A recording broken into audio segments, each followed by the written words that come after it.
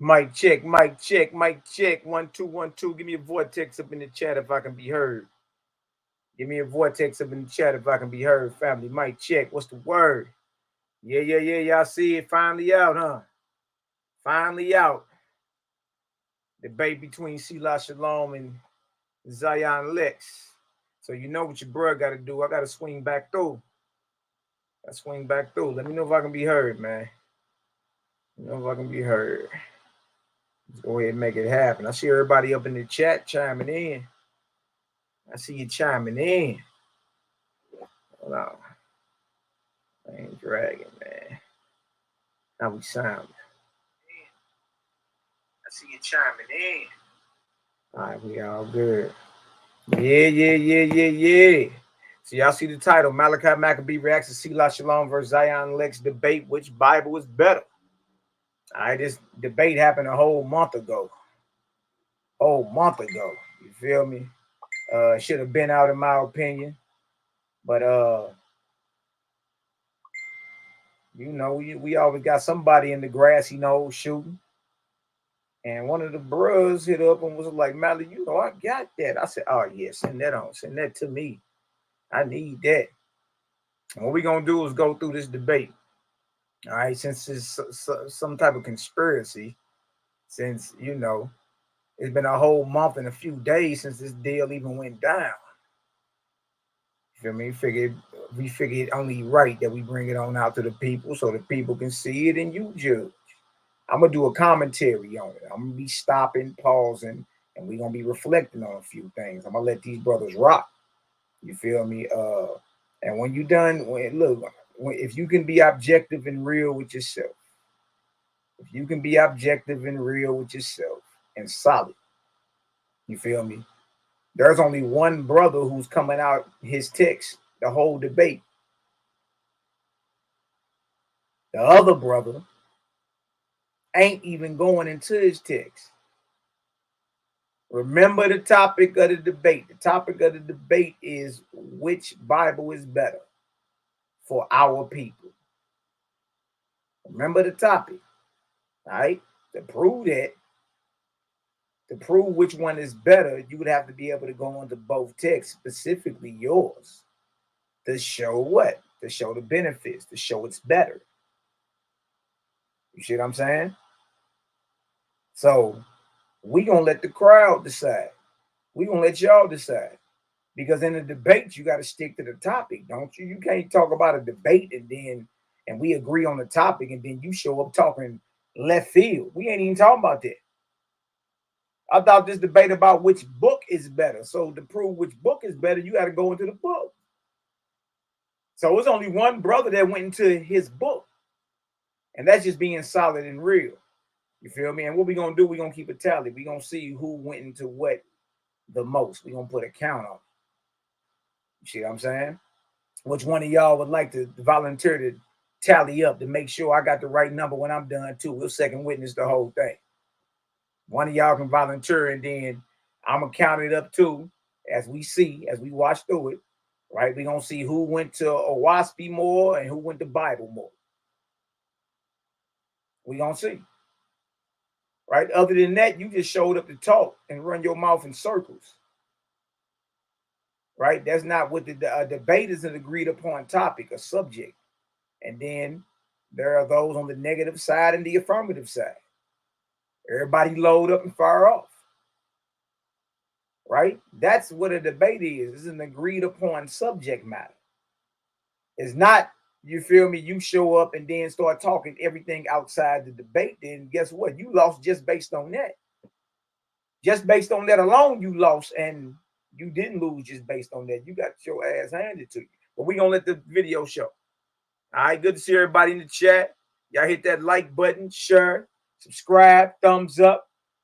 You know what I mean? Share it across your social media platforms and all that. We about to go through the debate between our brother Zion Lexx and our brother Selah Shalom. Which one is better? Which one is better for our people? The Torah or the YHWH'S? That's the topic. All right, so don't forget the topic. As you watch this, don't forget the topic. If that's the topic, it ain't about everything else sideways. See, I found that out about our people, man. Our people have short memories, man. Attention span is real low.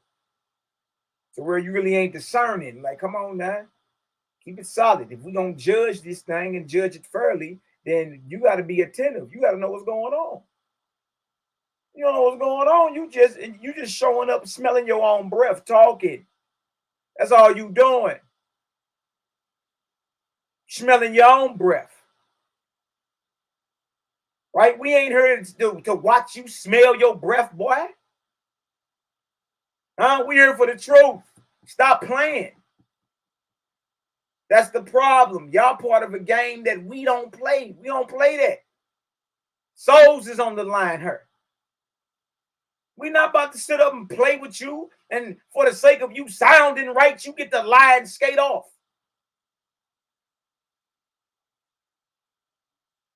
Right? And you wonder why the conscious community is a sham. It's a joke. Real scholars laugh at it. Because you can't even keep it, or we can't even keep it real with ourselves starting off first. Be real with yourself, man. So let's get into some of this. hey, shalom and abundant blessings and favor in the name of the ever-present Creator. I salute you all, man. Shout out to the haters, jaw jackers, and naysayers. Yeah, we love y'all too. Bless her. You know what? Let me pin the title of the debate to the top, just in case a naysayer skip through her. Topic of the debate: which Bible is better for our people?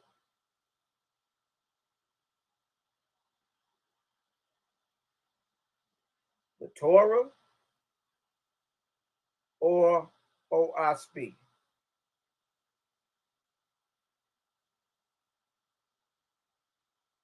Zion Lexx versus Selah Shalom. All right, let me pin this. Let's pin this on up in the comment. You dig? That way anybody skip through her and don't have no excuse on not knowing what the topic of the debate is. All right? If you form an opinion, I'm going to ask you what was the topic of the debate.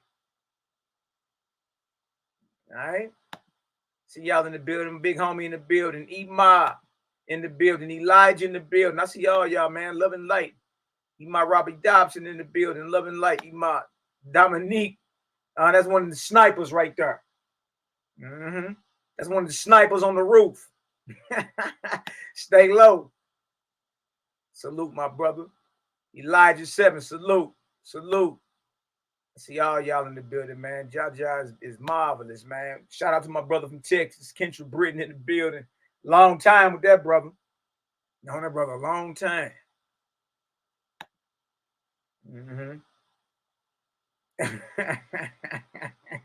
I told y'all that's a sniper right there. Don't get him pissed. His aim is even more deadlier. You dig? Selah Shalom TV in the building. Y'all go over there, like, subscribe, share. And dig, tap in with the champ, man. Tap in with the champ. Like, subscribe, share. I'm about to drop this link in the chat too, man. So y'all come on in toward the end. And we gonna chop it on up. You dig? We about to get into this debate. Zion, peace, family. Yahweh in the building. Peace. Shalom. Hey, man, y'all make sure y'all tap in and say happy Solar Day, happy Soul Day to our beloved sister, your sister, my sister, Sylvella. My sister Sophie. Happy 48th Soul Day, my sister. Happy 48th Soul Day. I'm younger than you. Dang. You don't like the young brothers, huh? No, I was playing with you. Happy Soul Day, sis. Abundant blessings in the name of the Creator, love and light. And may you be, may you be blessed with many more. You feel me? May you be blessed with many more. Who else we got up in the building? We got y'all's royalty. Peace to the righteous God. Salute. Tap on in. Reza in the building. From New York Connect. Man, people already hating. They already hating. I see y'all in the building. All right, so go ahead. Let's go ahead and get started, man. I see y'all in the building. We already, you know what I mean? So let's go ahead and present this.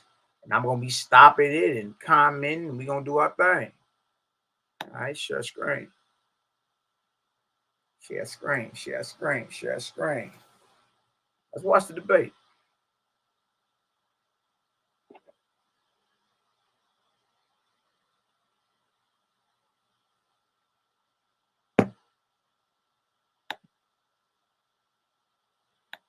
Nah, I don't hate, nigga. He ain't going for that. Be around here hating.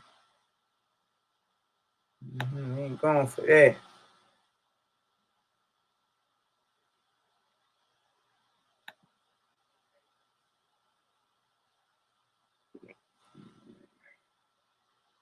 Man.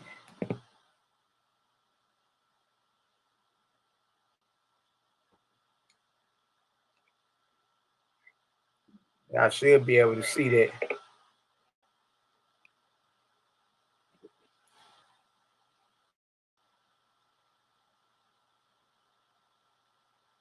I can't see that. Oh, man, that's big. Y'all can't see that. I'm saying y'all should be able to see that. How we looking? All right, we good. We good. We good. All right, let's cook. Let's get into this.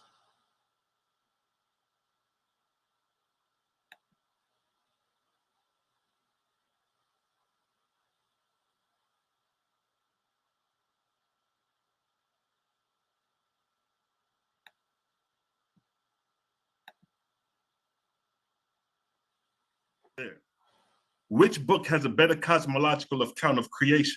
What is cosmogony? Cosmogony, the branch of science that deals with the origin of the universe, especially the solar system. Now, first, how was Jehovah described in the YAH'S?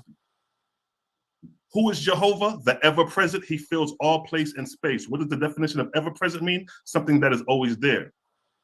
Here's an example of the ever-present. Something that is always there. Behold, the Ark of Bond 423. Behold, I am the ever-present. I am not in the figure or image of a man, but I am the all space and place, doing my will through my angels, through the souls of men. So here we're clear that the creator is not a deity. How does creation start according to the YAH'S? Book of Jehovah, chapter 1, verse 1. The all is, all was, all shall ever be. The all spoke and motion is and ever shall be. Being positive was called he and him. The all motion was a speech. The vortex, the first cause of creation. How does motion flow? Book of Jehovah 3:6. For each and every corporeal world, I created a vortex first. And from its rotation and the place in the firmament where it traveled, I caused the vortex to conceive the corporeal worlds. Book of Cosmogony, Prophecy, chapter 1, verse 1. The principles apply to all the stars, suns, planets, and moons, but differing in manifestation on account of size, motion, density, and And his brother Selah come out firing. Selah Shalom come out the gate firing, boy. I'm trying to write down all these scripts, all these verses. That boy come out firing. I told y'all it was only one that was in a book.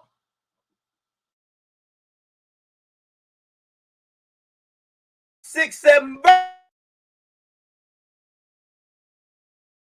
Let's keep watch this. An essential sun, one universal order. This is objective. This is proven in real time. What is a vortex? In fluid dynamics, a vortex is a region in fluid in which the flow revolves around an axial line, which may be straight or curved. Fluid dynamics. In physics, fluid chemistry, and engineering, fluid dynamics is a subdiscipline of fluid mechanics that describes the flow of fluids, liquids, and gases. And here is an example of the vortex. You see it right here, you see it in the cell, and you see it in the solar system. One universal order. Now, how does power work? Book of Jehovah 3:4. By the power of rotation, swift driving at the peripheral, I condense the atmospheric worlds that float in the firmament, and these become my corporeal worlds. As above, so below. Here you have a galaxy. The power of generation comes from the peripheral, the outside, and you can see the same force and power in a hurricane. Objective truth. We are proving this in real time. Book of Jehovah, chapter 3, verse 3. The whirlwind I made as a sign to man of the way of my created worlds. As you see the power of the whirlwind gathering up dust and driving it together, No, likewise, I bring the Jaya, the Aja, and the Nebula in the firmament of heaven by the power of the whirlwind. I created the corporeal sun, moon, and stars. So here we have an objective reality. In the midst of the vortices, I made them. And by the power of the vortex, I turned them on their axis. Now, we can't even talk about creation if we're not talking about a vortex, because if you notice, the vortex is responsible for creating the central sun. Creation of the sun, Book of Jehovah 3:7. I make the sun. I created, to make the sun, I created a great vortex, and within this vortex and subject to it, I made the vortices of many corporeal worlds. The sun vortex I caused to rotate, and I gave it power to carry other vortices within it. According to their density position, they are thus carried forth around about the sun. So the sun comes first, then the planets. That's how vegetation will be able to be supported by solar energy, not the other way around like a false creation story. Book of Seth, chapter 1, verse 58, Jehovah said, the sun I made as the head of a serpent, and his felix I made as the body of a serpent. Thus I made the great corporeal serpent. Now, why do they call the solar system the corporeal serpent? Why do they reference it to a serpent?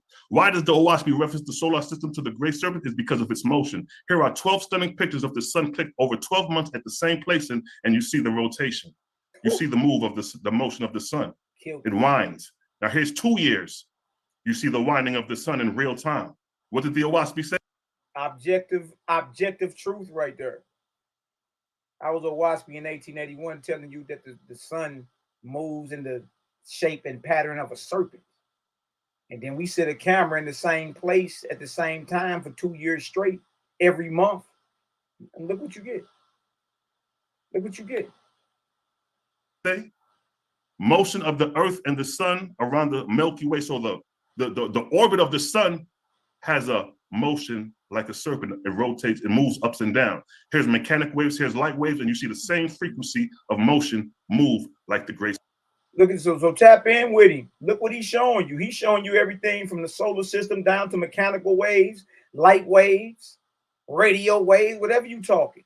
It all has a coiled movement or a serpent movement. That ain't no coinky dink. Everything from your waves all the way up to your heavens move cyclical or coiled because of an unseen force called what's called a vortex. You see this? So this ain't lick your finger scholarship. He ain't making this up, right? He's showing modern science and then backing it up with what he's talking about. Because remember, the debate is what? Which Bible is better for our people? Watch this. Serpent. That's why the OWASP represents the solar system as a great serpent based off what? Its motion right here, as you see in the sun. This is objective truth. These are things that are proven in real time. Not no fairy tale 6-day creation story. Here you have visible light and you see the same vortexian structure. How Jehovah creates and dissipates celestial bodies in the process of 4 ages. Time of creation, time of inhabitation, time of barrenness, time of dissipation, all takes place in 144,000 year intervals, giving you a total of 567. Now that may be too much for you. You dig? But what he's showing you, again, is objective if you just study nature. Watch this. 576,000 years or one guardian. And look at Jehovah. First, as vapor, the earth, the vortex is carried forth. And as it condenses, friction engenders heat. And it is molten, becoming as a global fire in heaven. Then it takes its place as newborn world. And I set it in its orbit, prepared for it. Now, everything I'm showing you is objectively proven, objectively. This is not a subjective view. This is why the OWASP is more beneficial than the Bible, because we can prove this in real time. So he just gave a benefit. Because remember the debate, which book is better?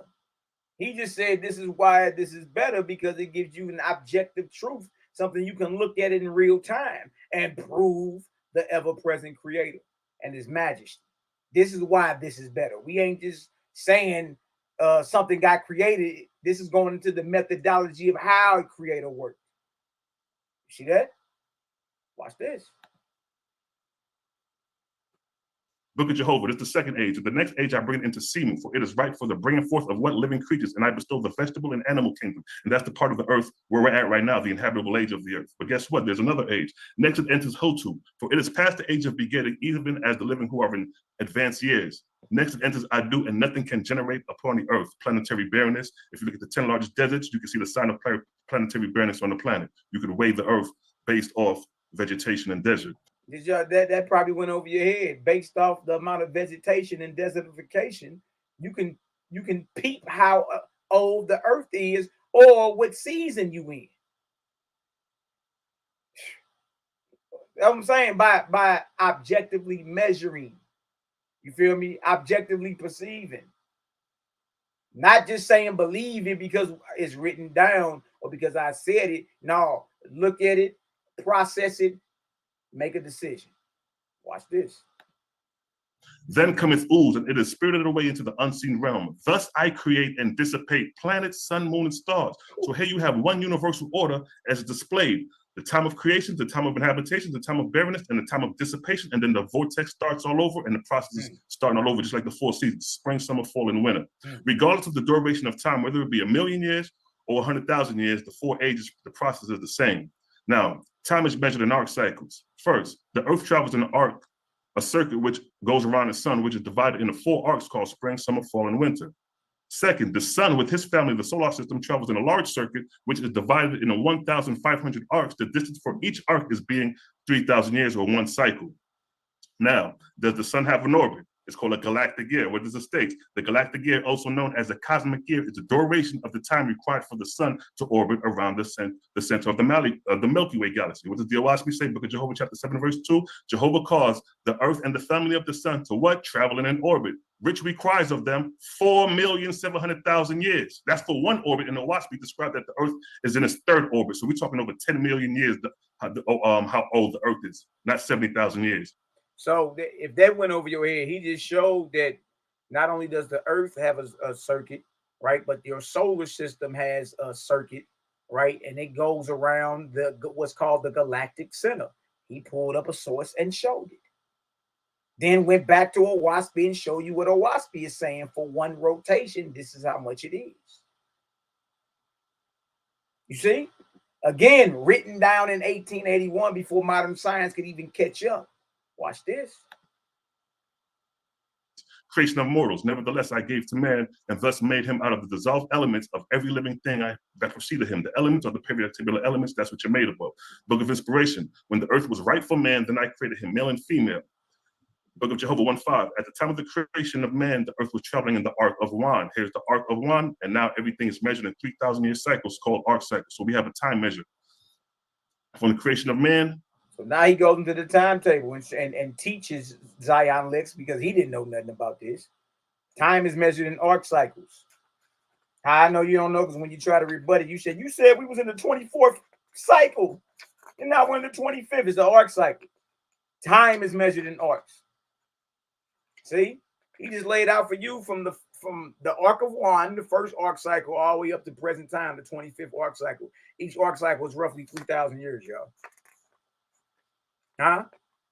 The inhabitable time of man on the planet thus far. To the flood, what you call the Ark of Noah, was 48,000 years. And from the Ark of Noah, the flood, to the Ark of Cosmos is 24,000 years, giving you this total of 72,000 years. So if the flood went down 24,000 years ago, you understand, that makes way more sense. And that means it's better for our people when it comes to information, because biblical scholars say that the flood went down 2,500 BC. Right? But that's just one problem. That's around the time the pyramids and all that was getting built. That's like the Middle Kingdom, if I ain't mistaken, of Egypt. Wasn't no flood then. You see? See, biblical timeline is short. It ain't even 6,000 years. And Zion Lexx know better, because the temple that he used to attend, they go by the years. They know it's the year 5784. He know it. He know it. You feel me? So I thought that was funny. You try to pull that 15 billion out, but we gonna get there. But Selah is showing you how to tell time in real time. Watch this. 72,000 years is the inhabitable time of man on the earth, not the age of the earth.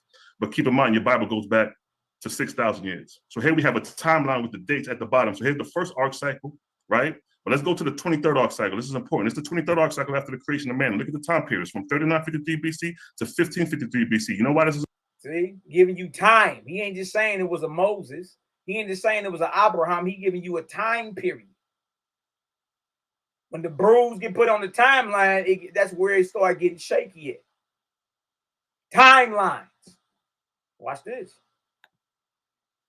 This is important. When did the creation begin according to the Torah? What does it say right here? The starting point The starting point of the Hebrew chronology is the year 3761 BC, the date for the creation of the world as described in the Old Testament. So according to their creation, and that's a fact. So for him to go into YAHWH'S and try to prove that it was 15 billion years old, that was disingenuous. Because for one, the debate is about what? Which book is better, the Torah or YAH'S? Right? You jumping over to YAHWH'S and Rabbi Isaac Shemuel of Akko. You feel me? That's not Torah. You went to somebody that did a commentary on Torah. Huh? A Sephardic. Watch this.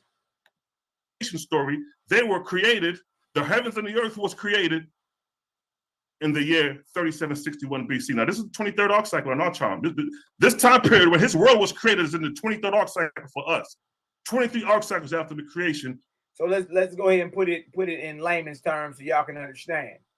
By the time biblical scholars are saying that the world was created, according to the timeline in YAH'S, man had already been on the earth 69,000 years plus.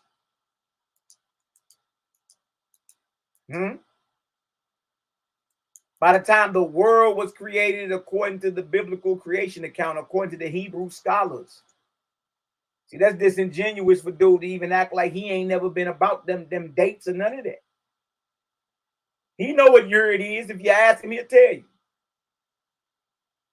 Huh? So to put this in so you can understand, by the time the world is created, according to the biblical timeline, man had already been on the earth 69,000 years, according to YAH'S timeline, the timetables of prophecy. Their creation story happens within our 23rd arc cycle. 23 times 3,000 get you what? Roughly 69,000. Is when their God is creating the heavens and the earth in 3761 BC. Now here's a timeline, because we put everything on a timeline. And when we put this timeline according to history, the biblical creation story would have started during the Macabee period in Egypt. Nigga, that shit don't even make no sense. At least the YAH'S is giving you a 1,000,000-year time period when the earth was created. You talking about 3761 BC is when the Hebrew calendar of the creation was 2 minutes. So this is just a summary to show how the YAH'S Bible has a better cosmological order of creation and timeline for our people than. So Selah just went through a plethora of verses in YAH'S to prove just from a cosmological standpoint, because Bible starts off with cosmology, don't it? Creation. Just from a cosmological standpoint, and that was real light. He ain't even bury him like he could have, right? Showing you that it's better, because the debate is about what? Which book is better? Which book is better for the people, right? What's this? The Bible. Now, when we cross compare the biblical creation story in which Zion supports, we see that God creates the heavens and the earth in 6 days. But let's focus on the first day and the third day. Now, it says, in the beginning, God created the heavens and the earth. Now, I already described that the creator was ever present, not in the image of man. We described that with chapter and verse. But this God, when we look at the etymology of the word God, is Elohim, and it's associated with what? Angels. Again, it's associated with what? Angels. When we look at the etymology of the word God, El, is associated with what? Angel. And for real, and trip off this, y'all, they actually switched the time up on Selah. Selah prepared this debate for 15-minute rounds. He showed up for the debate, and mysteriously the rounds have shrunk to 10 minutes. So that's why it seemed like the God got to run through it. You know what I mean? But what a lot of people don't understand is this. When we say creator or Jehovah or Yahweh, he's not in the image of a man, nor is he associated. You feel me? Like, you don't associate men, angels, idols, any of that with creator. Creator stands alone. Creator is ever present. All is, all was, always, ever shall be. You feel me? So it ain't. So when we talk about creator, there is no chance it could mean a judge. When we say Yahweh, Jehovah, there is no chance it could be an angel. When we say Yahweh or Jehovah, there's no chance it could be a mighty man, an idol. not coming from where we come from my side of the track. You see, the problem is you're associating the almighty ever-present creator with either idols, gods, lords, angels, or men.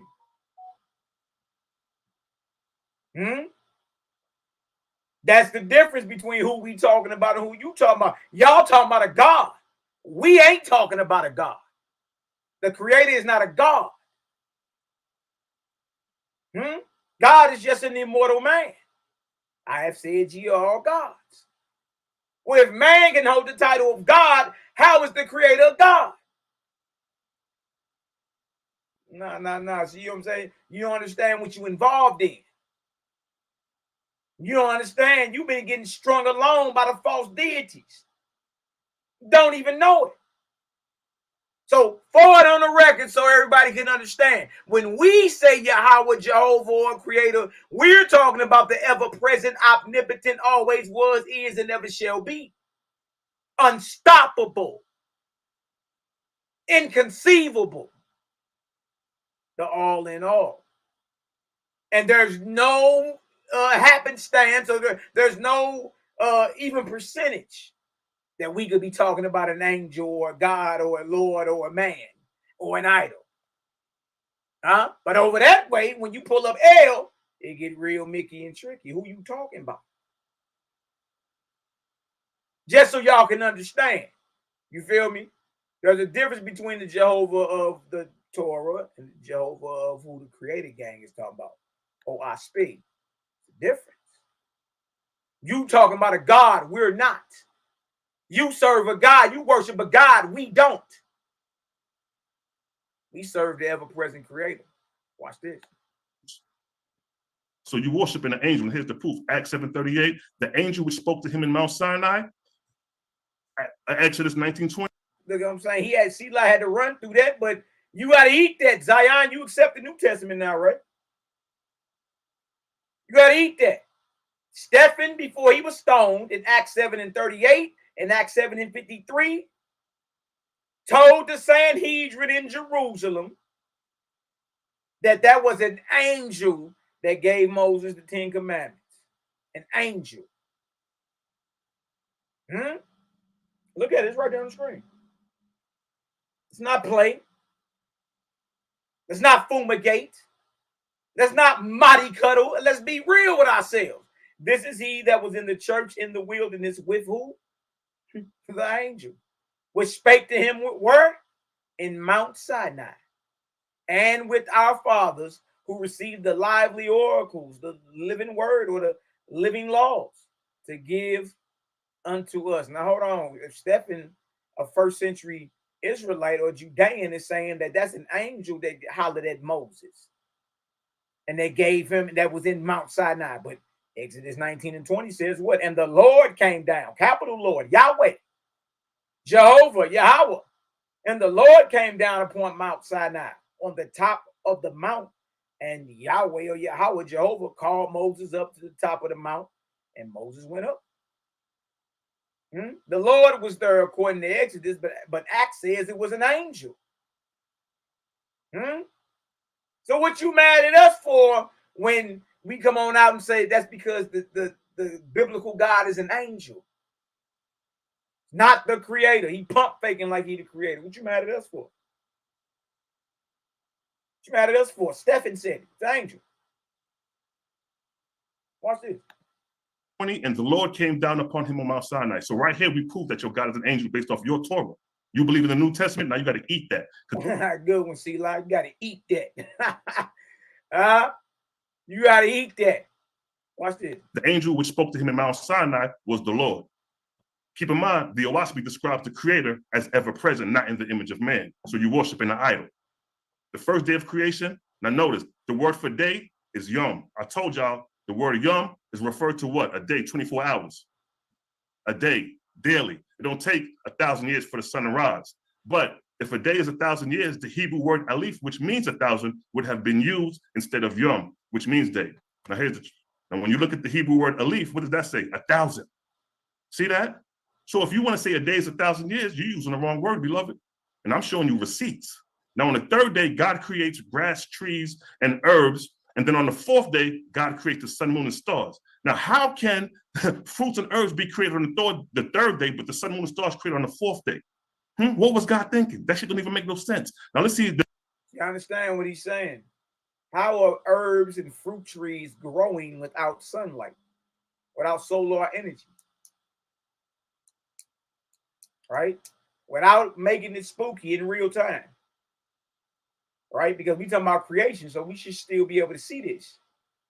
Right? What makes herbs and fruit trees and all that grow? If there's no solar energy there. Watch this. But see, the biblical creation has the herbs and fruit trees coming before the sun. And if you run with that day is 1,000 years, then that's a whole 1,000 years later before the sun is created. The nature supports that. Time. You might have. So look at that. Can grass, herbs, and fruit trees grow without sunlight? There aren't any fruits or vegetables that grow in full shade. Well, what would that have been? That'd have been jack darkness, boy. Meaning no sunlight, as almost every crop needs at least a few hours of sunlight per day to grow. Mushrooms, however, can grow in full shade. But no, there's so the biblical creation story, Selah is saying, doesn't make sense based off being objective in real time. You see, because the herbs and fruit trees and all that is on day 3, but the sun, moon, and stars ain't till day 4. And what was made on day 3 needs day 4 to function. You see? So that's Selah Shalom's round 1. Have to go back in on the next round. We got to bring in Brother Zion on that's this one. Shalom's first round. If y'all enjoyed that round, throw a vortex up in the chat, man. Throw a vortex up in the chat. Let's get it.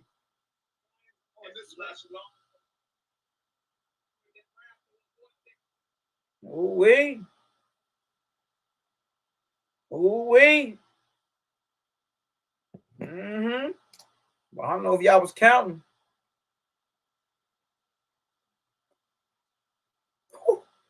See, I ain't gonna tell you what you put up in round 1, boy. I ain't gonna tell you. You dig? Ooh-wee, boy. I don't even think you know what you put up in round 1, do you? Round 1.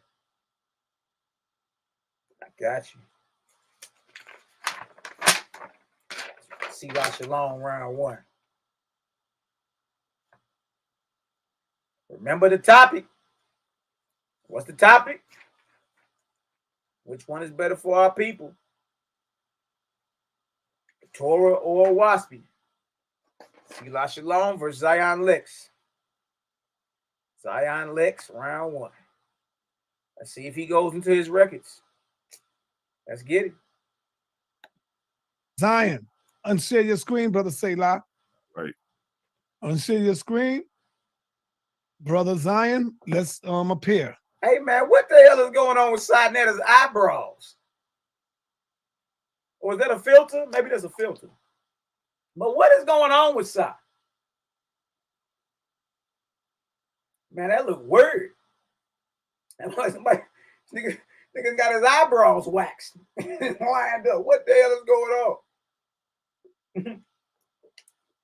on? Sai, is that the reason you ain't released this debate, boy? You didn't want nobody seeing him? Boy, you done licked your eyebrows? Oh, my God. That better be a filter, big dog. You hear me, Zion? Yes, let me get a second just to put this on. Okay. Screen. All right. Give me a second.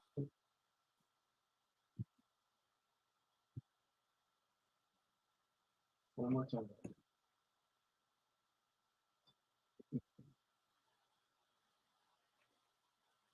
Zion, you ready? What's going on?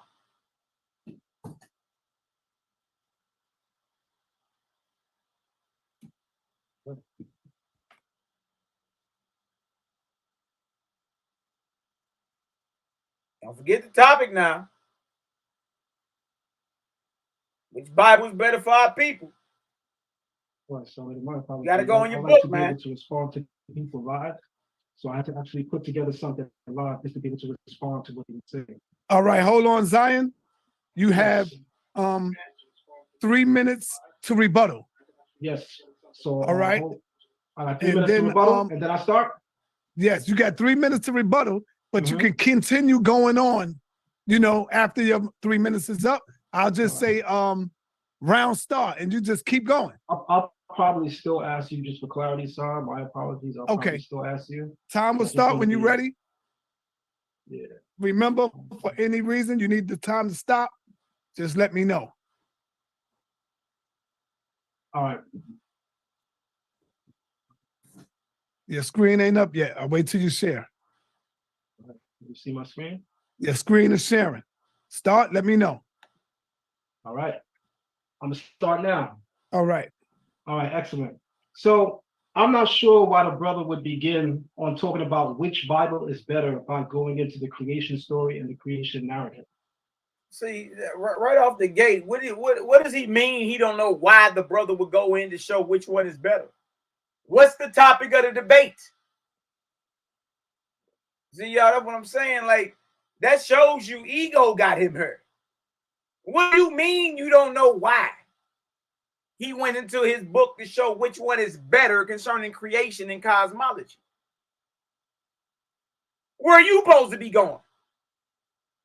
This is crazy, man. I do not know where they make niggas like this, man. There are a lot of ancient peoples that have different creation narratives.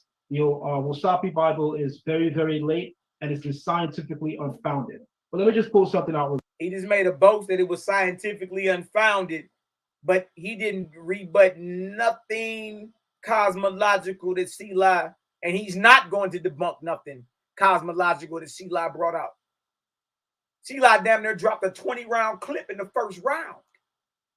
And look, we ain't even talking the Torah verses Selah went to. Just on Waspi alone, he damn near dropped a dub on you, boy.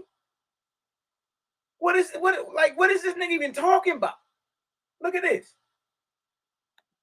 Really quick for you. Right? This is just on the fly. The 7-day quote-unquote creation story begins with day 1. Day 1, God creates light and separates it from darkness, creating day and night.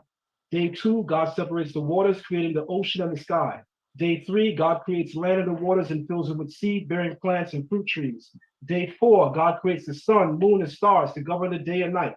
Day 5, God creates sea creatures to fill the oceans and birds to fill the sky.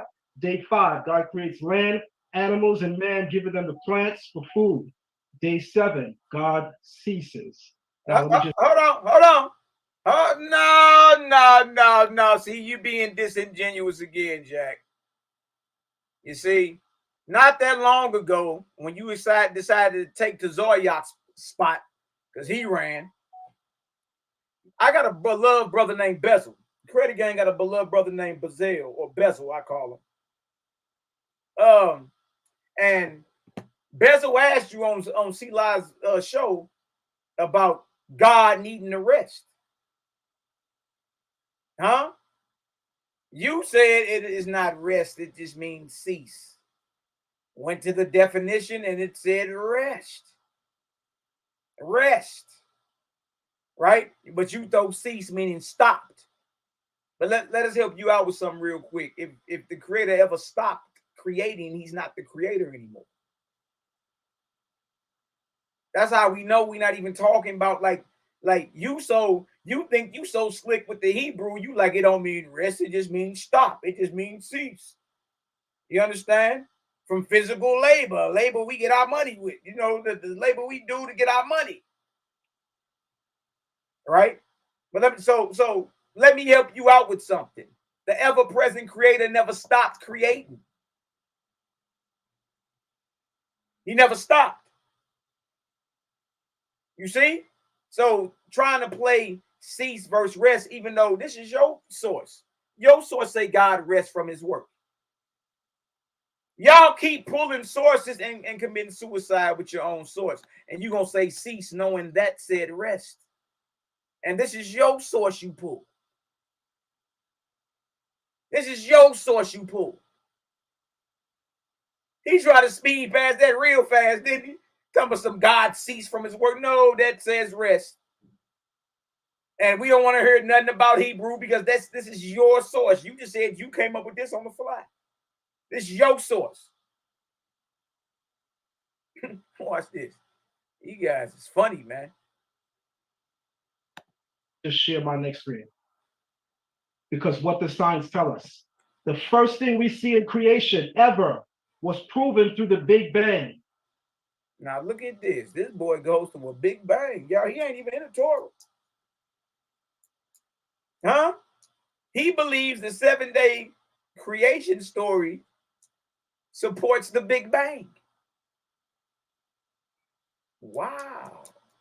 Really? Huh? But notice, he ain't in his Torah. He ain't in his Torah. Selah went to Owaski to prove what he was talking about, then showed you in real time so you can reference yourself. That nigga start playing, throw seats out for rest, and then pull up a chart about the Big Bang.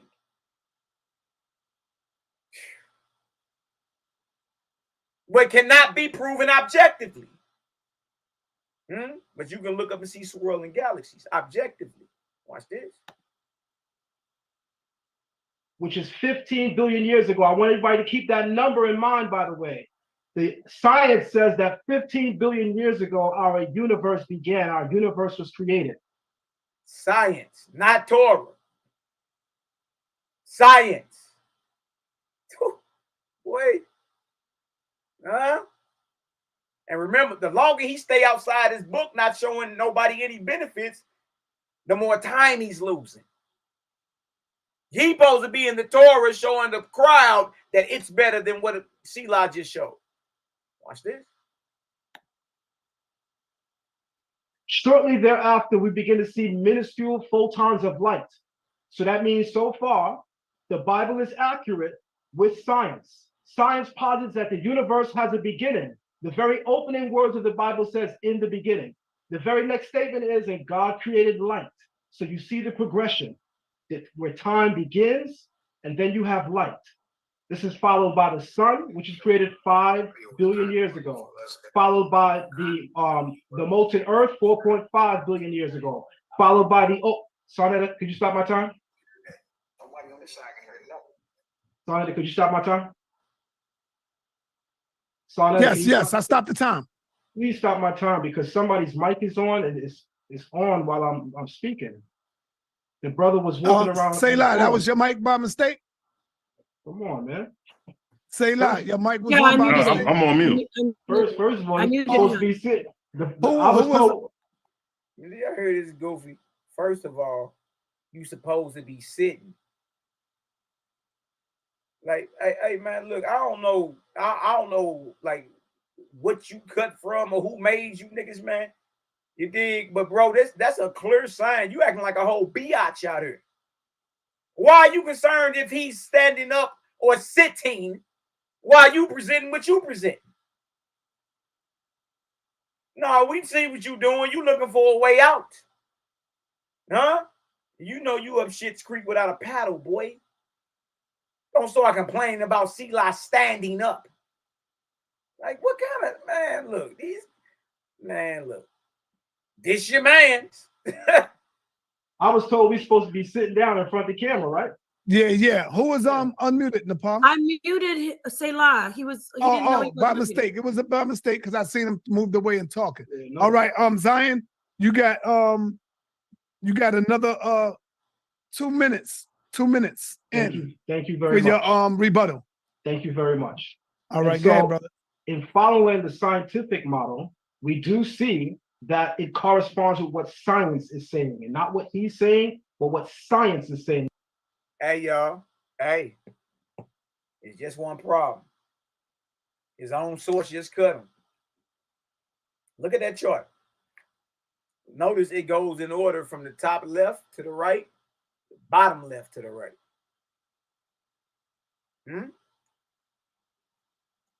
What's wrong?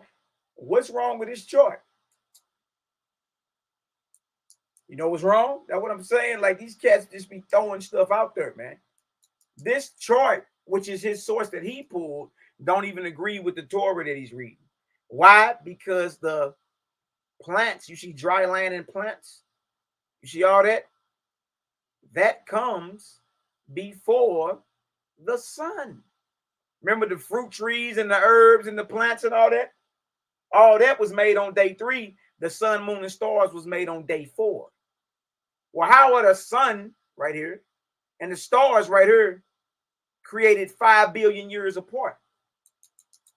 But according to Torah, they were created on day 4, which y'all claim is 1,000 years. But this chart you pulled up got the sun and the stars being created 5 billion years apart. Then, nigga, I don't even know why you even came off the porch like this. Then the plants, the herbs, all that was made on day 3 before the sun, moon, and stars on day 4. But on your chart, the plants and all that is made when? When is it made? 1, 2, 3, 4 segments and ages after the sun. So the very chart that you got up here don't even agree with the Torah that you supposed to be reading out of to prove it's beneficial. Boy, I'm surgical with it, boy. Yeah, all that sound good until Macabee slow you down. Huh? Look, y'all not no more raised no more. You, Naphtali, none of y'all. Now your moray badge been took. Because you out here just for the sake of sounding right.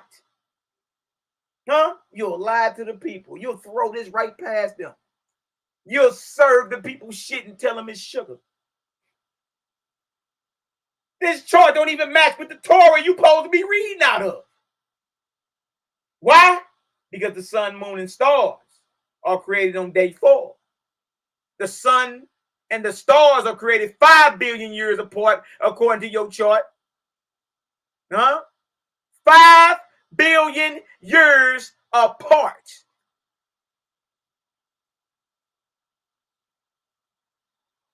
Make it make sense, man. Make it make sense. Right? But according to Torah, sun, moon, and stars is on day 4. And according to this chart, what? The herbs and fruit trees and all that was made on day 3, and the sun came after. But on your chart, the sun is before. Sit your ass down, man. It's time to sit down. It's time for all you pump faking cats that really ain't about this to sit down. Because this is embarrassing. Look at this. And you can see the correspondence on the graph below. As far as the brother using the outdated European model that the world was created 6,000 years ago, first and foremost, no self-respecting biblical theologian posits that the world began 6,000 years ago. Look, now you're lying again. Now you lying again. You dig? Come on, stop that, man. Stop that. You know I know. You know I know. Huh? What you mean no self-respecting? Huh? Ask Chief Prince Sapor what year it is. Shema Israel. Brooklyn, New York. Ask Elden Chief Prince Sapor what year it is. That's who raised you. Huh? That's where you got your cut from, right?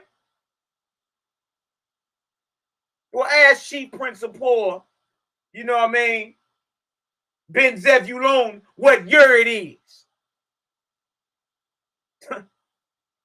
Huh? And I bet you don't get no 15 billion. Now, you said no self-respecting. What, you don't respect your elders no more? What you mean? Ask the congregation at Shema Israel what year it is. Ask the congregation at DCB what year it is.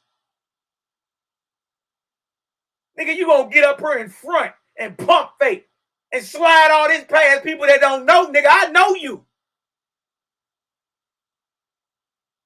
The nerve of you to even take this debate. Watch this. This nigga's talking out the side of his mouth. Because the cats he would, look, the very cats he grew up with and the fold he cut from believe it's the year 5784. Watch this. But I got something even better than that in my next slide, because a lot of people are very unaware that there is an esoteric understanding for how old the Bible is based on the teachings of the Torah and the oral tradition. So just keep in mind, science posits that the universe was created 15 billion years ago. Well, our ancestors wrote in our oral tradition long before. Notice he said our ancestors. Our ancestors. Man, look. Wow. Science found this out just shy of 60 years ago, that the world is 15 billion years old. Let me show you guys right now.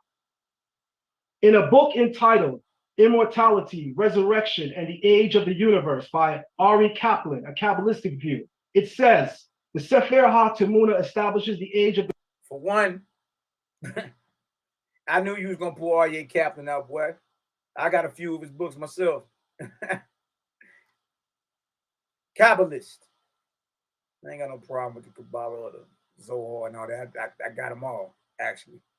You know what I mean? But you know good and well he's not a Bantu Negro from the Congo. You know this. Right? But you're going to say because he's talking about Rabbi Isaac Shemuel Akko. I'll look him up too.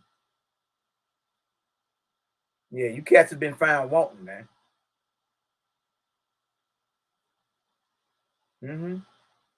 Show you how disingenuous this is. But he's going to go to a source that a white man wrote. Huh? Later on in the debate, he got a problem with John Newbro because he's white. Well, no, you just pulled out R.A. Kaplan. Do y'all know who that is? Let me show you. Let me show you who R.A. is. These cats are walking hypocrites. Walking hypocrites. No, he did not just go to R.A. Kaplan. No, he didn't. I know he's smarter than this. There ain't no way in the world he went and pulled up R.A. Kaplan. Do y'all know who that is? Okay, well, let me share it for you. Y'all know I'm going to slow it down. I ain't even finna play with him. Slow it down. Now, I can't even believe he decided to do that. That's goofy. That's okay.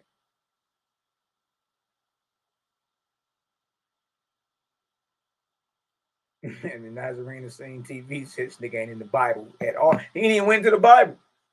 I'm saying, y'all, he lost this thing, y'all. He's not even in the Torah showing you nothing. He says our ancestors and bring up R.A. Kaplan. Here he is right here. There he is. Born October 23rd, 1934. Died January 28th, 83. Who was that? Y'all niggas kill me with all this, man. Acting like you ain't got white man sources or you got something mysterious the white man ain't touched or whatever. That's not no Negro. That ain't Dr. Ben. That ain't John Henry Clark. That ain't none of you quote unquote African black power scholars. Who was that? That's a rabbi. Like, what are you, the nerve of you niggas to talk all this white boy stuff about a WASB and then he pulls up R.A. Kaplan. But right before he pulled him up, he said, our ancestors. That's your man's in them. This is the book. This is the author of the book he reading from. And again, I got a few of R.A.'s books. Some good reading. You dig? Some cooler reading. R.A. Kaplan was born in the Bronx, New York City to Samuel and Fanny Lackman Kaplan of the Sephardi. Sephardi. Remember that? Huh? Remember, he said, our ancestors. R.A. Kaplan is a Sephardic Jew. Huh? But he said, our Israelite ancestors. Okay. Of the Sephardi Rencanti family. What is Sephardi? Oh, hold on. Make sure you can see. Make sure you can see. So 40.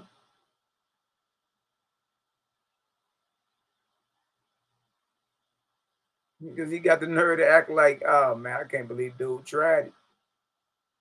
Sephardic Jews, Hebrew, Romanized Yehudi Sepharad, also known as what?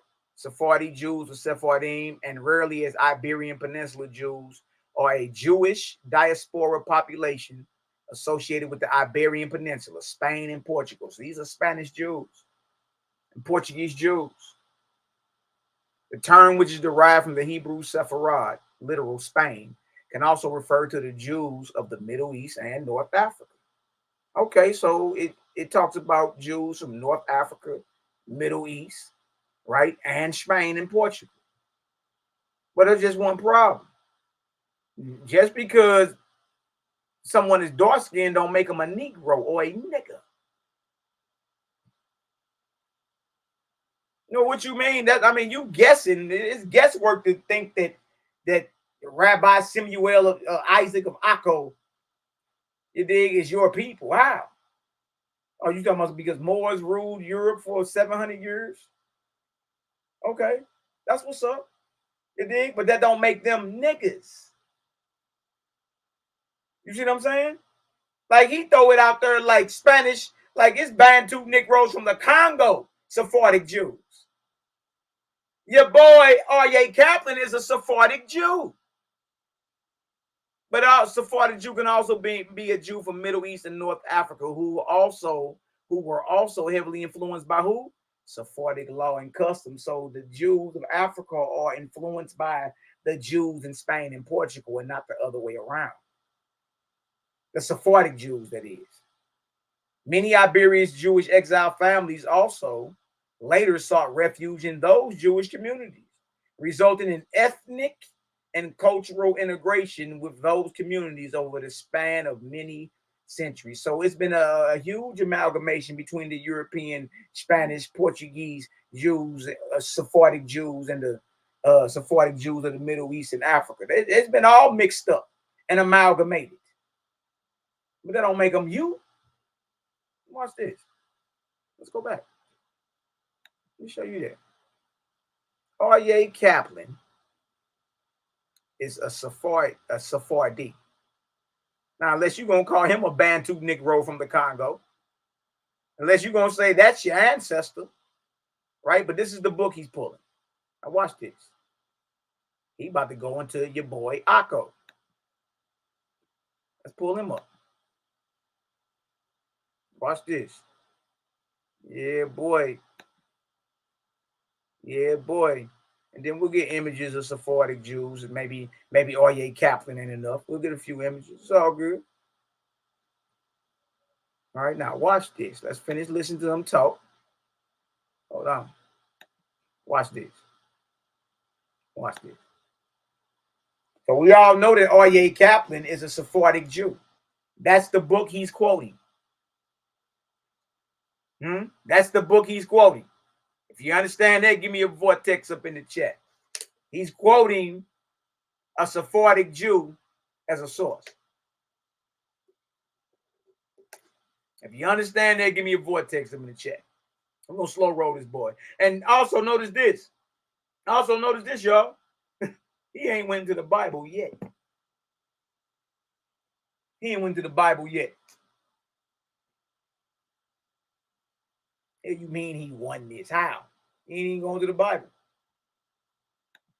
The world, at least according to some classical interpretations, at 42,000 years. That is, the world was 42,000 years old when Adam was created. This teaching was subject to a highly significant interpretation by Rabbi. Now remember this.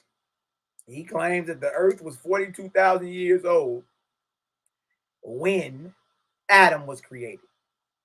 This is what he's saying that it says in this immortality, resurrection, the age of the universe. Now remember the players he about to name off, right? Because we about to go read about it. Debunk this cat whole theory. And remember, his theory is supposed to support the Big Bang. Watch this. Isaac, Rabbi Isaac was a student and colleague of the Ramban and one of the foremost Kabbalists of his time. He is often quoted by Rabbi Eliezer, and the Zohar was published in his lifetime, and he is renowned as the individual who investigated its authenticity. Several years he said, hold on, slow up, boy. Because that means the Zohar and the Kabbalah, if it's published in the lifetime of Rabbi Isaac of Akko, then that means the Kabbalah and the Zohar don't go back to the 1st century.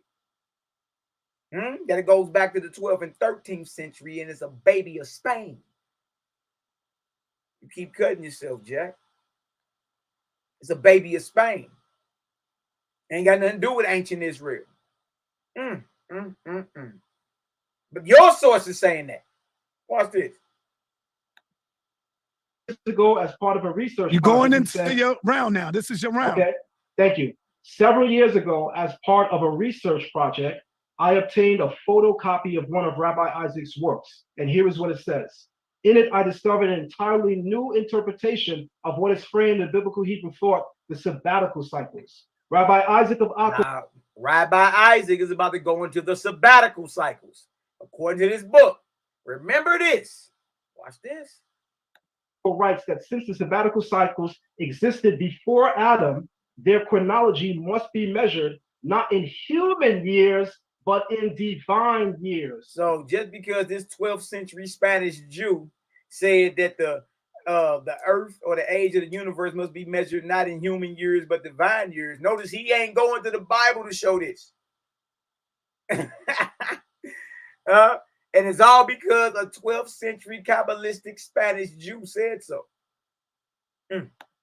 Thus, the Sefer HaTemuna is speaking of divine years when it states that the world is 42,000 years old. This has some startling consequences. For according to the Midrash sources, a divine day is 1,000 earthly years long, and a divine year consisting of 365 and a quarter days is equal to 365,250 earthly years. Thus, according to the Rabbi Isaac of Akko, the universe would be 42,000 times 365,250 years old. This comes to be 15,340,500,000 years, a highly significant figure. From calculations based on the expanding of the universe and other cosmological observations, modern science has concluded that the Big Bang occurred approximately 15 billion years ago. I'm not sure who the brother thinks he's debating, but I know he better garner up and get ready for a fight. This is just one problem. If you going by each day is 1,000 years, if you going by each day is 1,000 years, then how old are you really? Like, stop acting like we don't measure time by counting a literal 24 hours. Like all of a sudden, when it's shown that it's holes and what everybody talking about, now we got to throw the 1,000 years on each day.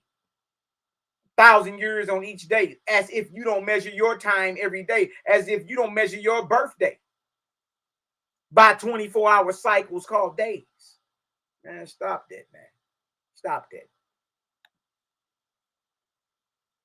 This ain't the other dudes you used to. You in the real deal. Welcome to the big leagues.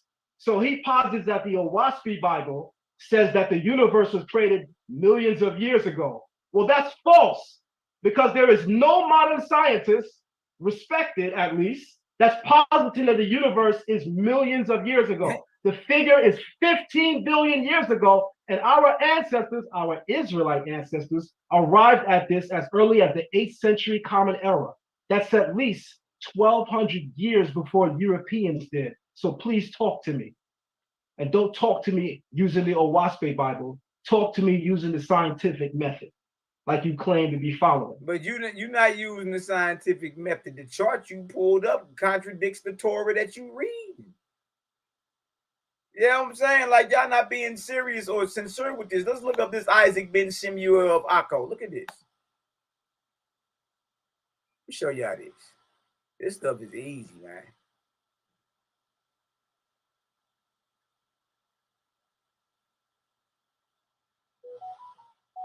Here it is right here. We're going to read some of this so you can see what's going on. Who this cat is talking about. All right. And again, he's a Sephardic Jew, just like R.A. Kaplan. Look at this. Look at this.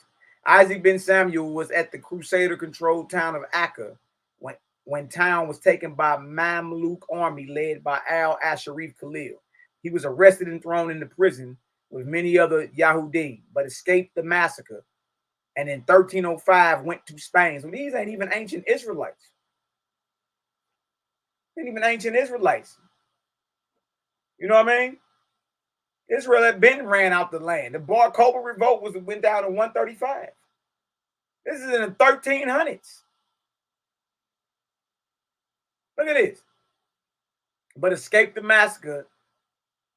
And in 1305 went to Spain. Abraham Zakudu states in his Yushin that Moses de Leon discovered the Zohar in the time of Isaac of Acca. So that means the Zohar and the Kabbalah, y'all, don't go back to the 1st century. It is a baby of Spain. Look at this. However, Isaac doubted the authenticity of the Zohar and made inquiries about it of NehemiYAH's pupils without, however, any satisfactory result. When Isaac met Moses of Leon in Valoroi, the latter took an oath that he had a copy of the Zohar written by Shimon bar YAH'KI himself in his house at Avila, claiming he had a copy of it, and he go back to the 1st century. He was one of the cats that sold out and told Vespasian that he was Messiah. This nigga right here, Shimon bar YAH'KI. Now, there was either him or his father. Look at this. Himself in his house at Avila. However, De Leon died before he could return to Avila, and Isaac, more than ever desirous of obtaining the truth, consulted at Avila a man named David defined Corpo. Now, look about these questions in the age of the universe. Let's get to this. Because this is what Zion Lexx is pulling out to rebut what Selah brought out about vortex and different gardens, and you understand how you can objectively prove the science and timelines in Owaspy, right, versus what you talking about in Bible. So he goes to this right here. This is the source he pulled. R.A. Kaplan, and R.A. Kaplan is talking about Rabbi Isaac Shemuel of Akko, right? And it's about the age of the universe. Look at this. Isaac's words have been used by some to calculate the age of the universe as being 15,340,500,000 years old. Notably, Rabbi who? R.A. Kaplan arrived at this conclusion based on one view, which holds that the author of Sefer HaTemuna, that's what Zion Lexx pulled out, believed that there were 42,000 years prior. Now, let me zoom in so y'all can see all this. Let me zoom in. This is everything he talking about, y'all. His own sources is debunking them, man. His own sources debunking those. Look at this. Sefer HaTemuna believed that there were 42,000 years prior to the biblical Adam, based on the idea that we would be in the 7,000-year Shemitah cycle, in conjunction with the idea, look at this, that according to Isaac, years prior to Adam should be calculated as what? Divine years. This is what he's reading. This is what he's reading, which based on a verse from where? Psalm stating 1,000 years in your sight are but as yesterday. That's real vague, man. That's real vague to start taking each day and making it a year, and taking each year and making it 1,000. Come on, man, stop that. How you make a day 1,000 years based off that right there? Look at this. Psalm 94 yields an equivalent of 365,250 solar years. Kaplan then multiplies these. Kaplan, the Sephardic Jew, there he is. Kaplan then multiplies these figures and arrives at the said number. Kaplan then multiplies these figures. Boy, that's R.A. Kaplan. The Sephardic Jew, you go over there quoting, talking about 15 billion years. Kaplan then multiplies these figures and arrives at the said number. According to Kaplan, from calculations based on the expanding universe and other cosmological observations, modern science has concluded that the Big Bang occurred approximately 15 billion years ago. But here we see the same figure presented in a Torah source, not the Torah, a Torah source written over, so a commentary of the Torah, written over 700 years ago. The scientific estimation places the occurrence of the Big Bang at 13.799 plus 0.021 billion years ago. Kaplan's interpretation, look at this. This is what Zion ain't going to show you. All that sound good. Look at this. Let me show you why it don't work. Let me show you why what you brought out ain't based off no scientific method. Watch this. And there's people that get down with him that disagree with him. So these are other rabbis, other Sephardi. Kaplan's interpretation of Isaac's views has been contested because he pulled out R.A. Kaplan's book, didn't he? Kaplan's interpretation of Isaac's views has been contested. Rabbi Gil's student and Rabbi Aryeh Khan describe some objections, citing what? Look what they say. Citing sources which disagree, including the argument. Look at this. Including the argument, and this is the source this nigga pulls, man. Including the argument that the author of Sefer HaTemunah actually believed we were in the what? 6th and not the 7th Shemitah cycle. True about this.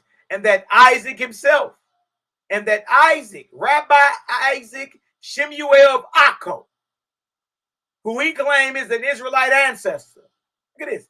And that Isaac himself said that we were in the 2nd Shemitah cycle and not the 7th, which would change what? Which would change the calculation dramatically. Bag drop, boy. Sit your ass down. Sit your ass down somewhere, man. Huh? You ain't gonna read this. It only work if Aryeh and Rabbi Isaac believe we were in the 7th Shemitah cycle. They didn't. Isaac believed we were in the 6th, and Aryeh said 2nd. And if that's the case, the calculation for the earth or the universe being 15 billion years based off his model has shifted dramatically.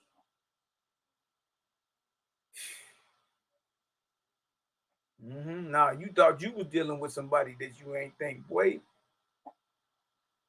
You should have studied us when you came outside. Look at this. And bringing up the Arizal, who was of the view that the matters discussed are spiritual and should not be applied to calculate physical years. You see that? Y'all see that? Huh? That calculation don't even work because your boy R.A. Kaplan didn't believe we was in the 7th Shemitah cycle. He believed we was in the 2nd. Calculation don't even work for Sefer HaTemunah because he believed, the writer of that believed we were in the 6th Shemitah and not the 7th. In order for your calculation to work, you'd have to be in the 7th Shemitah cycle. Huh? And these are his sources that he's pulling. But he ain't solid enough, man. You dig? Cats ain't out here being solid. Yeah, cats ain't out here being solid at all. Right? So he quotes a Sephardic Jew who quotes another Sephardic Jew. Look at this. What's this? What's this? I think it's a game, man. Our ancestors, like, bro, like, stop all this. We all know you've been dealing with the oral traditions and all that. We know that. We know that. In order to deal with the oral traditions, boy, you got to go tap in. You got to go tap in with the Euro. Y'all call the Euro Gentile.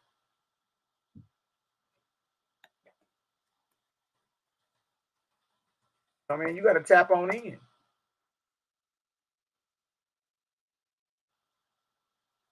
You know what I mean?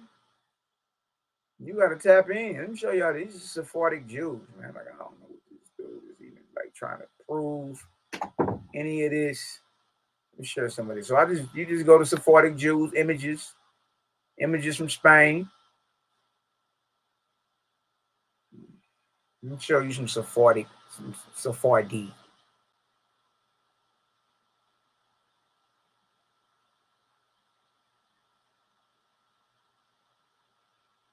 Okay. What are you talking about, man? Sephardic Jews in the Spanish language. These your ancestors? These are Sephardic Jews. What you talking about, man? He kept saying our ancestors. Our ancestors came up with this. For one, these are Sephardic Jews from Spain. And yes, there are dark-skinned Yehudi, dark-skinned Jews, yeah. You dig? But that don't necessarily make them your people. Don't necessarily make them niggas. Negroes. You know what I mean? I'm talking about the Sephardic. Some dark ones. You dig? Here, go here. Look at that. The Sephardic Jews. There's some darker ones. All right, but those aren't Bantu Negroes from the Congo, like Iraqis. You know what I mean? Bedouins. Right? So these would be Sephardic Jews of the Middle East in North Africa. Some more images of Sephardic Jews.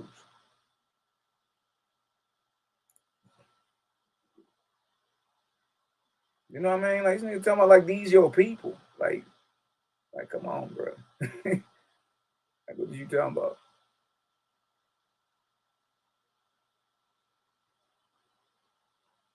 Like this one. There's a few of them that look like they got concentrated forms of melanin. This brother in the middle. But these aren't Negroes, though. Those ain't Negroes. They're darker skinned Jews, Sephardic Jews, right? Middle East, North Africa, Spain. Those aren't Negroes. Those are like East Indians. You see? Cats are just making this stuff up as they go, man. All right, let's get back to it. Watch this. All right, so let me move on and go to my very next thing. So then I'm going to unshare my screen so I can open up to my very next. Your time's still going. You can stop me, because I need to open up to my next presentation. All right, you got 7 minutes, 33 seconds. Thank you. And you gotta sit down. I'm out of line. I'm going to share my screen now. This is an interesting debate already. Here we go. Can you see my screen, Sonny? I see it. This is a powerful debate right here. Go ahead, brother. It sure is. You're showing the flyer. You're showing the flyer. Exactly. It's going to be an easy one. No, there's not no problem. Zion ain't even went into the Bible yet, y'all. He ain't even went into the Bible. Like, this look bad on dude, to be honest. He ain't put up one. He ain't, look, so far he has 0 on the scoreboard. 0. 1-2. So what I didn't know was that the brother would open up the debate on which Bible is better by going into some silly, unfounded scientific claims based on the OWASP misrendering of science. So what I just put together was just on the fly, easy work. All right. So y'all, he's throwing things out and saying that these scientific claims are unfounded, but he ain't proving that. Y'all already know, if y'all watch us, we done proved archaeology. Modern science is just not catching up with what we talking about. You feel me? Dude, disingenuous, y'all. He got the book 4 days before the debate. He ain't had no time to read through this. It's almost 2,000 pages. You know what I mean? The standard version of OWASP is almost 2,000 pages, man. He ain't had no time to run through that and try it out and test it to see if it's true. Right? So he's just making claims that he's not substantiating. That's what I'm trying to get y'all to see. All right? Watch this. Wasn't prepared to go into that, but it was so easy to rebuttal, because not only is his number way off because science says it's 15 billion, but I just proved our ancestors arrived at the same number that modern science arrived. Nah, Jack, you didn't prove nothing. For one, you didn't prove them was your ancestors. These are Sephardic Jews from Spain. Two, the very man you quoting who wrote the book, R.A. Kaplan, and Isaac of Akko, didn't believe that they were in the 7th Shemitah cycle. One believed the 2nd and one believed the 6th. And those calculations of a 15 billion year old universe only work if you are operating from the 7th Shemitah cycle. Sit your ass down, boy. You ain't prove a damn thing. Then the chart you pulled up contradict the Torah. The sun and the stars are created 5 billion years apart, but in the Torah, they're created on day 4. Huh? The fruit trees and the plants are created on day 3 according to the Torah, but according to your chart, they're created after the sun, moon, and stars. Your own source cut you. Like, man, what did you even talk about, bro? You look silly. You look goofy as hell. Except our ancestors did it as early as the 8th century Common Era, which is the time period of the rabbi that's mentioned in that book. So let me go into my actual presentation and go to work. How much time I have, Senator? You have 3 minutes, 7 minutes. You got 7 minutes. Okay, so Selah, no shalom. I'm trying to throw shots. Selah, no shalom. But y'all look at this source. These dudes is goofy, man.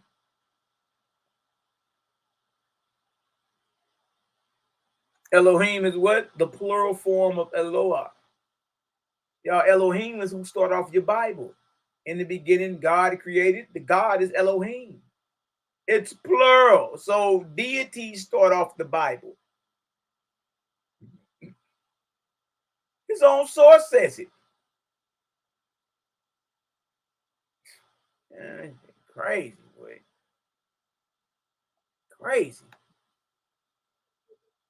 Teaches that the word Elohim denotes plurality, right? The creator is more than one. So that the God of the Hebrew Bible, you know, it's not one God, it's more than one God. Also, he posits that the term God is really referring to deities. And the creator of creation, whose name he's... God is referring to deities. You're supposed to be smarter than that, Zion. Elohim, El, those are deities. You didn't know this? I'm saying, y'all, like, I don't know who the hell even raised these niggas, man. You know what I mean? Like, it's getting real goofy, though. It's getting real goofy with these cats. And it's like, come on, you know better. And I know you know better because you study. The El is a deity. Remember, you can't associate the creator that we talking about with no deity. When we say Jehovah or Yahweh, we ain't talking about El. Right? Now, if you saying God and you mean the ever-present, the omnipotent, the all-in-all, the always was, is, and never shall be, then, you know. But eventually you're going to have to come on home and recognize there's a difference between the omnipotent creator and a God. Huh? What is we talking about? What you mean El is, it is a deity. There is a deity named El and Elohim. I'm not making this up. Right on Wikipedia. El, deity. But he said it ain't a deity. What is wrong with these guys? El, also El, Ugaritic, Elu, Phoenician, El, Hebrew, El, Syriac, El, Arabic, Allah. Look at that, Arabic, Allah. Now, let's get on down here to El. You can see it ain't a game around here, man. What is wrong with these guys, man? That's what I'm saying. Like, you don't come outside if you ain't ready. Because the gang always ready. We do this. Boy, you know you got your ass handed to you, boy. And you should have knew you had to see me. So I'm going to slow it down. Look at the El, English, Hebrew, El, and, Allah, Arabic, king of the gods. King of the gods. There El is right there. Sitting on a throne. Got a scepter in his hand. Got a certain type of elongated skull cap on. Licked his mustache. Got him a little goatee. Look at El. Look at El. There he is right there.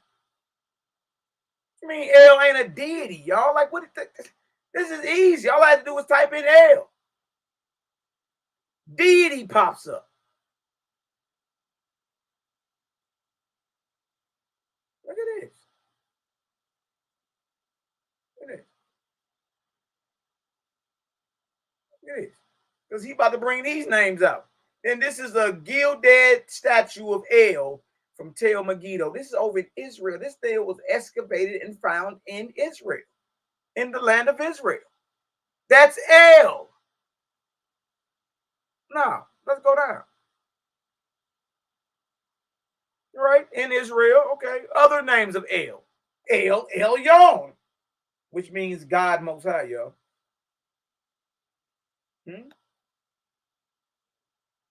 El is a deity. What is he talking about? What's other names for El? El Shaddai, God Almighty. Y'all seeing this? We ain't making none of this up. Where does El live?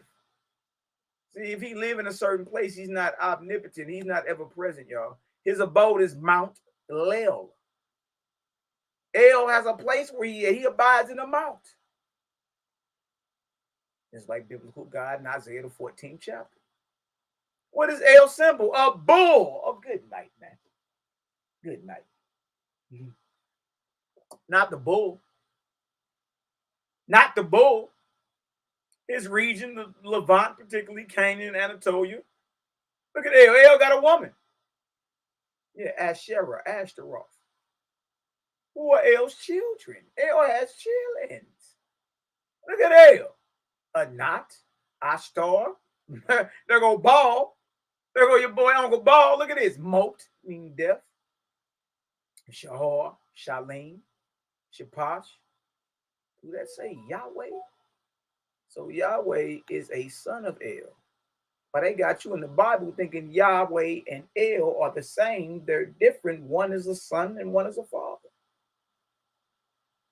You mean El is not a deity? Now, keep this in your mind as we go back and listen to him try to break down El Elyon and talk about it ain't a deity. Or El, or Yahweh. Yahweh, all these are names of deities.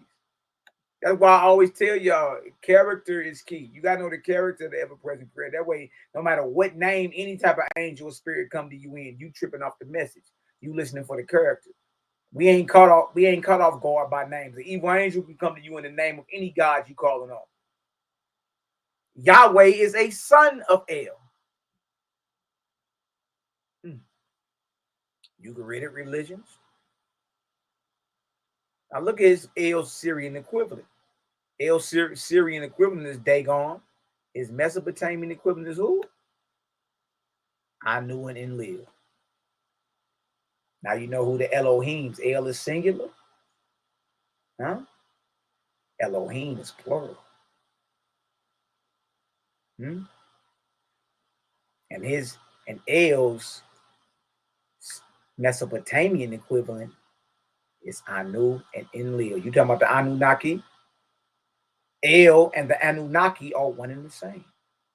El is Anu, El is Enlil. El is El Elyon, El Shaddai, has children named Baal, Yahweh.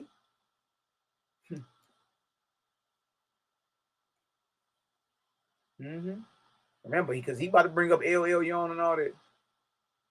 There he is right there. That's an idol. An idol is anything that has comprehensible form or figure that is worshipped. That's the God El that was worshipped in the very land of the Israelites or the land of Canaan.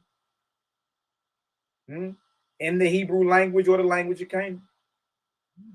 You in their land, you got their gods, the names of their gods, the customs. Got a Holy of Holies temple and all that. Let's get back to this debate. Dude just keep lying. I don't know why people ain't tripping off that. Dude is a liar. Dude is a liar. Yeah, Cal, I knew. Cats can't come outside no more, man. You ain't looking. If any of y'all rocking with any of that let us know y'all not solid. That's it. You ain't even solid because you ain't willing to be real first. I can't rock with you. You ain't willing to be real first, man. Like you shooting yourself in the foot and you ain't went to the Bible yet. Selah done went to the Bible more than you. He went to the Torah 6 times in his opening round. Look at this. says is Jehovah, mind you, the very same name of the Hebrew Bible posits that the Creator's name is. He says that Jehovah is not Elohim. Elohim are lesser attended deities. Let's 7 minutes. You got 7 minutes. Okay, so Selah, no Shalom, teaches that the word Elohim denotes plurality, right? The Creator is more than one. So that the It does denote plurality, Zion. Stop shooting yourself in the foot, Jack. Your own source says it's plural. What's wrong with these cats, man? God of the Hebrew Bible, you know, it's not one God, it's more than one God. Also, he posits that the term God is really referring to deities. Did I or did not I just show that El, which is the name God in English, is a deity and applied to deities? If I just showed that, put a 9 in the chat, y'all. You ain't understanding yet. How is it that you have the same name of your gods have the same names of the people you say are cursed? The Canaanite gods. I just showed you. You know what I mean? El is a Canaanite god. El is a Canaanite god, a deity. And I showed you Anu and Enlil, the Anunnaki. All that's El. Or the Elohim. Why do you think you got the 7-day creation story and then you got the 7 tablets of creation dealing with the Anunnaki and all that? Where would Israel had got the 7-day creation story from when they was captive in Babylon? Because they didn't have a Torah when they went in. They mysteriously had a Torah and an oral tradition coming out of Babylon, refurbished. Watch this. So I just showed that El is a deity. What is this dude even talking about, man? And the Creator of creation, whose name he says is Jehovah, mind you, the very same name of the Hebrew Bible posits that the Creator's name is. He says that Jehovah is not Elohim. Elohim are lesser attended deities. That's the truth, Zion Lexx. The Creator is not Elohim or El or any of that. That's actually the truth. You feel me? And we just showed you on Wikipedia, El and Yahweh or El and Jehovah are father and son. That's okay. We'll clear a few things up for you so you can understand what you're dealing with.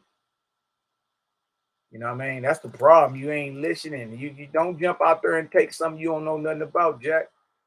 You shouldn't have did that. You looking like you belong on a short people bus or something. What's up with that? All right, you shouldn't even took that debate. You should have just simply said, I don't know anything about it. Let me study it like I studied Kemet for the past 3 to 4 years. Then I'll let y'all know what I think. You didn't even do that. You jumped out there. That's ego. That's Satan, boy. That's self. Jumped your ass out there and got slaughtered.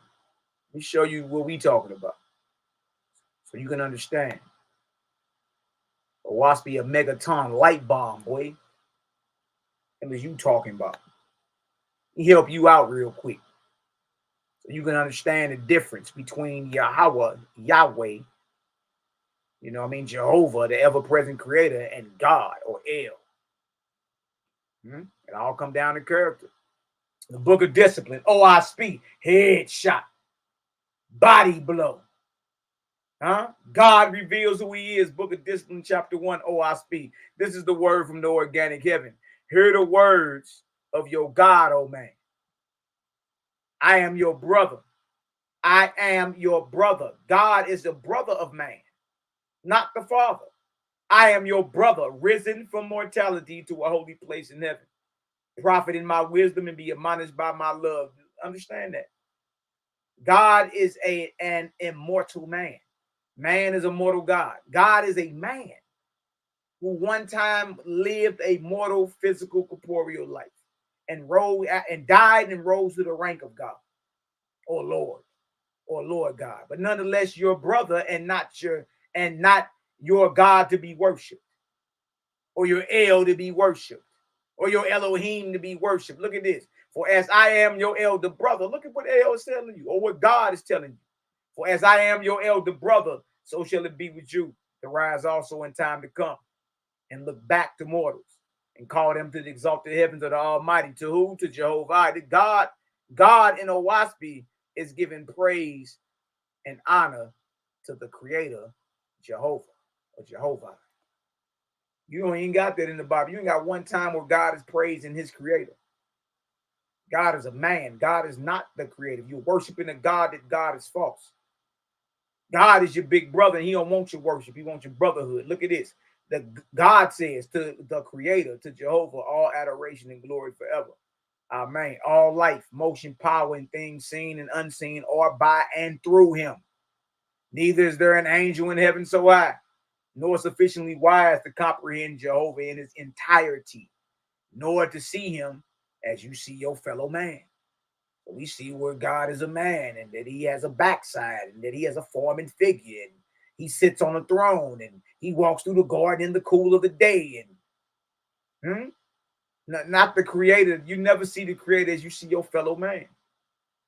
Simple. Look at this. For he is within all. The Creator is everywhere. For he is within all, beyond and over all, being ever present in all places, not on Mount Lel.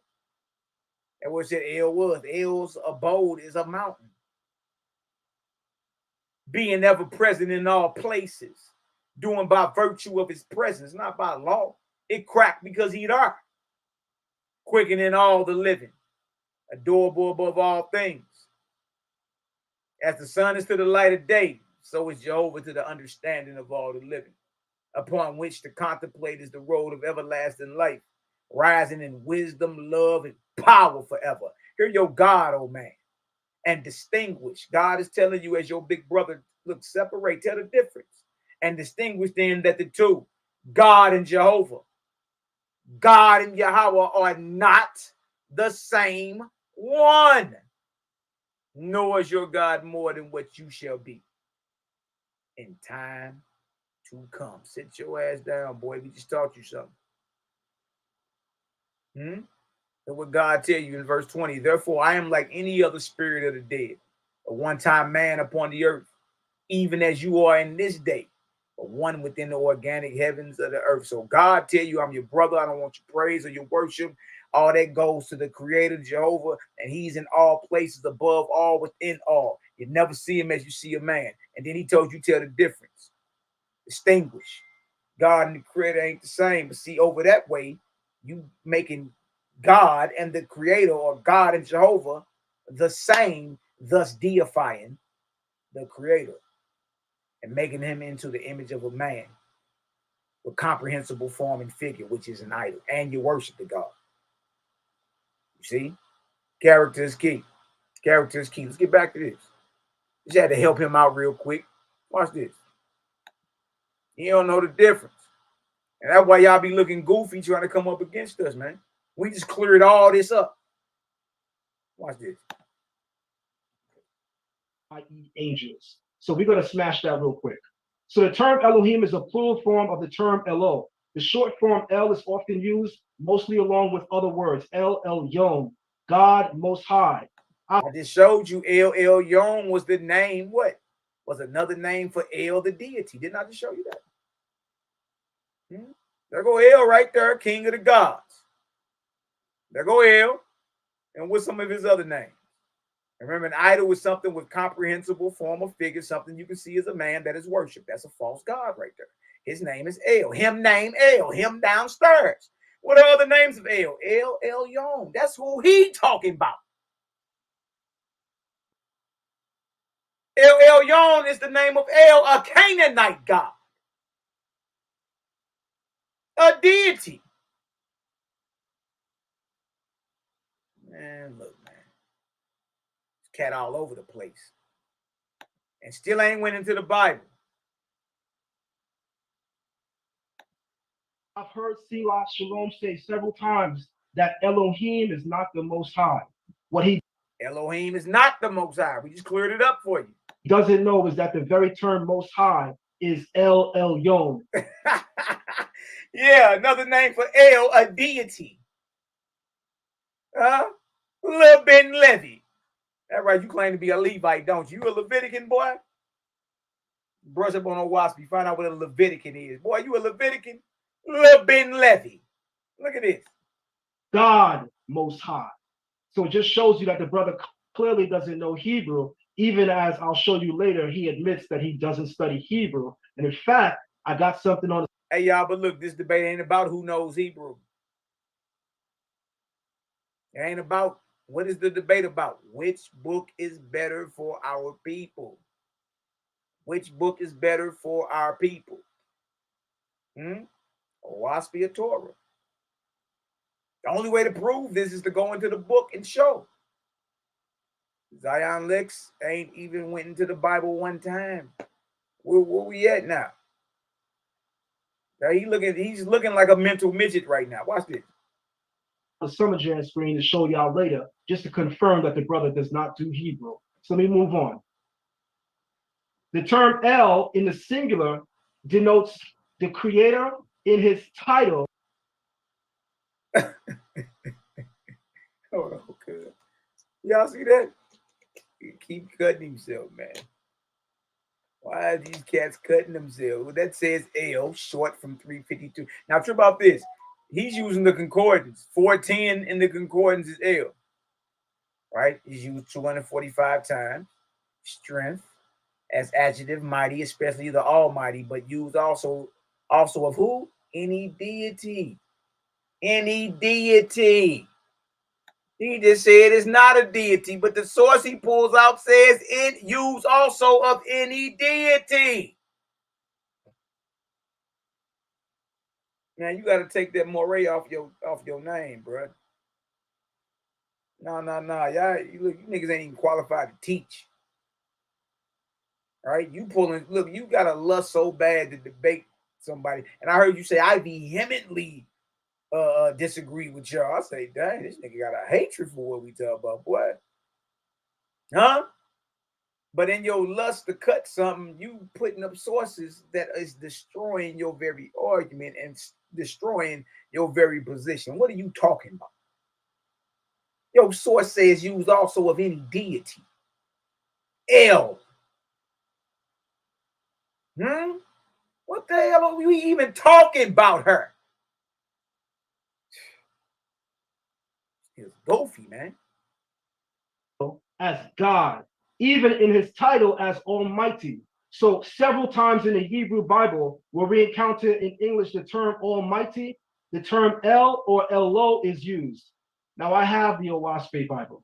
In the Owaspe Bible, they use the singular form Elo, and they even use the English term Almighty. That translates to the very Hebrew term El, which is used as God all throughout the English Bible to refer to the Creator. I'll move on. I touched on the term Elo being a singular form. I'll move on. The term Elohim in the Hebrew Bible. Waspy is clear, right? Even if you use in terms like God and Lord, if you mean creator by saying that, and you understand that the creator is not in any comprehensible form or figure, you'll never see the creator as you see a man, then it's all good. You know what I mean? The problem is you got Elohim, you got God, you got Lord, you got all that in form and figure of a man, and you niggas worship these Elohims and gods and lords. Don't you worship the God of Abraham, Isaac, and Jacob? Any God that is worshipped is false. We talking about the creator of gods, the creator of every God. So if the God of Abraham, Isaac, and Jacob was the creator, he wouldn't even allow you to worship him. But the God of Abraham, Isaac, and Jacob is in the form and figure of a man. Moses saw his backside. Jacob wrestled with him and put him in the cobra clutch. Made him tap. You know what I mean? Like, stop it. Isaiah, it tell you in Isaiah the 6th chapter that he saw the Lord sitting on his throne. Daniel saw the Lord. So that's what we're saying. Like, you look up Lord and they say Yahweh, Yahweh, Jehovah, but you're not realizing that who it's talking about is someone that with comprehensible form of figure. You can view that as if you're looking at a man. The creator is omnipotent, ever present, all in all. You feel me? So in other words, he can't be ever present and sitting on a throne, you know what I mean, to the farthest north point. No, he's everywhere, within all in all, ever present. Help you out. Watch this. Refers to God or Jehovah as the creator. Omniscient, he is the all. Elohim is the all. Omnipresent, he's everywhere at once. Omnipotent, he's all powerful or almighty. So in the Bible, the term Elohim is used several different ways. It's not monolithic in meaning. It does not exclusively refer to. So it's used in several different ways. But shout out to my brother Dreadful Cosmon. If that's the case, shit, we can make this shit say whatever we want it to say. If it means whatever, and we can just make up definitions, then it can mean whatever the hell we want it to say then. But see, what Zion Lexx is not understanding, the creator or God who you talking about can't be omnipresent or ever present and restricted to a locality. Because if I asked you, you would have to say that your God is sitting on a throne and his son, Yeshua, is sitting on his right side right now as we speak. You would have to agree with that. Right? So again, the creator can't be ever present and restricted to a locality right now. He's either ever present everywhere, feels all in all, or he doesn't. You see? So yeah, there are spots where it mentions that Jehovah is omnipotent and omnipresent and holy and perfect and all that. It did, but what about the spots where it talks about how weak he is, or he couldn't see, he had to come down and see, or he was walking through the garden in the cool of the day and he had to ask Adam where you at, like he didn't know. That means he's not all knowing. Or that God repented that he made man or regretted that he made man. That means he made a mistake. He's not all perfect. See, the character is what you got to address. You stuck on name. It says Jehovah. It says Israel. But we talking about character of the creator. Watch this. Idols, although it can refer to idols. It is not exclusively. It can refer to idols. That's the problem, Zion.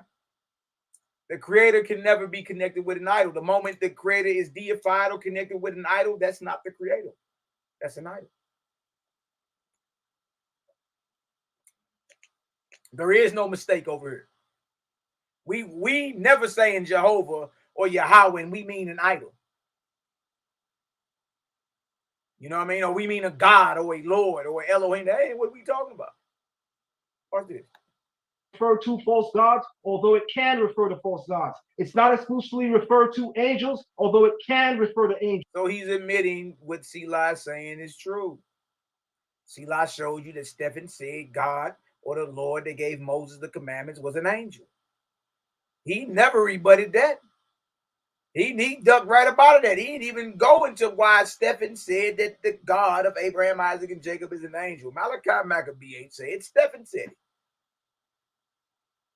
And here we got Zion Lexx saying it could mean that. Well, brother, that means it does mean that. So go sit your ass down somewhere. The God of Abraham, Isaac, and Jacob is an angel. Okay, so is it lawful to worship angels? No, it ain't. Come on, stop it. Angels. Context determines how things are understood. For instance, if I'm in the field and I'm among scientists and we're measuring the ground and the substrata levels of that which is on the ground, and we're observing rocks, I will say to one scientist, can you consider this rock and tell us how old it was?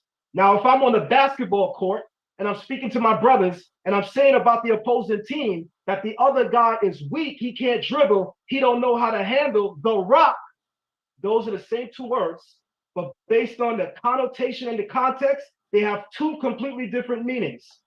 Hey, that was weak as hell. I'm going to keep it solid with you. And what you doing going to your own little comparison, and boy, you still ain't went to Bible. You're not showing the people why Bible or Torah is better than a WASP. That's the debate. See? Watch the sorcery. Watch the Jedi mind tricks. He ain't on topic. Regardless if you agree, if you can be solid with yourself, you can admit, yeah, dude ain't on topic, man. You know what I mean? He wasn't prepared. Say that. But he's not on topic at all because he's not in this book. And he's admitting his own sources are cutting him, and he's admitting it could mean that. But it's about context. Well, you give us the context with Stephen saying the God of Abraham, Isaac, and Jacob is an angel that gave Moses the 10 Commandments in Mount Sinai. You give us that context. If it ain't that, what is it?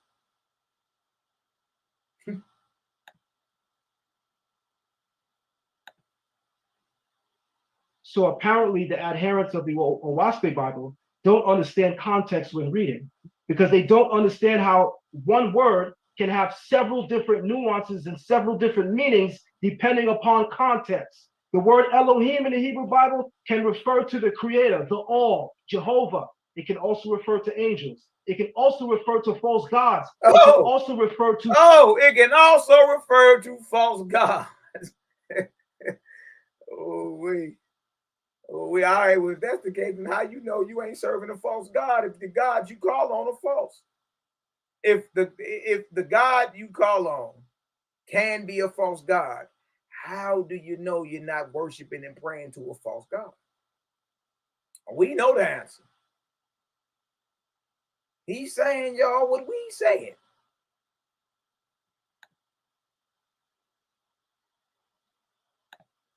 Judges, but this depends on context. Like me looking at a physical rock on the ground, or me saying to my brother during a game of basketball, hey, yo, bro, pass the rock. Context determines the meaning, no matter what language we speak in. I thought this was common sense, but apparently, as my mama told me, common sense is not so common. Hey, you look at Zion. He could. Like my mama told me, common sense ain't so common. Like we both been like, ooh, that was tight. Bro, you reaching. Bleeding out. You admitting what Selah is saying. Like, what was you on, bro? Like, you lying the whole time. And you're lying and then you admit. And then you got people like HonorandHumilitySTL McCarthy, they got the nerve to say you wasn't this. Stop it, man.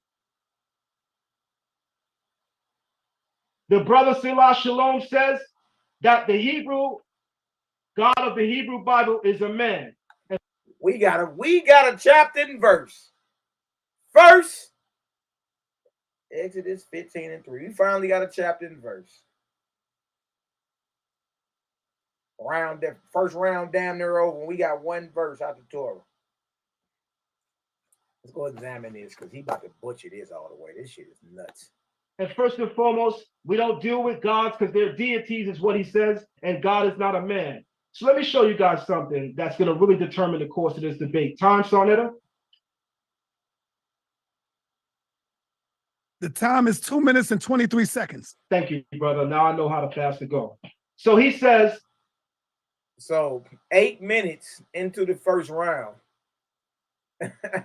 8 minutes into the first round.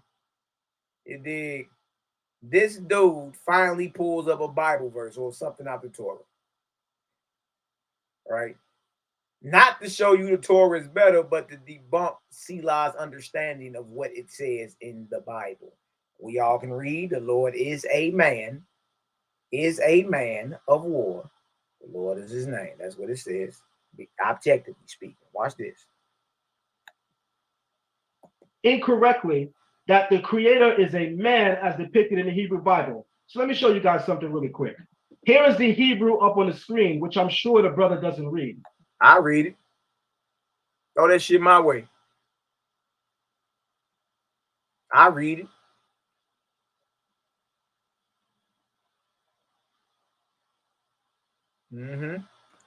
Hebrew reads from right to left. So starting from the top, that says Yahweh Ish, that's Milkamah, war, Yahweh Shamo.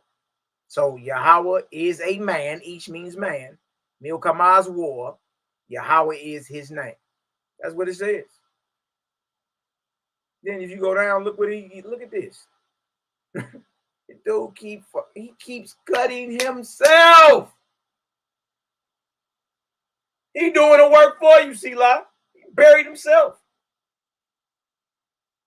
The first verse he goes into the Hebrew, which I figured he would have to do that. right? He goes to Ish. He claims it means Yahweh is a warrior. Yahweh is his name. Well, genius, every warrior is either a man or a woman. You're still calling the creator a man, something with comprehensible form. Now let's get down to the definitions of each. He the one got it highlighted. I ain't making none of this up, man. Look at this. Each. Look what it says. These are the definitions, man. It did. Man, male. In contrast, so meaning, right? In contradistinction or opposite of a woman or a female. So ish is not a woman and is not a female. Look at this. Husband, human being, person. In contrast or opposite to who? God. Sit your ass down, bro. Sit your ass down. So it does say Yahweh is a man. Ish is the total opposite of a divine being. Ish means a human being. In contrast to God. Is not Yahweh your God? Then if Yahweh is your God, Ish shouldn't be attached to him. Because Ish is a human being, a person. In contrast to God. And this your source you pulling up. Look at this, a champion, a great man.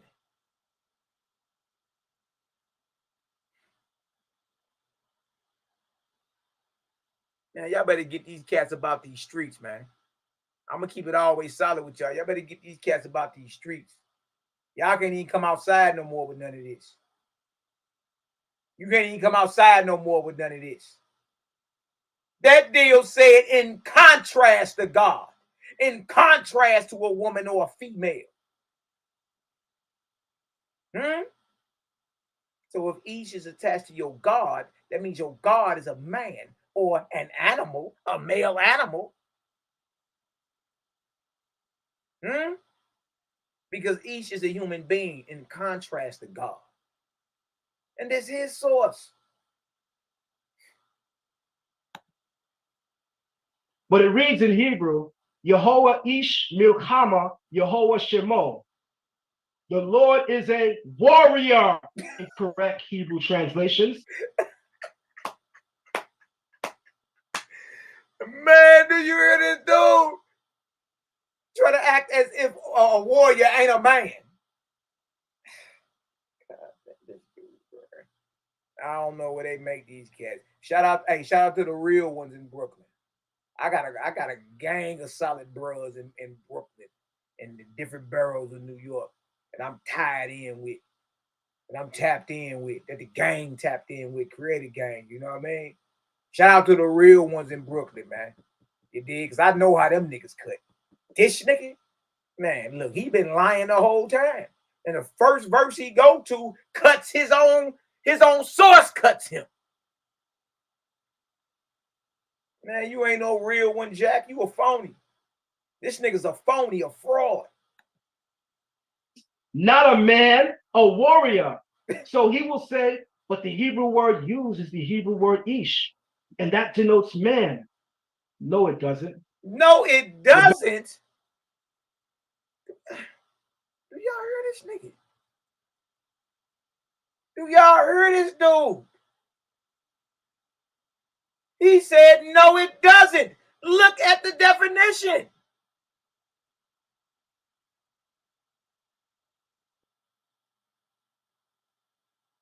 And he ain't about to go pull nowhere where Ish mean a God. That Ish mean a Lord. He ain't finna go pull that. Wow, man. Remember, Hebrew words are not monolithic. It doesn't have one meaning. That's why I have all these definitions up here. The Hebrew word ish, which can sometimes refer to a... I see that's the new word for this Millie Mouth Negro. Monolithic. He dropped that word about 100 times in this debate. Monolithic. Human being can also be referred to animals. A male animal... But is your God an animal, Zion Lexx? Then by natural default, we talking about a man. We're not talking about male animals. See?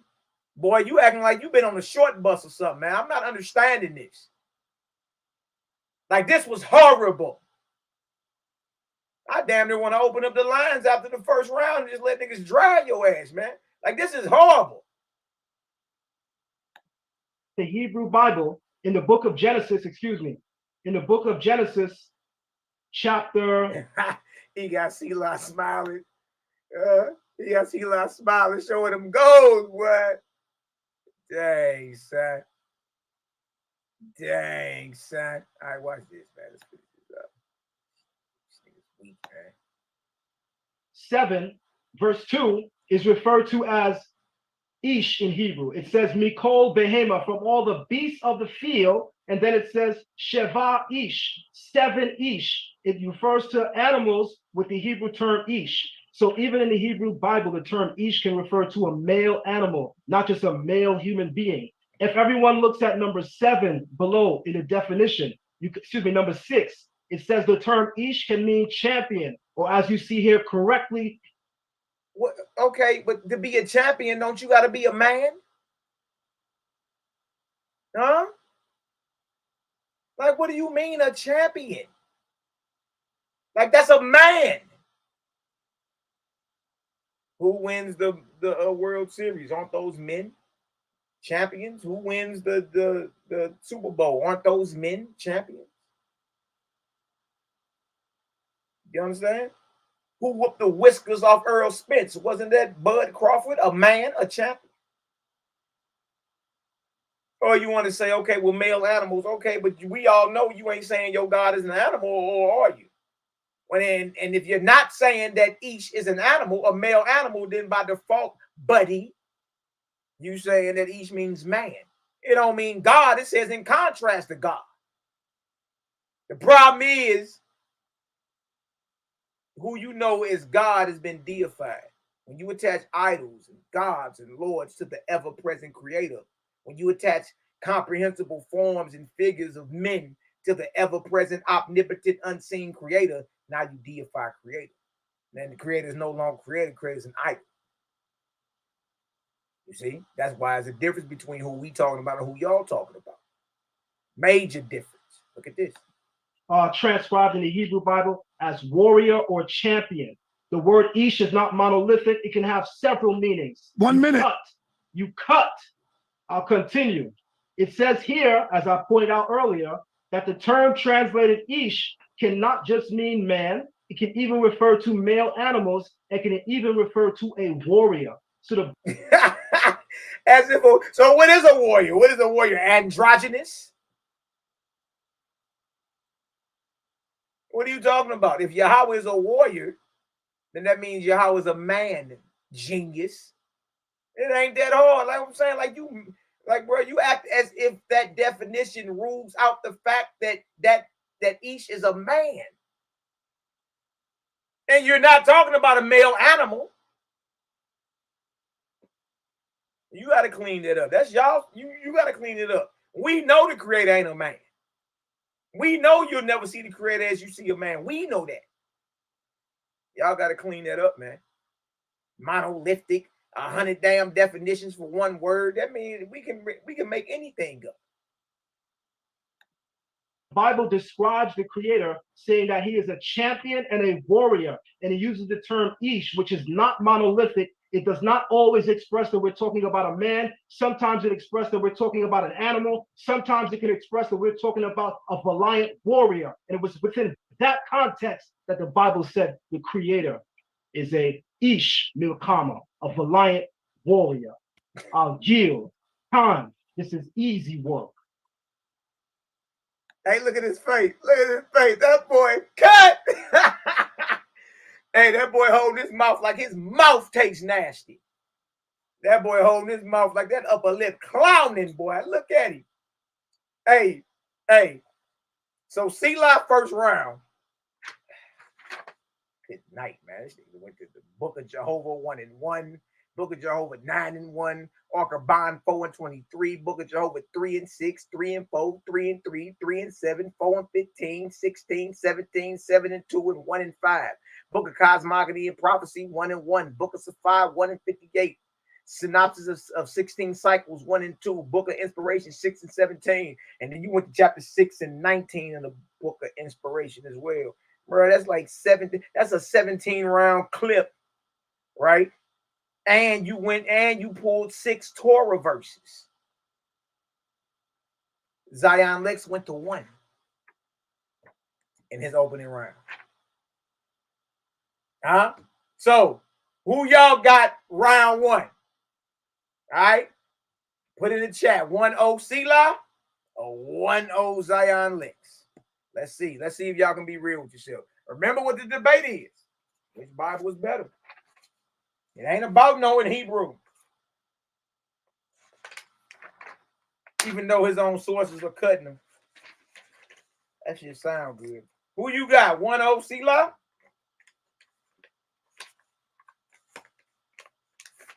Or 1-0 Lil Ben Levy? Y'all already know who I got. That's easy. That was light work. That was light work. Selah Shalom round 2. Get my. This is easy. All right, let's get it. That shit was embarrassing. That nigga holding his mouth like his upper lip is clowning, boy. Look at this. All right, brother. Man, powerful round, man. Sonetta, shut up. That wasn't nowhere near powerful. And Selah Shalom. Are you ready, brother? Selah Shalom. Are you ready, brother? Unmute yourself, Selah. Unmute yourself. Yes, sir. Right here. Man, I told you this brother is not the same. Man, come on, let me tell you something, man. He didn't even read out the Bible. This is all right, let's get it. It's on you, Selah. When I start talking, you can start. See, Selah P, man, this nigga ain't even in the Bible. He went to 1 verse. 1 verse. So 17 plus 6 is 23. Selah put up 23 in his first round. Zion 0 because the source he went to debunked. His own source debunked what he was trying to prove. He went to Exodus 15:3 to try to disprove that Yahweh is a man. He tried to disprove it and got cut with his own source like he been doing the entire first round. That's getting to round 2. Hey, Selah, you got 3 minutes to rebuttal. Going into your second round. All right, let me know when you're ready. When hold on. Oh, I gotta share my screen. I'm sorry, hold on. Yes, get to your screen. All right, you got 3 minutes into your rebuttal, Selah. When your 3 minutes is up, I'm gonna say you in your round. Got me? Got you. You could just keep going. You ain't gotta stop. All right, family. We approaching the second round right now. I told you this was gonna be educational. Educational right here. Let me know when you're ready. Let me know when you need me to stop your time, Selah. You hear me? Got you. All right, brother. Let's go. All right, hold on. Let me just move this right here. Yes, when you're ready, let me know. All right. All right, I'm ready. Now, he just spent all that time and he ain't come out the Bible. Now, are you ready? Yeah. All right, time start. The debate is which book is better for our people. He talked about the scientists and he reading some stuff from a book, but he ain't reading from the Bible. The Bible didn't say that the earth is 15 billion years old. So where's he reading from? Let's get into the words. Let's get into the word. What did the Owaspie say? Owaspie exposed the biblical creation story as false. Owaspie Book of Wars Against Jehovah, chapter 41, verse 4 and 5. So the names Lord God, and Dice had for 1,000 years become fixed in the minds of mortals as the creator.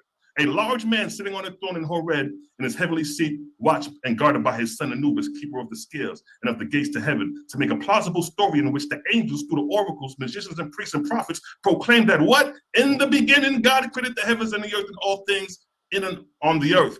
And he was tired and rested, as if creation was a complete work, left certain laws to run the wonderful machines, while he sat afar looking on, smiling at the prince of morals and their failures to understand him, with the devil in a horrid fire to torture their souls if they did not sing in praise to this compounded of false God. Thus he, their false God, turned morals from the voice who is ever present, whose voice every soul has heard, whose presence move all things in heaven and earth, the false God turned them to sing and praise to themselves. So the YAH'S be exposing your false day creation as being false by a false God. Now, keep in mind, he ain't read nothing from the Bible. Everything he talked was external sources. This is about which book is better. How can the Bible be better for our people when it promotes black on black hate crime by your God, which makes the laws of God null and void? What does null and void mean? Having no force or binding every power. Black on black hate by the brothers of Joseph. Now look, Genesis 37.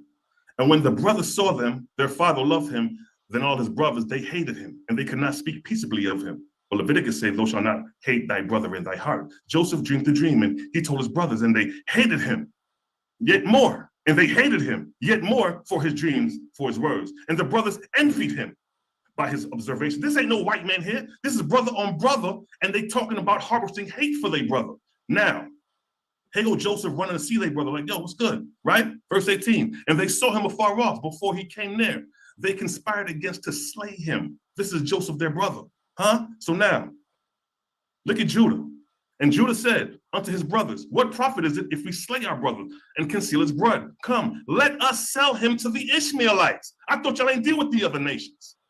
I thought it was off the head with the other nations. Here you have Judah, which comes from the lineage of Christ, playing slave master. So here we have the first slave trader being Judah, selling his own brother to the Ishmaelites. Out of 7 things that God hates, Proverbs 6:18, a false witness that speaks lies, and he that sows discord among who? His brothers.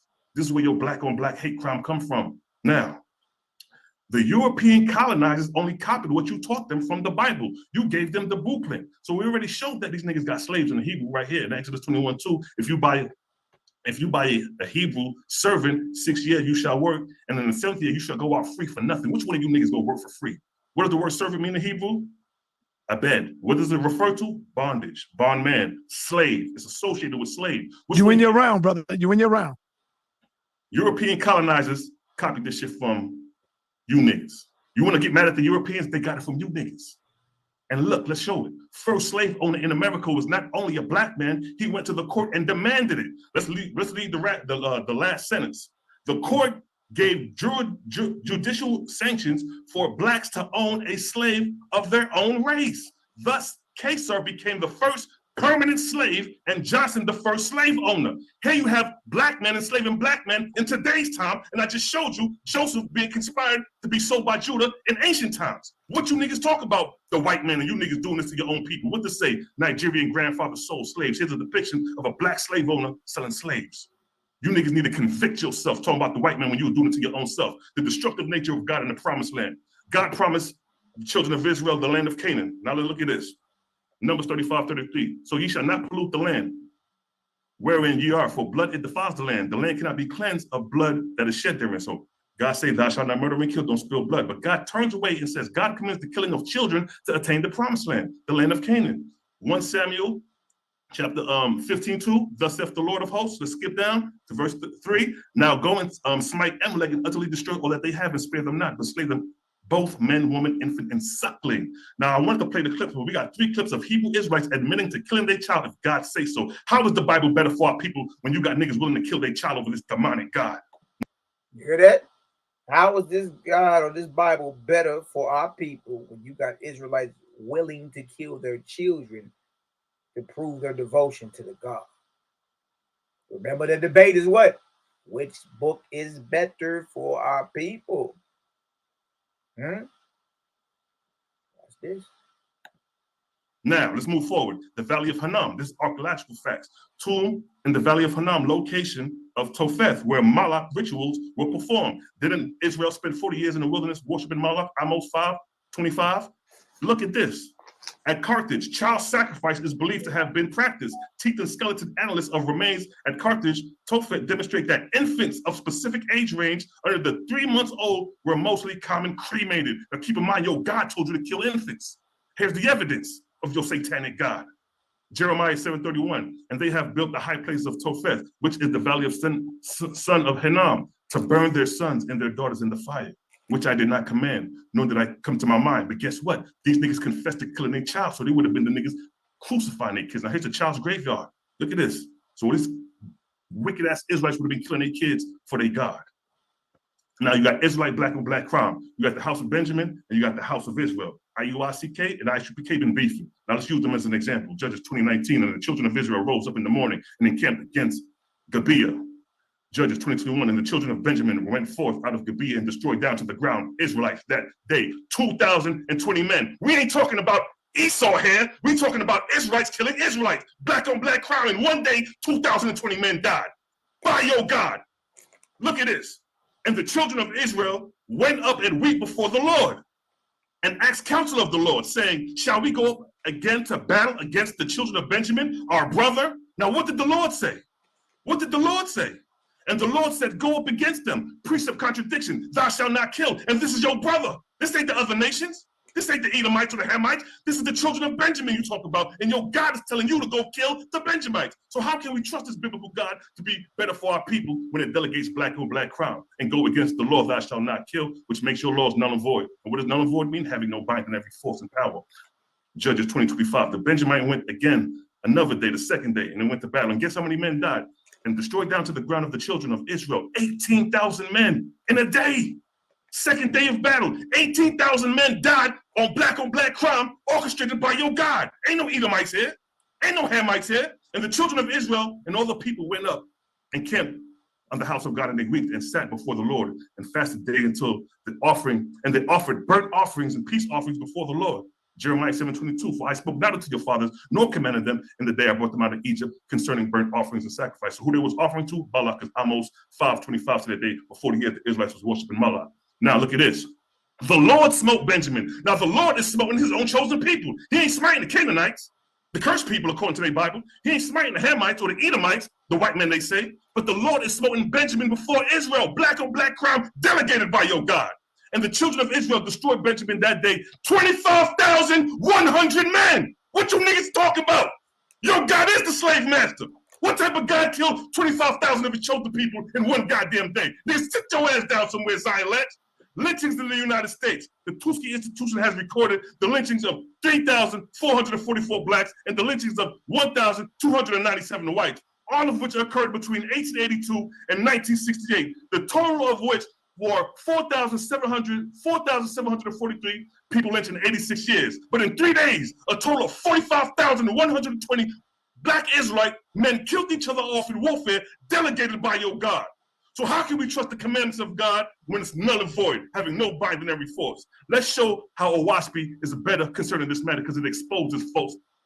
God that got black folks killing black folks. OWASPI, Book of Esther, chapter 11, verse 6. The Israelites made a mortal king and by their behavior said, rather Yahweh the ever-present, behold, we will have the Lord to fight our battles. Here's your Lord, Baal, and Baal, the god of the adulterers, heard and saw and gloried in the course of events, and he hastened to the scene with millions of his angel slaves to inspire who? The Israelites to glory in the Lord thy God, who he assumed to be. This is the nigga who had you burning sacrifice. This is the nigga who had you killing off your own people in the goddamn wilderness in the Senya and the land of Canaan. Just showed you El and Baal. That's the Lord your God. Look at this. And the millions of Israelites fell beneath his spiritual power, becoming his slaves, and others steadfast in the secret oral rights, true to the sacred name, person, Yahweh or Eoah. OWASPI base of the Ezra Bible 126. For the 397 years, the god Baal asked to off triumphant through their familiar spirits and caused the Israelites to anoint a king to rule over them. This king was called Saul, signifying of the Lord God. Prior to this, the Israelites acknowledged no Elohim, no Adonai Lord, but covenant with the great spirit Eoah, the ever-present. The name had been kept sacred with the fathers, and the commandments were announced from the great I Am.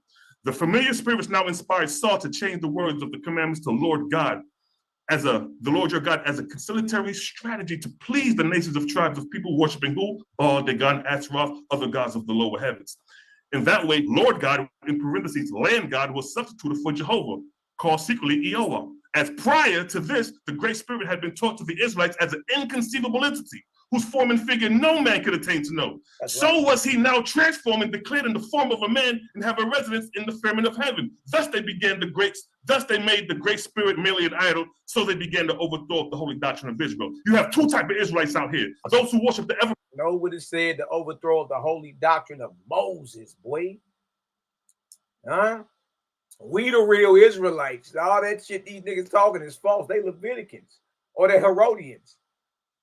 No, the Essenes was the real Israelites. You know what I mean?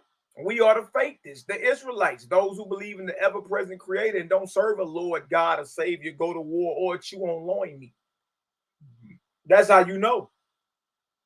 That's how you know. Character. We've been saying it all night. There was a time, Israel, when you knew and understood and was in service to YAH'H, the ever-present creator, the all in all, the always was, is, and never shall be, and was never a slave worming on your belly to a land God, a Lord God. Huh? I know. Bag him down, boy. Yeah, you thought you got away with something. Little Ben Levy try to put distance between himself and the debate immediately. He immediately started trying to put distance between himself. So look at this nigga. He's dropping videos every day about different subjects, and are we gonna act like this didn't happen the other day, huh? So the holy doctrine of Moses was all about the great spirit or the ever-present creator. No warfare. Huh? No flesh eating, no bloody sacrifices. Look at this. The present creator and those who worship a God sitting on the throne. The Israelites not only worship the imaginary idol Lord God in heaven, but built representatives of him in stone and wood and worship them also. And here's the evidence. This is the whole history of Israel right here. They spent 40 years in the wilderness worshiping Moloch. They decimated each other with the Benjamite wars. Then Saul inspired, then Baal incited Saul. Jehu on his neck, kissing to the feet of the Assyrians. They go into captivity. Cyrus gives these niggas permission to return. Slave master Cyrus gives these niggas permission to return and rebuild the second temple. These niggas been in bondage their whole time in the. Hey, Selah, that would happen, big dog. You turned up on his God. You turned up on his God, boy. Hey, wait this nigga second, right? You turned up on his God. It's just like, oh yeah, it's good night. You feel me? He's a devotee. Look at it. Following the folks God since they came out of Egypt. Book of Jehovah, Book of God's Word, chapter 60, verse 6. I commanded them in the old times to kill not at all. My words were plain. 2 minutes. But the kings commanded the priest to interpret my words round about, whereby war may be justified. I commanded them against taking that which is another's, like the land of Canaan. My words were plain. But the king commanded the priest to interpret the meaning so the king could extract tribute for their own glory, whatsoever and whensoever they will, saying for the defense of the king and the country. Thus they have perverted my commandments from beginning to end. But I declare unto you that in my sight to kill one man, I will hold him accountable to do it. And 10 times accountable if he kills 10 men, and 100 times for 100. They shall not hide death and murder from my sight by the words of war. Because the self-gods have come against you, they are against me also, because they have assumed to be the creator, and thus proclaim themselves of their own glory, they shall have their fill. Before these times, the false God were content to proclaim their own names, but now, lo and behold, they have made the Lord God as the creator and set him up as a man on a throne to worship. Book of the Ark, behold, I am Jehovah, the ever-present, not in the figure of an image of a man. You getting cut. Book of all this is scripture. We talking about what's in the book. He ain't even read from the book. What is the worship of Jehovah's chosen? And how does it differ from the heathen? Jehovah's chosen stand equal before the Father. Even one shall work out his own resurrection, both in this world and the next. Hence, they are direct worshipers being taught to worship the Creator, Jehovah, with their own prayers and songs. The heathen have priests to do worship for them. The heathen priests worship the spirits of the dead who call themselves Lord and God and Savior. The chosen children do not war, do not resent by violence, but answer evil by good and practice charity and love. The heathen, the worshipers of the God of the Lords and dies, and all the idols practice war, maintain armies of soldiers who maintain the art of killing and great havoc, just like I described in your God. Time. Woo! Time. Right on the dot. Oh my God. Both of these rounds. Good night, boy. Dang. Man, you don't even want to know how much you dropped in that round, boy. Because you were in the Torah more than him, too. Good night, boy. Let me count this up. Let me see. 1, 2, 3, 4, 5, 6, 7, 8, 9, 10, 11, 12, 13, 14, 15, 16, 17, 18, 19, 20, 21, 22, 23, 24, 25, 26, 27, 28, 29, 30, 31, 32. Boy, you dropped 33 in that second round. Selah, boy. Damn. 33. Round 2. Selah Shalom. A combination of a waspy and Bible on that one. Ooh. Good night, boy. You put up 17 and 33 as well. 50. You done dropped 50 in 2 rounds. Good night, boy. Good night, boy. This is serious. Selah Shalom got 50, got a 50 ball put up in 2 rounds. It's fire right there. I told y'all this was going to be a powerful debate right here. 2 gladiators is up in here. Please unshare your screen. Zion Lexx, I need you to jump up for your second round. Am I right? Second round. Hey, again, remember the title of the debate. Huh? Which Bible is better for our people? The Torah or Waspy? So far, Selah has 50. He went into a Waspy over 40 times. Combine a Waspy with Bible, Selah put 50 up on the board. Zion has 0. And the reason I say 0, the one scripture he went to in Exodus 15:3, he butchered. He tried to explain away man out the Hebrew, and the actual definition says man in contrast to God, a human being. He tried to explain it off as a warrior. That's that, man. Look, Zion. Damn, that was powerful. Yes, sir. Shout out to my brother Yazoo. Y'all hear what Yazoo say? Nah, nigga, it's only one gladiator. That other nigga just in there. Shout out to my brother Yazoo, man. Y'all better watch out. That's big homie. That's big homie right there. My brother Yazoo say, nah, it's one gladiator in there. That other nigga just in there. Damn. What'd you say, Cal?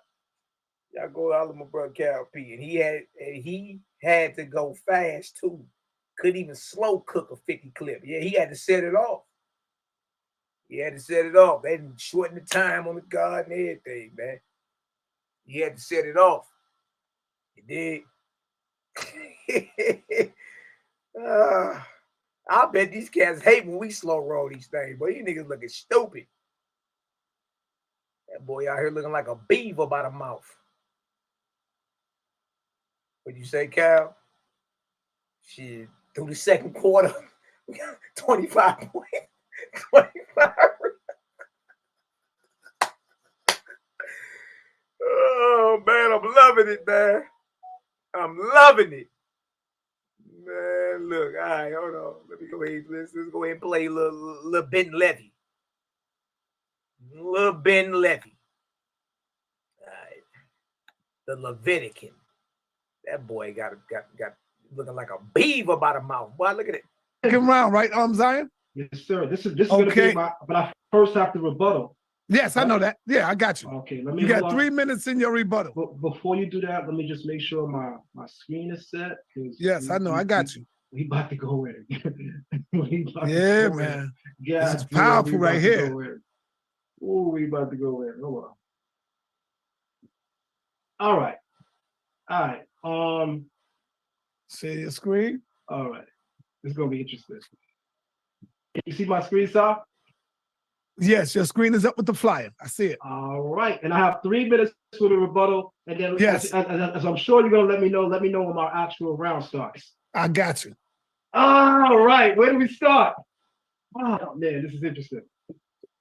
All right, let me get straight to my screen. All right, so the brother said that the Hebrew time start. Yes, sir. The brother tried to call himself pointing out contradictions in the Hebrew Bible. The Hebrew Bible says, "Thou shalt not murder," but Israelites are killing people all over the place in the Bible. So here is what the brother apparently doesn't understand, and I had to even help Sarah Suit and Seti with. There's a huge difference between killing and murdering. See, that boy ducked that. Selah brought out the fact that God sanctioned the killing with brother on brother. The God told them to go to war, niggas went to war and lost against their brethren. Right? You want to go to Exodus 22:2. Look, we talking about Judges, the 20th chapter. We talking about 1 Samuel, the 15th chapter. Kill the sucklings, the infants. We talking about happy shall he be who taketh and dasheth your little ones against the stones. Yeah, we talking about baby killing. We talking about 42 children making fun of a bald-headed prophet, and he cursed them in the name of his Lord, and 2 she-birds came out the woods and ate the mastery of them. We ain't talking about no self-defense. Man, you being disingenuous. This is what I'm saying. Right? You not even dealing with what bruh brought out. This is your rebuttal time, right? Why not go to Judges 20 and show that really wasn't the Lord that told them to go to war and they lost? That was a false god. Say that. Go into the Hebrew in Judges 20 and show us we're reading it wrong, that we conjugating verbs wrong, that we not rolling our wretches and choking on our cats right.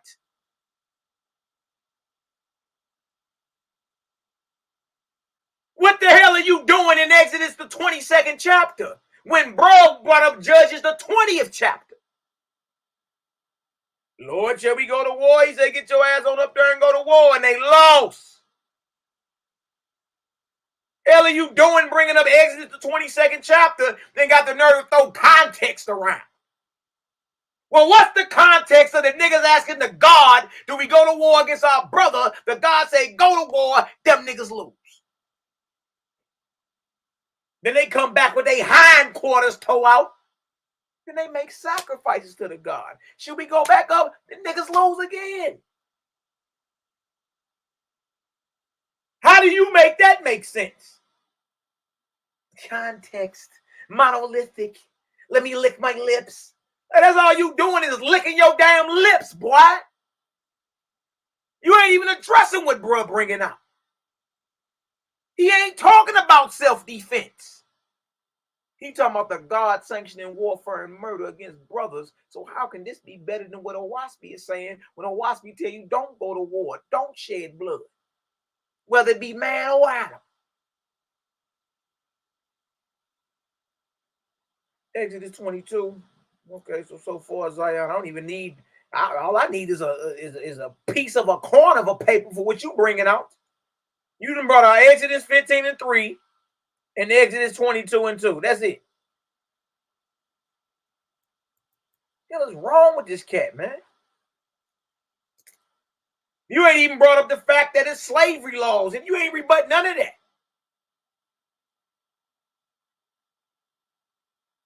Who built this nigga, man? We kill in self-defense. We kill even to eat. People think that because, oh, I'm a vegan, so I didn't kill. Yes, you did. You also killed. You heard this nigga? He telling us, oh, I'm a vegan, I didn't kill. No, we did not. We didn't take a life to eat. We ain't spilled no blood to eat. And that very apple or them very herbs or them very plants that I pick grow right back, buddy. You can't drop a dead corpse of an animal on the ground or bury it and expect it to reappear or grow back. What we eat has life in it. It's self-generating. Y'all heard this cat talking about, oh, well, you a vegan, you eat, you kill to eat too. No, the hell we don't. These are the weak arguments. Oh, man, the brother can't handle the rock. Man, what the hell are you talking about? You supposed to be in Bible showing it's better. Not coming up with your own little fancy soliloquies. Your own mundane scenarios. To eat. So it's interesting when people tell me that this term killing is monolithic, like there's no difference. There goes monolithic again. He look, that's how I know this boy cut. He keeps saying monolithic. Huge difference between murdering and killing somebody, even in a court of law. So let me start there. A killing is performed in self-defense or in defense of one's home. That's not murder. Several people that the bruh, he brought up Judges, the 20th chapter. That is murder on both sides. Sanctioned by your God. You don't address this. You bring up self-defense. The Israelites killed was right in their homeland.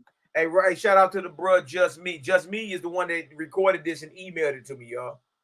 And I uploaded. Shout out to the God. Good looking, huh? Anybody would fight and kill if necessary for their homeland. Exodus 22 breaks that down perfectly. I'll continue. The brother Selah says that the killing all throughout the Bible ordered by the Hebrew God. Let me point something out.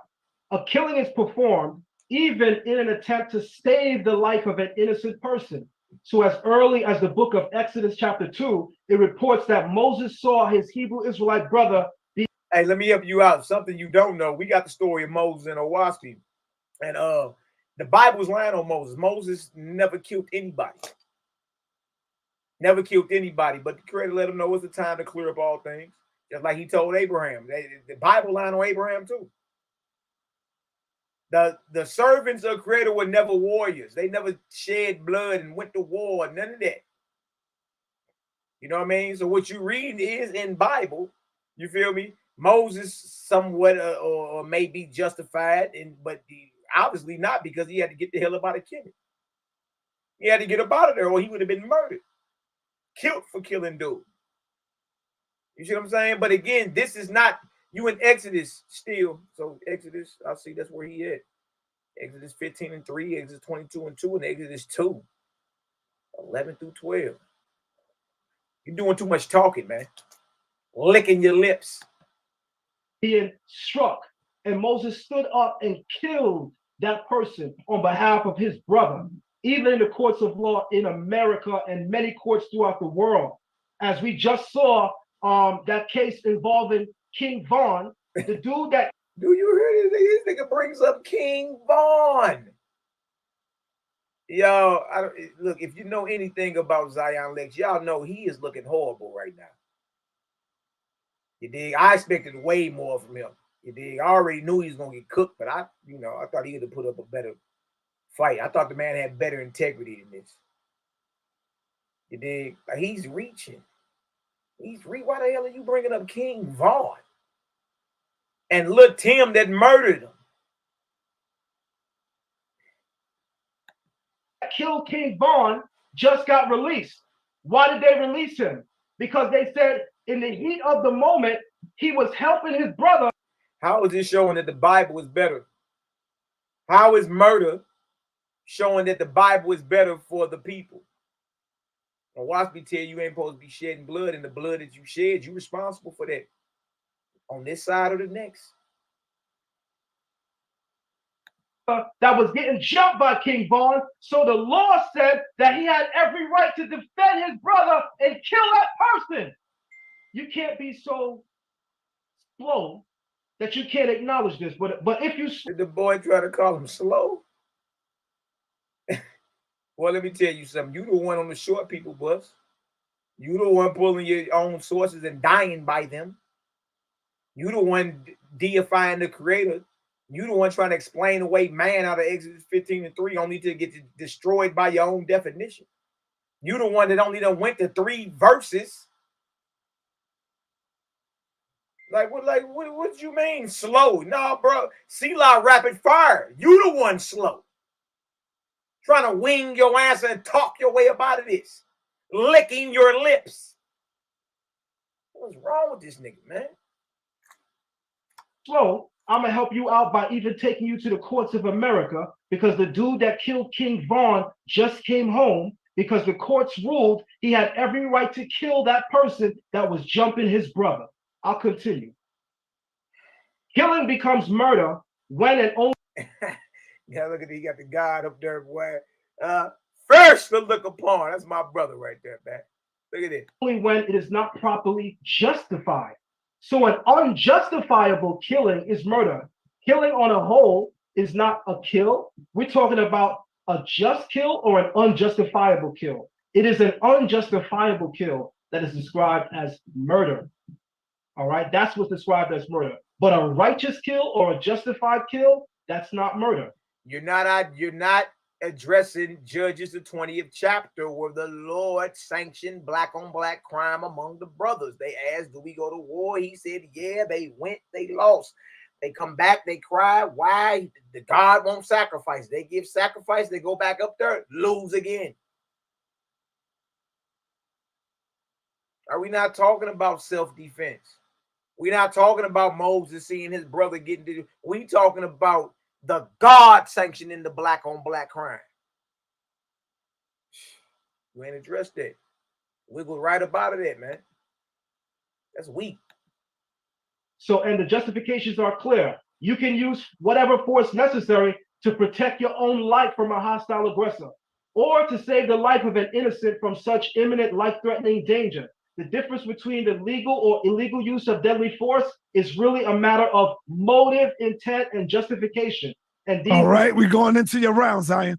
And these distinctions come straight from the pages of the scriptures. You heard me? Yes, thank you. So I got 10 minutes, right? All right. Yes, you got 10 minutes. So I just want to tell everybody that one of the biggest contradictions of tonight is what y'all about to see right here real quick.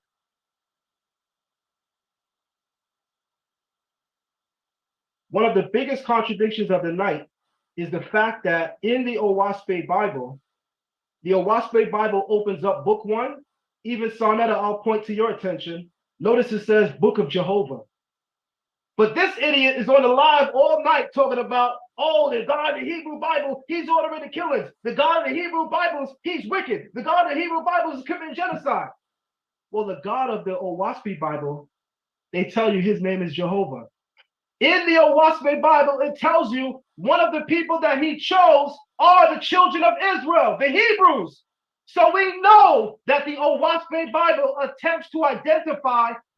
Man, I think this dude slow as a mug, man. Selah just went over in his round and showed the difference between real Israelites and apostate Jews, and showed it was a time when the real Israelites never worshiped the Lord God, only dealt with the ever-present Creator. It did that. It was a time when Israel was up under the Lord God or inspired by Baal and was going to war and sacrifices and flesh eating. What are you talking about? I even just showed you there is a difference between the Creator and a God, because a God is a one-time man. Like, this is easy, man. Like, I don't even think like so just because a deity or an entity come to you and say, my name is Yahweh, or my name is Jehovah, right? That should be irrelevant to you. What you need to be paying attention to is the message. What is okay? What message you got for me? If one is I'm here to inspire you in love, righteousness, and good works unto others, well, that's a messenger that was sent by the Creator. If the other one is inspiring you to warfare, blood, rape, pillage, you know what I mean, and doing all types of killing and all that, but come in the same exact name that you call on, that messenger right there is not the Creator. You see, it's that simple. Character. So right now he's trying to say that he's trying to link the Jehovah in the Bible it did with the Jehovah in YHWH's, but now we telling you it's two different entities. The Creator versus a deity that you deal with. You did. Look, let me show you something. Since you want to bring up Israel and YHWH, which is true. Israel is in YHWH. Now watch this. Well, you can understand what you're dealing with, man. Guys is goofy, and just stop trying to handle YHWH if you don't know nothing about it. You ain't been up and down these pages yet, Jack. You gonna hurt yourself. Let me show you how you gonna hurt yourself. Watch this. Let me show you how you gonna hurt yourself. Let me show you. It's the Book of Judgment, YHWH, chapter 5. You know when y'all can see that. All right. Book of Judgment, chapter 5 of the Jews. Hear the words of your God, O Israel. Oh, man. Oh, man. Hear the words of your God, O Israel. Do not shut yourself up against the wisdom of your who? Elder brother. God of heaven and earth. So the God you worship is false, because to worship any God is false. Right?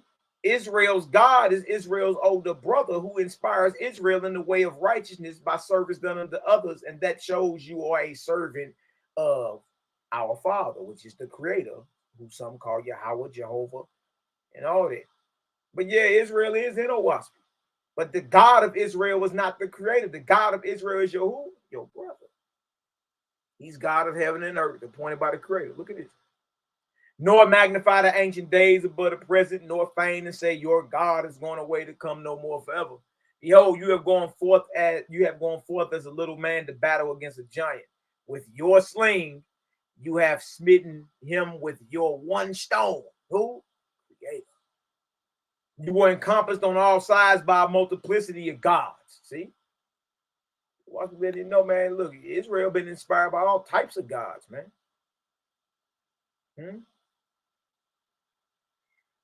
Look at this. You were encompassed on all sides by a multiplicity of gods. One by one, you have overcome them and cast them out. The giant of the great beast, the false gods, lies dead and cold at your feet. The nations of the earth cry out. There is only one great spirit, Yahweh, Jehovah.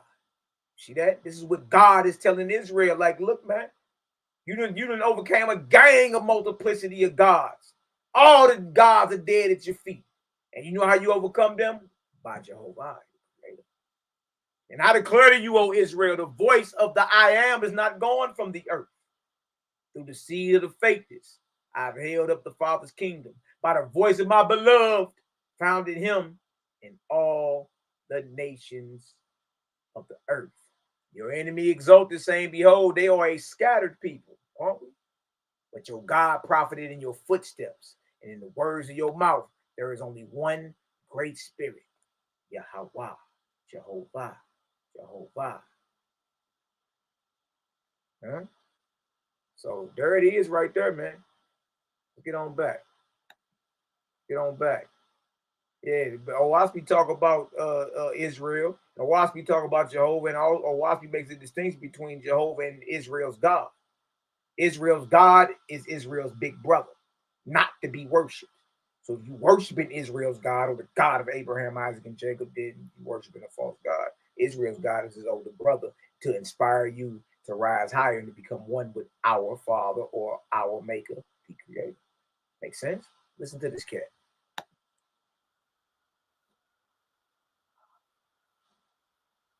Hold on. Share this tab. Gotcha. Easy work. The Bible attempts to identify their creator as the Jehovah of the Hebrew Bible. Don't let them confuse you with tricknology.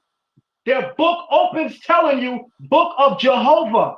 And I'll even show you passages where they're saying that the Hebrew people are part of the faithists, the true believers of the Owaspy. So let's not play games. The biggest contradiction here tonight, the biggest magic trick tonight, is to act as if he's not talking about the same God. But we're not talking about the same God. I just showed it. Boy, you keep shooting yourself. Stick yourself, Tony. We're not talking about the same God. That's how I know you're not studying. You shouldn't have took this debate. You should just sat on down and study what we was talking about for a few years, and then if you still felt froggy, you should have jumped. Right? You look horrible. You sticking yourself, you're shooting yourself in the foot, you're committing suicide with your own sources. It is. Taking a step further, because Selah Shalom says that the Jehovah of the Owaspy Bible, he's the all. He's the omnipotent, the omniscient, the omnipresent. He's the all. He's in control of everything. So I got a question. Why did the Owaspy God allow the Hebrew people to do this? No, the Creator tells you everyone has free will. Everyone has free will. And when someone of a greater force comes against you, we supposed to get the hell out the way and go build up another paradise. You know what I mean? So that's just the false gods sending their religious devotees against us. But OWASP provides and shows what happens to the spirits and souls of those faithists who die at the hands of the emissaries of the so-called false gods. You feel me? The Creator comes and grabs our spirit and our soul and puts us in safety once we cross over. We ain't no slaves worming on our belly to these false deities and gods. You know what I mean? So, no, everyone has free will. You dig? But the one thing over this way, we ain't tripping off a land inheritance or none of that. Because our inheritance is above us, not beneath us. You feel me? So whatever calamity comes, whatever stage of darkness we got to go through, that's there to try us to make us better. You feel me? That way we come out shining even brighter once we come through it. It did, but make no mistake about it, even if we do end up having to go through some type of conflict or something like that, the Creator allows us to go through darkness, because without learning how to maneuver and deal with darkness, you can never attain the Godhead. How you gonna be God and not know how to deal with darkness when it comes? You see, these arguments are so easy. Why did the Owaspe God allow for the genocide that took place? You say that the Owaspe God is the all, and he's in control of everything. I hope y'all seeing the contradictions. Because if you truly have a creator that's truly the all and in control of everything, shouldn't he have been able to stop the genocide? Hey, look. So the very things that you're accusing. That's a weak argument. That's a very weak argument, because the Creator gives all free will, and whenever war, genocide comes against us, it's because the false gods inspire their devotees to come against us, because they hate the way we represent the light of the Creator's kingdom. So we either get out the way, sometimes we get caught slipping, but hey, if we got to cross over and die, we good. We ain't worried about death over here. You know what I mean? And we know those who kill us and come against us, they got to answer when they cross over. Easy work, man. Easy.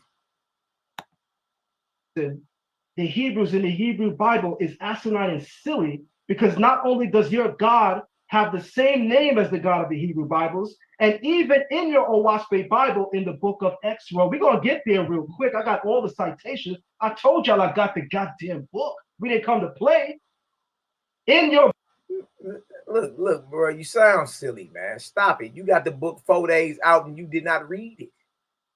No, you didn't, bro. You not reading no 2,000 pages in no 4 days. Book, the Hebrews are identified as part of his chosen people. You even said it yourself. You said Moses is the 24th cycle, and we are in the 25th cycle. And it was in the era of Moses that you say the Owaspe God dealt with the children of Israel. So every accusation that you're laying against the Hebrew Bible and their God falls right back on you. But that's what happens when we're so smart and we're so silly at the same time. Because the very God that you're charging with genocide is the God of the Owaspe Bible. Somebody, please, make it make sense. In the book of Esra, should I even start there? All right, in the book of Esra, page 595 in your Owaspe Bible, we got citations, right? It says, and thou shalt take with thee 10 angels of exalted grades, and go down to the earth, to the habitation of the Israelites. Oh, the Owaspe Bible speaks about the Israelites. And listen to this. And by inspiration, thou and thy hosts shall select and inspire such of the Israelites as are within reach of inspiration, and thou shalt take them away from all other people and from the heathen. So everybody else in the world, according to the Owaspe Bible, other than the Israelites in this era, are considered heathens and idolatrous tribes. So everybody. Yeah, buddy, you didn't. I don't know if you ever read Flavius Josephus or any works of their scenes. Their scenes were separate from the apostate Jews. You don't know the history. You don't know the fact that them brothers abhorred war, was against the sacrifices. You know, the sacrifices your forefathers was down with, the Leviticans.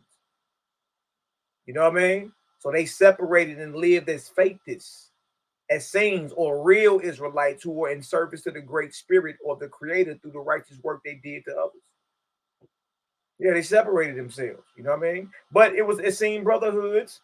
or brotherhoods of light all over this earth. If you would have went down into Egypt, you'd have been dealing with the therapists, the therapeutic. That's in the same brotherhood. You know what I mean? You'd have been dealing with the Pythagoreans.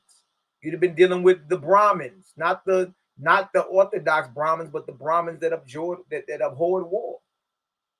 You know what I mean? You'd have been dealing with the real peaceful Buddhists, not the ones that take up arms. So these brotherhoods of light were all over this earth. And they live separate from the orthodoxy. And if you don't know that, bro, you ain't nowhere near ready to holler at us. In the world, apart from Israelites at this time, the YAH'S Bible calls idolatrous tribes that are round about them. So what are we reading? We're literally reading in the book of Ezra, page 595 in the YAH'S Bible, that the God of the YAH'S, Jehovah, regards the Hebrew people as his chosen people. Yep, he also says all people are his chosen. All you got to do is choose creator if you want to be chosen. So Israelites are chosen if they decide to live according to their higher light, right? But so are the East Indians, so are the Asians, so are the Arabs, so are the Africans. To be chosen, you have to choose the creator. You feel me? And let go of that mark of that beast, which is warfare and flesh eating. That's how. You know what I mean? And notice it was inspirational from the higher heavens. Watch this. People whom he inspired took from all the nations, separated them from the heathen and the idolatrous tribes. But let's take a step further. What did he do with the Hebrews? And thou and thy host shall abide with these mortals hundreds of years, reestablishing them in peace and non-resistance, after the manner of the doctrines in the Essene worlds. And thou shalt call them Essenes. So in the YAH'S fable, what they do with— So you know about the Essenes, according to Josephus, Book of the War of the Jews, Book 2, Chapter 8, Section 19. The only ethnic Israelites were the Essenes. The Pharisees and the Sadducees were Herodians, the majority of them. So when I finally read YAH'S, and it's like, yeah, the Essenes, and they were inspired by angels. You know what I mean? A certain group of angels at that. You know what I mean? Pharaoh and them, who had persecuted their forefathers hundreds of years earlier, had to do a redemptive work in the spirit world and then inspire these 700 Israelites to separate themselves and live after the directions of the angels of the Creator. Right? Yahshua was of this same order right here. You see? So what you doing is, I'm glad you finally went to YAH'S, because boy, you just been in Exodus the whole time. What is this? Escrow? Escrow. I don't know what chapter that is. 42. It got to be in the 40s, maybe in the 50s. We'll find it. Fact of the matter, you went there. But yeah, the Essenes, Israelites. The Israelites is they take them and give them a whole new name, that they may be distinguished from all other peoples. I'm going to speak to Sarnetta and I'm going to speak to the audience, because I know that in addressing those two, the audience is Sarnetta, I know I'm talking to people with intelligence. Man, y'all see him trying to throw shots. I know I'm talking to people with intelligence. Bro, you a goofy. I thought you was more solid than that, bro. You straight goofy. I don't know, and people paying you to learn from you. Y'all, these niggas is fleecing the flock, man. You goofy, like you ain't even no solid one. Like, why is you even like trying to talk like bro on some shortness when it comes to his mentals, when you the one getting ragdolled? You the one all off topic. You ain't showing like, look, even this what you read. No, YAH'S shows how YAH'S is better than what you read. You ain't read nothing in the Bible that connect the Essenes with the real Israelites. Like what you're reading out of YAH'S is proving Selah's point. It ain't proving your point. This cat is a goofy, man. Like, and again, trying to handle something he don't know nothing about. Keep trying to tell y'all, man, watch these cats. If we are to believe that the YAH'S Bible is better than the Hebrew Bible, and the God of the Hebrew Bible is wrong, mind you, that God's name is Jehovah, then why is it that the Jehovah of the YAH'S Bible, as we can clearly see with our own two eyes, is the one that inspired the Hebrew Israelites to do what they're doing? I hope everybody's seeing the clear contradictions. Not only does his book plagiarize the name of the Hebrew God, and we say plagiarize because plagiarization involves chronology. The YAH'S Bible speaks of Buddhism, Islam, Christianity.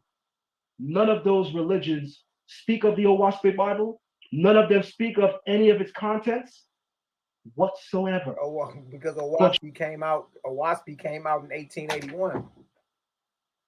Right? What you need to be asking yourself is how are things written in YAH'S in 1881 but wasn't recently verified until the early 21st century or late 20th century, making YAH'S a primary. Like your arguments are weak. No, Christianity wouldn't be talking about YAH'S. No, because the Quran wouldn't be talking about YAH'S. Why, genius? Because it came out in 1881. Right? It's for this day. It ain't for all the way back then, even though it has history from all the way back then. That is being verified through archaeological discoveries, findings, excavations, and all that. One example is Göbekli Tepe. Right in this, dated to the very same arc cycle that YAH'S says the first astrological observatories were being built, and under whose inspiration it went forth. You feel me? Like this is weak. He ain't really doing that. And what he just pulled out of YAH'S proves Selah point. It's better. Your book acknowledges them, which means your book came late. It's what we call plagiarization. But all right, and then okay, so those in Kemet and those in Samaria and those in Canaan can say the same thing about the Bible. It came late, and they got similar stories and all that extra. But you don't want to go for that. You want to talk about plagiarization. The 7-day creation story is directly from the 7 tablets of creation. What are you talking about? You don't want to talk about plagiarization and lying pens of scribes and all that. Man, look, just stop while you ahead, man. Like, these are weak arguments. It gets spicier. So I don't know how much time I got. All right. You got 4 minutes and 17 seconds. All right. So as we pointed out, the biggest contradiction of the night, the brother is here condemning the Hebrew Bible and its creator, Jehovah, even though the very Bible that he's coming out of, the YAH'S Bible, speaks of that same Jehovah. And as I just showed you, that same Jehovah was with the Israelites and inspired them. But it gets deeper, y'all. Let's go further. Where are the Egyptian people in the YAH'S Bible? Sarnetta and audience, don't you know in the Israelite Bible, in the book of Isaiah chapter 19, God refers to the Egyptians as his people? See, when we speak about the chosen race, there are several chosen people in the Bible. Israel is given preeminence, but that is not the only people that the Bible speaks of as being God's people. Egyptians, black people, are called God's people. But what are Egyptians in the YAH'S Bible? Watch this, Sarnetta and audience. In book 17, it says, chapter 17, it says, God proclaimed the day of recreation in paradise, that the inhabitants might meet Moses and his hosts, rejoice therewith, and great was that day in paradise. On the following day, listen to this, the YAH'S Bible says, Moses departed for the Egyptian people that had been, where are they? In hell, with Nugon, going to the place of deliverance. In the YAH'S Bible, the Egyptian people are in hell, and their leader, Nugon. Nugon, by the way, Sarnetta and audience, is who the YAH'S refers to as Pharaoh. He says that the YAH'S Bible is scientific and it's historical. So I have a question for everybody. What Pharaoh in history has the name Nugon? I will never speak in any community ever again in my entire life if you can show me a Pharaoh named Nugon. The hell are we talking about? Man, do y'all? Oh my God, bro! Like, are we gonna play now? So he gonna play the name game, huh? So you gonna act like Khufu don't have several names? You gonna act like all these different pharaohs and personages in Egypt don't have different names and not known by different titles? Who cares if you ever heard of his name being Nugon? What does that matter? What does that matter? Because you never heard of the name New God. Listen to the message. Now trip off how garbage this is, and I'm gonna show y'all he ain't being genuine. And stop trying to deal with a waspy. You don't know nothing about that. And notice what you reading that had been in hell with New God, going to the place where of deliverance. Moses is going to deliver them out of hell. Why they're in a place of torment? Because of the evil that they did to Moses and his peoples when they were alive and on the earth. So once they crossed over, they ended up in torment. But see, that's the old Waspy explained. You know, no one's in torment forever. Eventually, you get brought about of torment, and now you got to go through your judgment. You got to do a righteous work of redemption so you can raise further up. You know what I mean? And not be bound to the earth. You see? So yeah, the Egyptians who persecuted and destroyed and killed Israelites, you know, when they crossed over, found themselves in torment. But this verse right here is talking about how Moses in the spirit world has to go deliver Pharaoh and his hosts out of torment because Moses actually cursed them when he cut that Passover lamb throat. You dig? That was never ordained or sanctioned by by the Creator. Moses did it, right? And he put a curse on Pharaoh because Pharaoh was a harsh slave master to us. So that curse follows Pharaoh even when he crossed over and he wound up in torment. But because Moses cursed them, Moses had to deliver him. Waspy teaches that whatever you spill, you got to clean up. So Moses, even though he was in paradise chilling up in the libraries, getting some more knowledge and advancing, when he seen them come for him, he already knew. I never cleaned that up. I got to go clean that up. So Moses immediately went and cleaned it up and delivered Pharaoh and his hosts up out of hell. Because they in hell because of their actions and the curse that Moses put on them. You know what I mean? When they was alive. So what he did, he spilled blood and put a curse on Pharaoh. And that curse followed Pharaoh over. So Moses put the curse. Moses had to release the curse. Right? And that's what happened. So this is actually a good story because it's talking about Moses cleaning up his mess and those who was evil during the flesh, you understand, found themselves in torment, but eventually got delivered out of it. So after he does his rant, and I peep what he tried to do. He tried to go ahead and throw the whole comedic hustle down real quick. Sign that up. Look, Egypt is in hell. Don't read that. You know what I mean? No, Jack, we do this for real. We finna go show y'all Pharaoh, and his redemptive work and what he had to do. You know what I mean? Tie it all in. Let's keep listening to this clown, man. This is horrible. Crazy. Cut! Your books. How is he cut? What do you mean? Because Pharaoh was identified by a name you never heard before? Huh? Stop it, man. Like you know he cut. I won't teach no more on any platform because you know you ain't supposed to be teaching. You know you're winging this, man. And you gonna hang this up on a name you never heard of before. So what? You ain't never heard of it. What does that mean? Moses is still going to deliver him out of torment.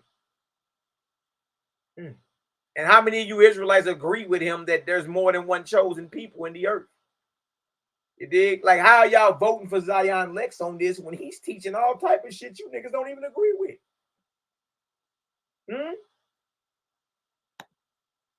Says that the Egyptians are in hell. As much as the Bible speaks about Egyptians, it never says they're in hell. The Bible even speaks of the Egyptians having great wisdom. It says, the Bible even speaks of the Egyptians having great wisdom when it says, and Solomon's wisdom was even greater than that of Egypt and even greater than the men of the East. So I'm having a conversation about basketball and I'm telling my homeboy, yo, y'all got to check out LeBron, man, because I feel like he's better than Jordan and I feel like he's better than Kobe. That's a fair comparison. When we're making comparisons are always made between people with like skill sets. The very fact that the Bible put Egypt and the wisdom of the East on the same level playing field is the Bible acknowledging that there's great wisdom in Egypt. The Bible refers to Egyptians in the book of Isaiah chapter 19 as God's people. How come with all the passages, Selah, no Shalom, you telling people all of the greatness of the YAH'S Bible and what you believe is the falsehood of the Hebrew Bible, and how much the YAH'S Bible is aligned with all of the good things in Kemet? Well, why don't you tell them the YAH'S Bible speaks of the Egyptian people being in hell? Why you ain't tell them that part? You got to be kidding me. And I'll yield. Time. Okay, he yielded. And then his last round, he going to get in the fall of Fort Sumter, and that's what's going to bury him. Because we got the book, and we going to pull it up, and we going to read it, man. Now, let me show y'all what the YAH'S is even killed across the board. If you do evil, you got to do righteousness to make it right. If you spill it, you got to clean it. So let's go show what happened to Pharaoh. Let's go see what happened to Pharaoh. This is, like I'm saying, like he ain't even reading the whole story. And I've noticed he's showing portions of the book like he about to do with the fall of Fort Sumter. He gonna do the same damn thing, man. Let me show y'all this, man. This is beyond these. I can't even believe he tried it. Why would he even try it? You know what I mean? Look at this. God's book of Esther, chapter 42, the birth of Joshua. God, Jehovah's son, was wise above all these trials, for he had the light of Jehovah's kingdoms with him. And it shall be shown presently how much farther ahead the plans laid out by Jehovah's sons are compared to those plotted by his enemies. Because Pharaoh, listen, Ben Levi, this man. Because Pharaoh persecuted the Israelites, Moses put a curse upon Pharaoh. Then after hundreds of years in the lower heavens, behold, Pharaoh was cast into hell, and then into chaos. And no one but Moses could deliver him, as has been previously described. And all he had to do was keep reading, and you would have seen that was a story of deliverance. The Egyptian people are in hell, and all the wisdom of the East. And he over here trying to appeal to the committee. He over here trying to appeal to the Jabaris and them, even though he just ran from Jabari. Only Moses could deliver him because Moses is the one that put the curse on him. It tell you right there, because Pharaoh persecuted the Israelites, Moses cursed him. And then once Pharaoh crossed over, he found himself after hundreds of years in the lower heavens, he was cast into hell and then into chaos. Look at this. So that was a deliverance verse in YAH'S he was reading. That's a beautiful thing. Ain't nothing bad. Look at this. So Moses descended from the higher heavens and delivered Pharaoh. That's the Nugon cat he was talking about. Okay, we'll say Pharaoh then. And delivered Pharaoh, and he provided Pharaoh a new name, Elays, and sent him back to the earth to labor with who? The Israelites, in order to fulfill his shortness and righteous works. Elays therefore became a willing volunteer, and many angels with him. This is what happened. He got delivered out of hell, right? And was sent back to the earth to inspire Israelites, right? Because guess what he had to do? This is his judgment he had to go through. He shortened righteous work, so he got to fill that up before he can not be bound to the earth. Because he persecuted the Israelites, Moses put a curse on him. He found himself in the lower heavens, then in hell, then in chaos. So here comes Moses, and he comes and delivers. Gives him a new name. Now, guess what? This is your judgment. You got to go back to the earth, labor with the Israelites. The very people, the children of the people you persecuted, slave master got to make that right. Slave master has to make right what it is he did when he was living in this flesh. So if he persecuted your foreparents, your foreparents got some get back on that ass when he crossed over. He got thrown in hell, chaos. He got delivered. And guess what slave master got to do? If he don't want to be bound to the earth, he got to become a willing volunteer to inspire the very children, the descendants of those that he was subjugating, dominating, and killing. If he won't out of this so-called prison called earth. That's cold. That's cold. And that's what all slave masters have to do. They get their ass kicked, thrown in hell, get tormented for a couple hundred years, get delivered. You want out this prison called earth? Well, you got to go labor with the children of the same people you were subjugating and dominating. Pharaoh say, shit, bet, I'm with that. Easy work. In order to fulfill his shortness and righteous works, Elias therefore became a willing volunteer and many angels with him. And these angels, look what these angels did. And these angels inspired 700 Israelites to separate themselves from all other people and to go live by the direction of the angels of Jehovah. Moreover, the angels inspired these people to call themselves who? Essenes, as commanded by Moses in heaven. So now you know the Essenes title comes from Moshe. And it means spirit man. S-N-O-W-A-S-P means spirit. So spirit man. All right. In contradistinction to the flesh. Here the definition is right here for any mealy mouth misfit. That is followers of the spirit. In contradistinction to those who follow the dictates of the flesh. Today we know them as who? Essenes. Essenes. All right. Right in O-W-A-S-P. Oh, let's go back. Hold on. I got you. Right back at it like I never left nothing, baby. Right back. Watch this. Look what they do. These Essenes were therefore a separate people, pledged to the Creator, to have no king or earth ruler except the rebels, and they dwelt in communities and families of 10s, 20s, and 100s, holding all things in common. Sound familiar? But in marriage, they were monogamatic, nor would they have more than one suit of clothes each, and they lived on what? Fruits and herbs, veggies only. Nor did they eat fish or flesh of anything that had ever breathed a breath of life. They bathed every morning at the sunrise and worshiped before the altar of Jehovah, doing in all things in the manner of the ancient faithers, by virtue of the angel hosts who were with them. They did these things, and they held communion with the angels of heaven every night before going to sleep. Elias said, this is Pharaoh. This is Pharaoh. And Pharaoh and his angelic hosts are inspiring these Israelites to call themselves Essenes and live separate. Elias had said, because I persecuted the faithless. Remember, Pharaoh is Elias.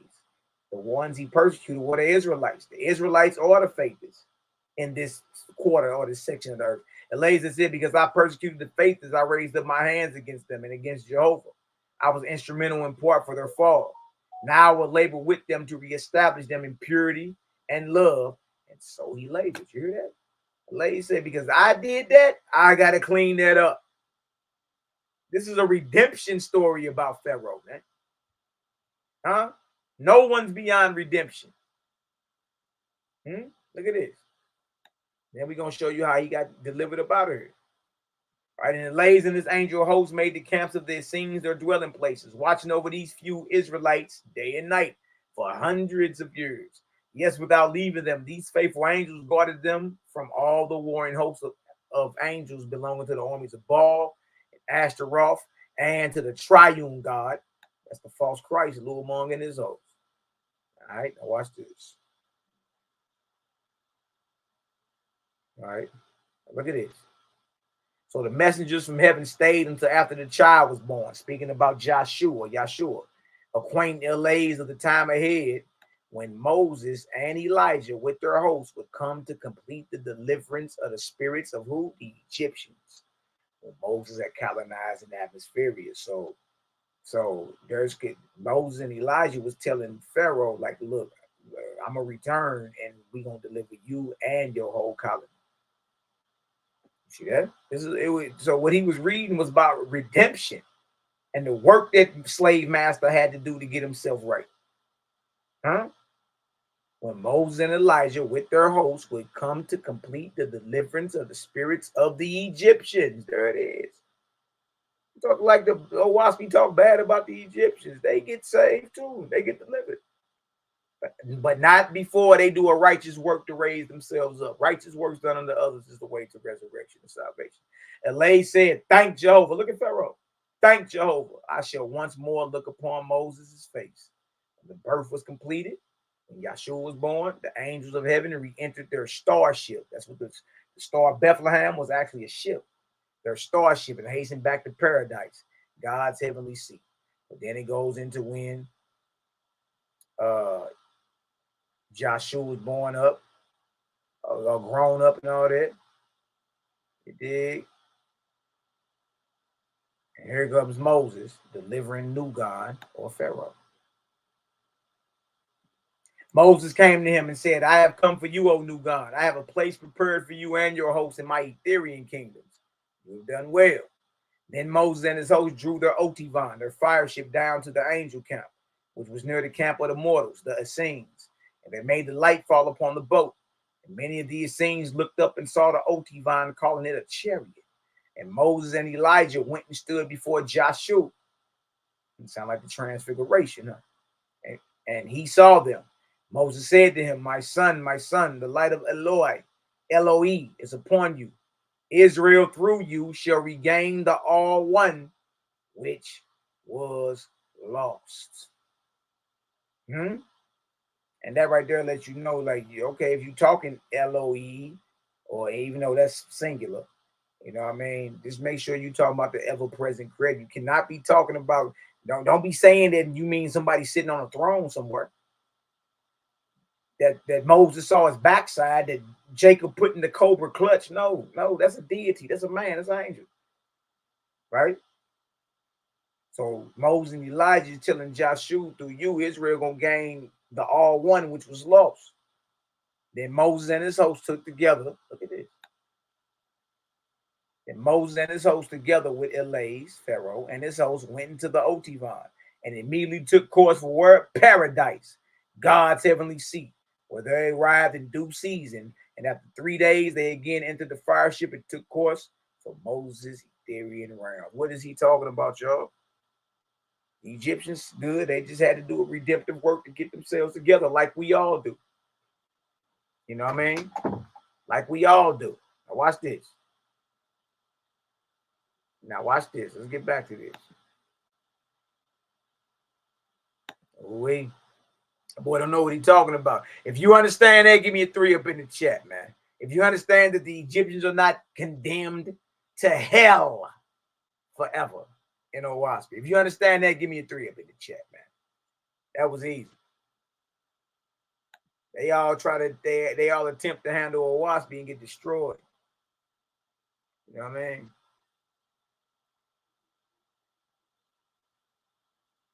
Yeah, he is looking like a retard around here, man. Like, come on, man. I actually thought more of you than this. This is easy. You got 45 seconds left. I yield. Time. This is easy. All right. I yield. You better yield. You ain't got nothing to say.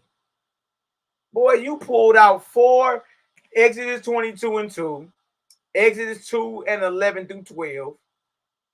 You went to escrow one time, and then you went to book 17 in OSP. Bro, listen to me. Through 2 rounds, Zion, Ben Levy, you only done pulled 5 verses. No, 3. 3 out the Torah and 2 petty attempts out the OSP, man. Stop that, man. You only went to Torah 3 times. Selah done put a 50 on you, boy. Who y'all talking about oneness? Man, woo! Damn. This is what's up. This is what's up right here. That's what I'm talking about.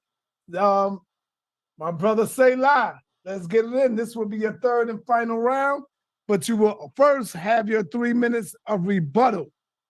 First and foremost. Oh, Waspy. All right. See it. Zion ain't playing. He coming with his right there. My man, where you at, brother? Unmute yourself.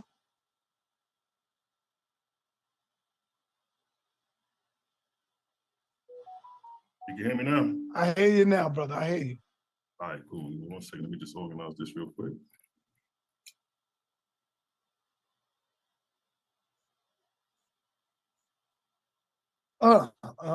That's what I'm talking about. For those of y'all who ain't seeing this debate, y'all missing it. Hold on. 1 second, Ken. Let me just get this on the screen real quick. Yes, sir. Whenever you're ready. You got 3 minutes in this rebuttal.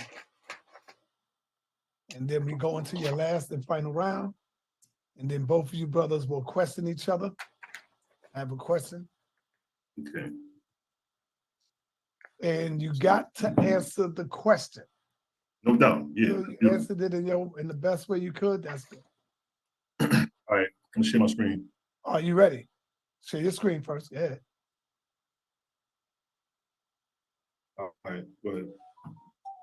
Screen is sharing. You ready? Yeah. Time stop. All right. Now, when he's in his first round, he's talking about John Newell and the white man. Do you know that the book that he was reading out of the first round is this guy right here? When he was talking about the billions of years of scientists have proven in this book that he was referencing, it's this guy. This is not the Bible we're referencing. He's referencing a white man. He's accusing John Newell of being a white man and all this, but he's referencing a white man in his first round. Silly. Now, coming back to this right quick, I told you that the Hebrews got the language from the Egyptian hieroglyphs. The Proto-Semitic inscription comes from the Egyptian hieroglyphs. So the concept of El comes from the Canaanites first. But according to his Bible now, and keep this in mind, Hosea 13:4, and the Lord God is from the land of Egypt. Here's the inscription proving his God is from the land of Egypt. But not only that, according to the Torah, Canaan is a cursed people. The same African Canaanites who gave the Hebrews the concept of a God is cursed in his Bible. Genesis 9:25, and cursed be Canaan, a servant of service he shall be unto his grudges. So how can Zion Lexx be promoting a plagiarized Hebrew language he got from a cursed people? You got to sit on that. Now let's move forward, because his round's garbage. That was garbage. He didn't have nothing to combat his God killing 45,000 of his own people in 3 days. Now, which book is better for our people when it comes to understanding the title and ranks of angels who is God? Again, I showed you that Jehovah is not a creator. Jehovah is the creator and not a deity. Again, verse 23, behold, I am the ever-present, not in the figure or form of, not in the image of man, but I am what the all space, all place, doing my will through my angels and through what? The souls of men. So the creator, you have a direct connection to the creator. See that? Book of Siddhartha, son of Jehovah. Jehovah lives and reigns. What? The highest and never to be reached. The forever beyond and yet ever present. This is how Jehovah is described in the YAH'KI. I just read his God is over there killing his own people, 45,000 in a day. So who you worshiping? Which God you worshiping? We're not worshiping a God. We're worshiping a creator. How can Jehovah answer? Does he have lips and a tongue and mouth? Jehovah is the soul of all things. He speaks to soul. His voice has many names. By the heathen and adulterers, he is called what? Consciousness. What is consciousness? An inner feeling or voice viewed as an acting as a guide to the rightness or wrongness of one's behavior. And what does it say? That small, still voice. So you have a direct connection to the creator. You don't have to go through no middleman, no savior. What is our purpose on earth? Book of Jehovah, chapter 2, verse 2. Jehovah said, the ever-present, I created the earth and fashioned it and placed it in the firmament, and my present brought man forth the living being. And I gave him a corporeal body so that he may learn corporeal things. And what? I made death so that he could rise in the firmament and inherit my Etherian worlds. So our purpose is to inherit the Etherian worlds. What are the Etherian worlds? Book of Jehovah 2:6. In the all highest places, I created the Etherian worlds, and I made them of all shapes and sizes, similar to my corporeal worlds. But I made the Etherian worlds inhabited both within and without, with entrance and exit, and arches and curves, thousands of miles high and wide, and colors and movable chisms, mountains of endless change and brilliance, and overrule I them with perfect machinism. To them I gave motion and orbits and courses of their own, and I made them independent and above all other worlds in potency and majesty. You into your final round. You into your final round. You hear me? This is what our creator has in store for us.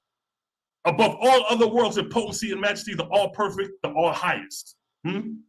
Book of Jehovah, Fragment 3:14. For so great is the inventive power of the great spirit that never twice alike will one find the scenes in the Etherian worlds, but radiant, each differing and all movable, moving into everlasting change, as if one were to outdo the former in beauty and magnificence. This is what the creator got in store for us. Now, that from the little that have been demonstrated in the world of governments and principalities being manifested on earth, you may be taught that similar organic bodies exist in heaven, belonging to the earth, which heavenly places and governments were caused the forerunners of good governments manifesting among mortals. Understanding what God's position is in the heavenly kingdom.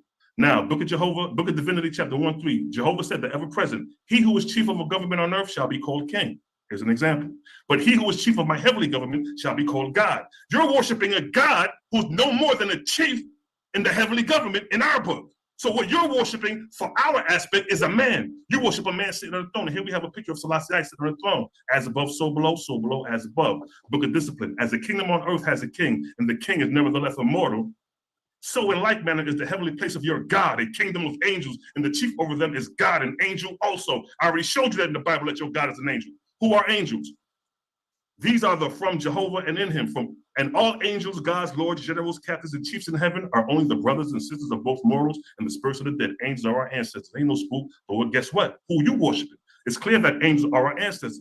Biblical God, Jehovah, is an angel. Acts 7:38. The angel which spoke to him in Mount Sinai spoke to who in Mount Sinai? Moses. Acts 7:53. Who received the law by the disposition of angels? It was only one nigga who received the law, Moses. And your own book is telling you angels is who gave him the law. And he gave it to Moses when he had made an end of communicating with him on Mount Sinai, 2 tables of testimony, tables of stone written with the finger of God. So your Bible is telling you that your God is an angel. We don't worship angels. The God, true one, Jehovah, according to the Bible, is an angel. Or watch be described the creator as the ever-present. So you worshiping an idol, a false God, claim Jehovah. Book of Jehovah 7:9-12. And I allude unto you a chief who is wise and experiencing founding heavenly kingdoms, and he shall appoint from among you officers, messengers, ashards, asaph, esnurs, and you shall be numbered and appointed to your labor place and like other lower heavens and other worlds. So this heavenly system ain't nothing new. It's new to you because your false God ain't telling it to you because you worshiping a false God, assuming to be the creator, sitting on the throne. He who is chief shall be called God of this heaven and this earth, which are now bestowed in his making. And God shall have a council in the throne within his heavenly city, and the place shall be called Horeb, because it is the first kingdom of God in this firmament. And God shall rule on his throne, for it is his, and his council shall rule with him. In my name shall they have dominion over angels and mortals belonging to the earth. Now I told you that they God in the Bible sits on the throne, but that's claiming to be their most high. Or watch me is exposing the benefit of knowing this is that God is not the most high. So who you worshiping in the Bible as the most high is a false God, because he's not. The benefit to knowing this is to knowing that God is not the most high creator. So if you're worshiping a God, that God is false. True God, who's down with his Father, our Father, the creator, don't want you to pray to him. Don't want your prayers. Just want your brotherhood. Just want your brotherhood. You feel me? Here to inspire you because you raising up helps him raise high. Huh? That's why it's beneficial, because all our people are into deity worship or worship a God.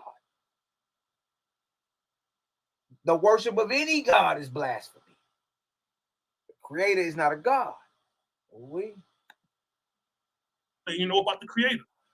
Book of Sitati, son of Jehovah. Behold, this day I have given you a kingdom and atmosphere and made you God before all the kingdoms of heaven. This place by your place and mine also shall be your place and mine also. Here you shall dispense what? Wisdom and laws, and appoint officers in my name by virtue, by power. Didn't your God create laws? Didn't he give Moses laws? This is what they do in the heavenly kingdom. And your kingdom shall be like 2 kingdoms, one with the host of heaven and the other on the earth. Over these your lords, for they are the judgment seat and creator of order over the whole earth, and the heavens belong to the earth. So a God is nothing more than a king or a president to govern a kingdom, but you classify this God as the most high.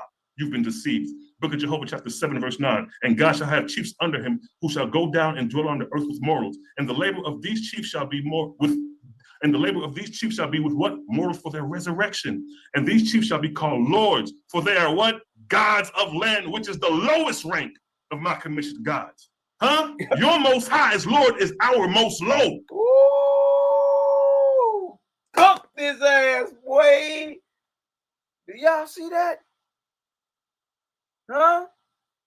And the labor of these chiefs shall be with mortals for their resurrection, and these chiefs shall be called lords, for they are gods of land, which is the lowest rank. The lowest rank of my commissioned gods is the title Lord. And we run around talking about we worship the Lord. Man. That is crazy. How about there are men walking this earth that people call Lord? So the Lord can't be the creator. Men are called God, so God can't be the creator. Men are called angels, so angels can't be the creator. You deifying creator. You doing that, you blaspheming, because the creator you never look or see creator as you see one of us. The moment you do that is when you turn creator into an idol. Creator is ever present, all in all, above all, within all. Always was, is, and never shall be. You know what I'm talking about? Watch this. A Lord God, a Lord is the lowest rank in the kingdom. So here you have a Lord which is a land god, and Jehovah in the Bible is described as a land god. Precept, compare, and contrast. Torah, Genesis 3:8, and they heard the voice of the Lord Jehovah God walking in the garden of the cool of the day. What did the YAH'S say a Lord God is? A land god. You niggas is worshiping land gods, walking in the cool of the day, while the YAH'S is describing the Jehovah. That sounds funny as a mug. Walking in the cool of the day. Man, that sounds funny as a mug, boy. Walking in the cool of the day. Dang. As the ever-present. Behold, Jehovah, I am ever-present, not in the figure or image of a man. I am the all space and place. So YAH'S is cutting your God because Jehovah in the YAH'S is described as the ever-present, while your God sitting around walking through the garden as a land God, looking for Adam. I thought he was all-knowing. Why is he looking for Adam? The book of Judgment, chapter 25, verse 1, God said, in the cities and countries, places, I have innumerable lords, apportioned to district and to morals and angels with them. My lords know the rates and grades of their people and their occupation, aspiration, labor, behavior, private and public.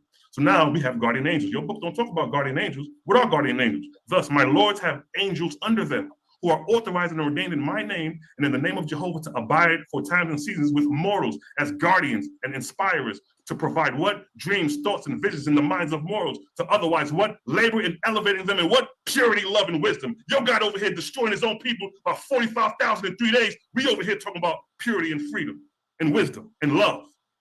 This is what the YAH'S is teaching us. Therefore, of you who are appointed by my God and Lord as guardians over mortals shall be called Ashars. And those who are appointed to receive the spirits of the dead in the heaven shall be called Asafs.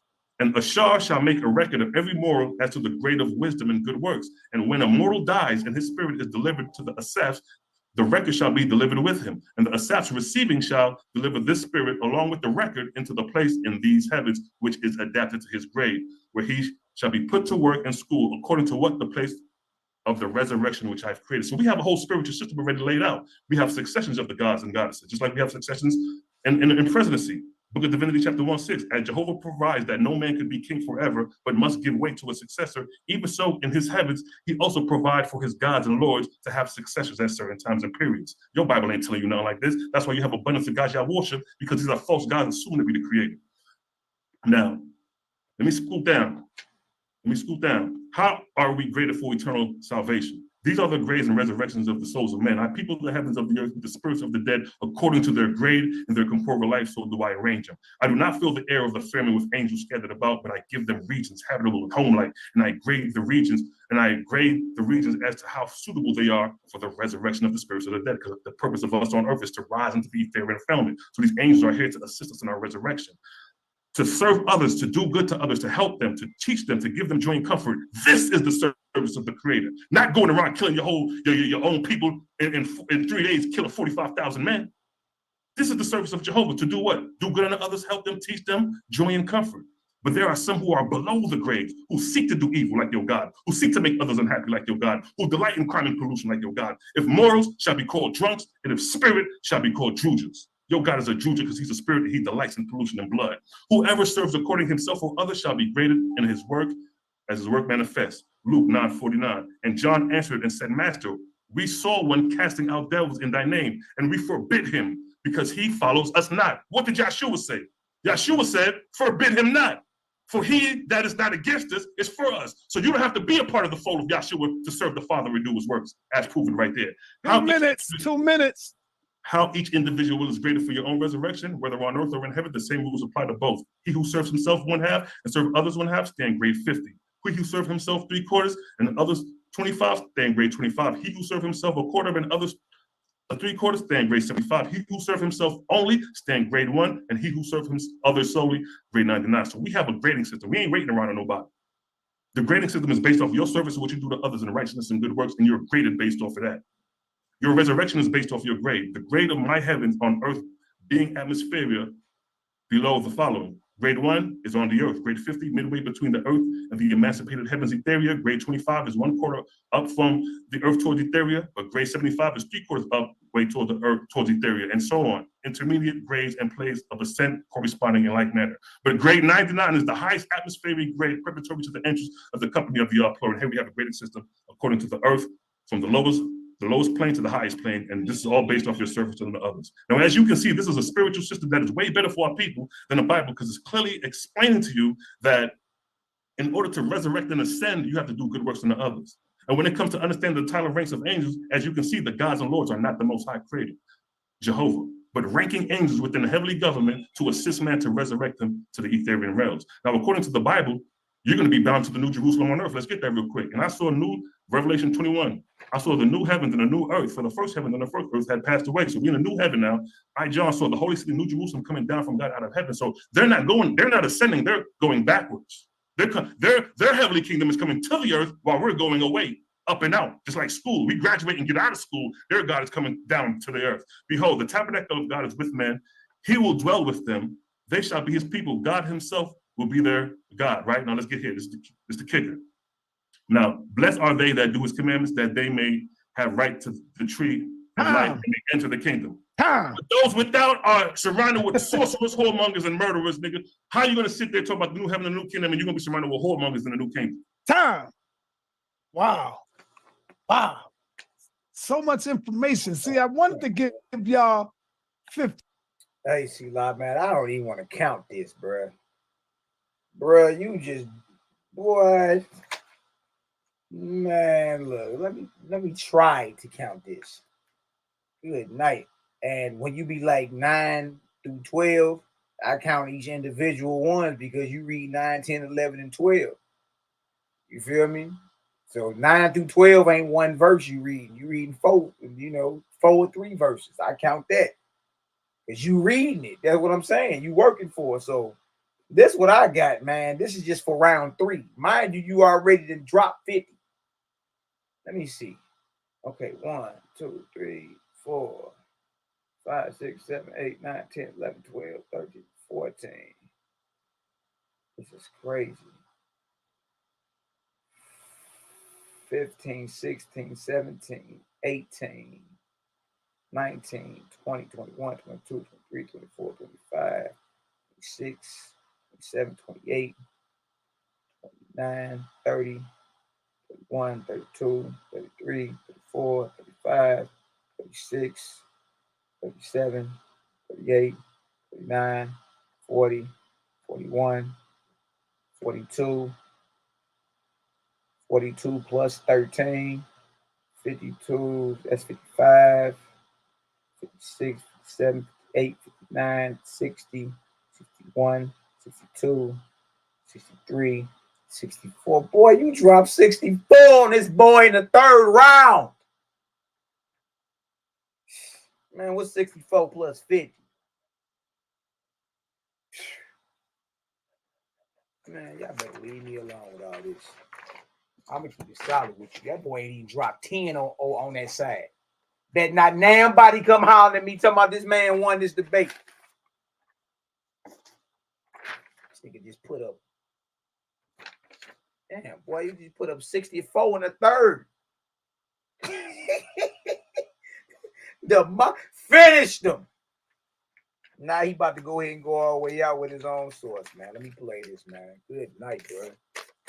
Shit. They did worse.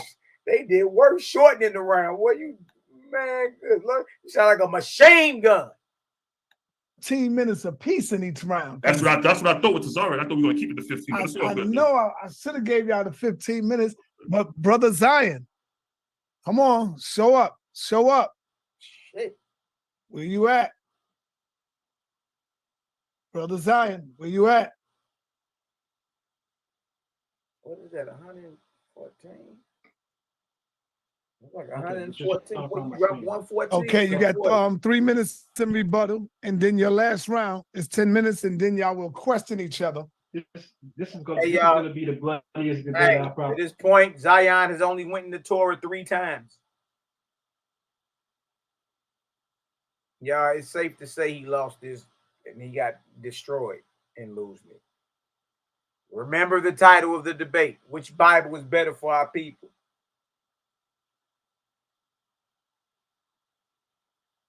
You did? And I know that hurt a lot of y'all, man. Y'all rock with Lil Ben Levy. You did? But that boy just got destroyed. He has not one time went into his Bible or the Torah and showed how it is better for the people. So if you come hollering it, and look, I'm being objective. That's not being biased. I'm being objective. I'm sitting here writing down every verse that both these brothers go to.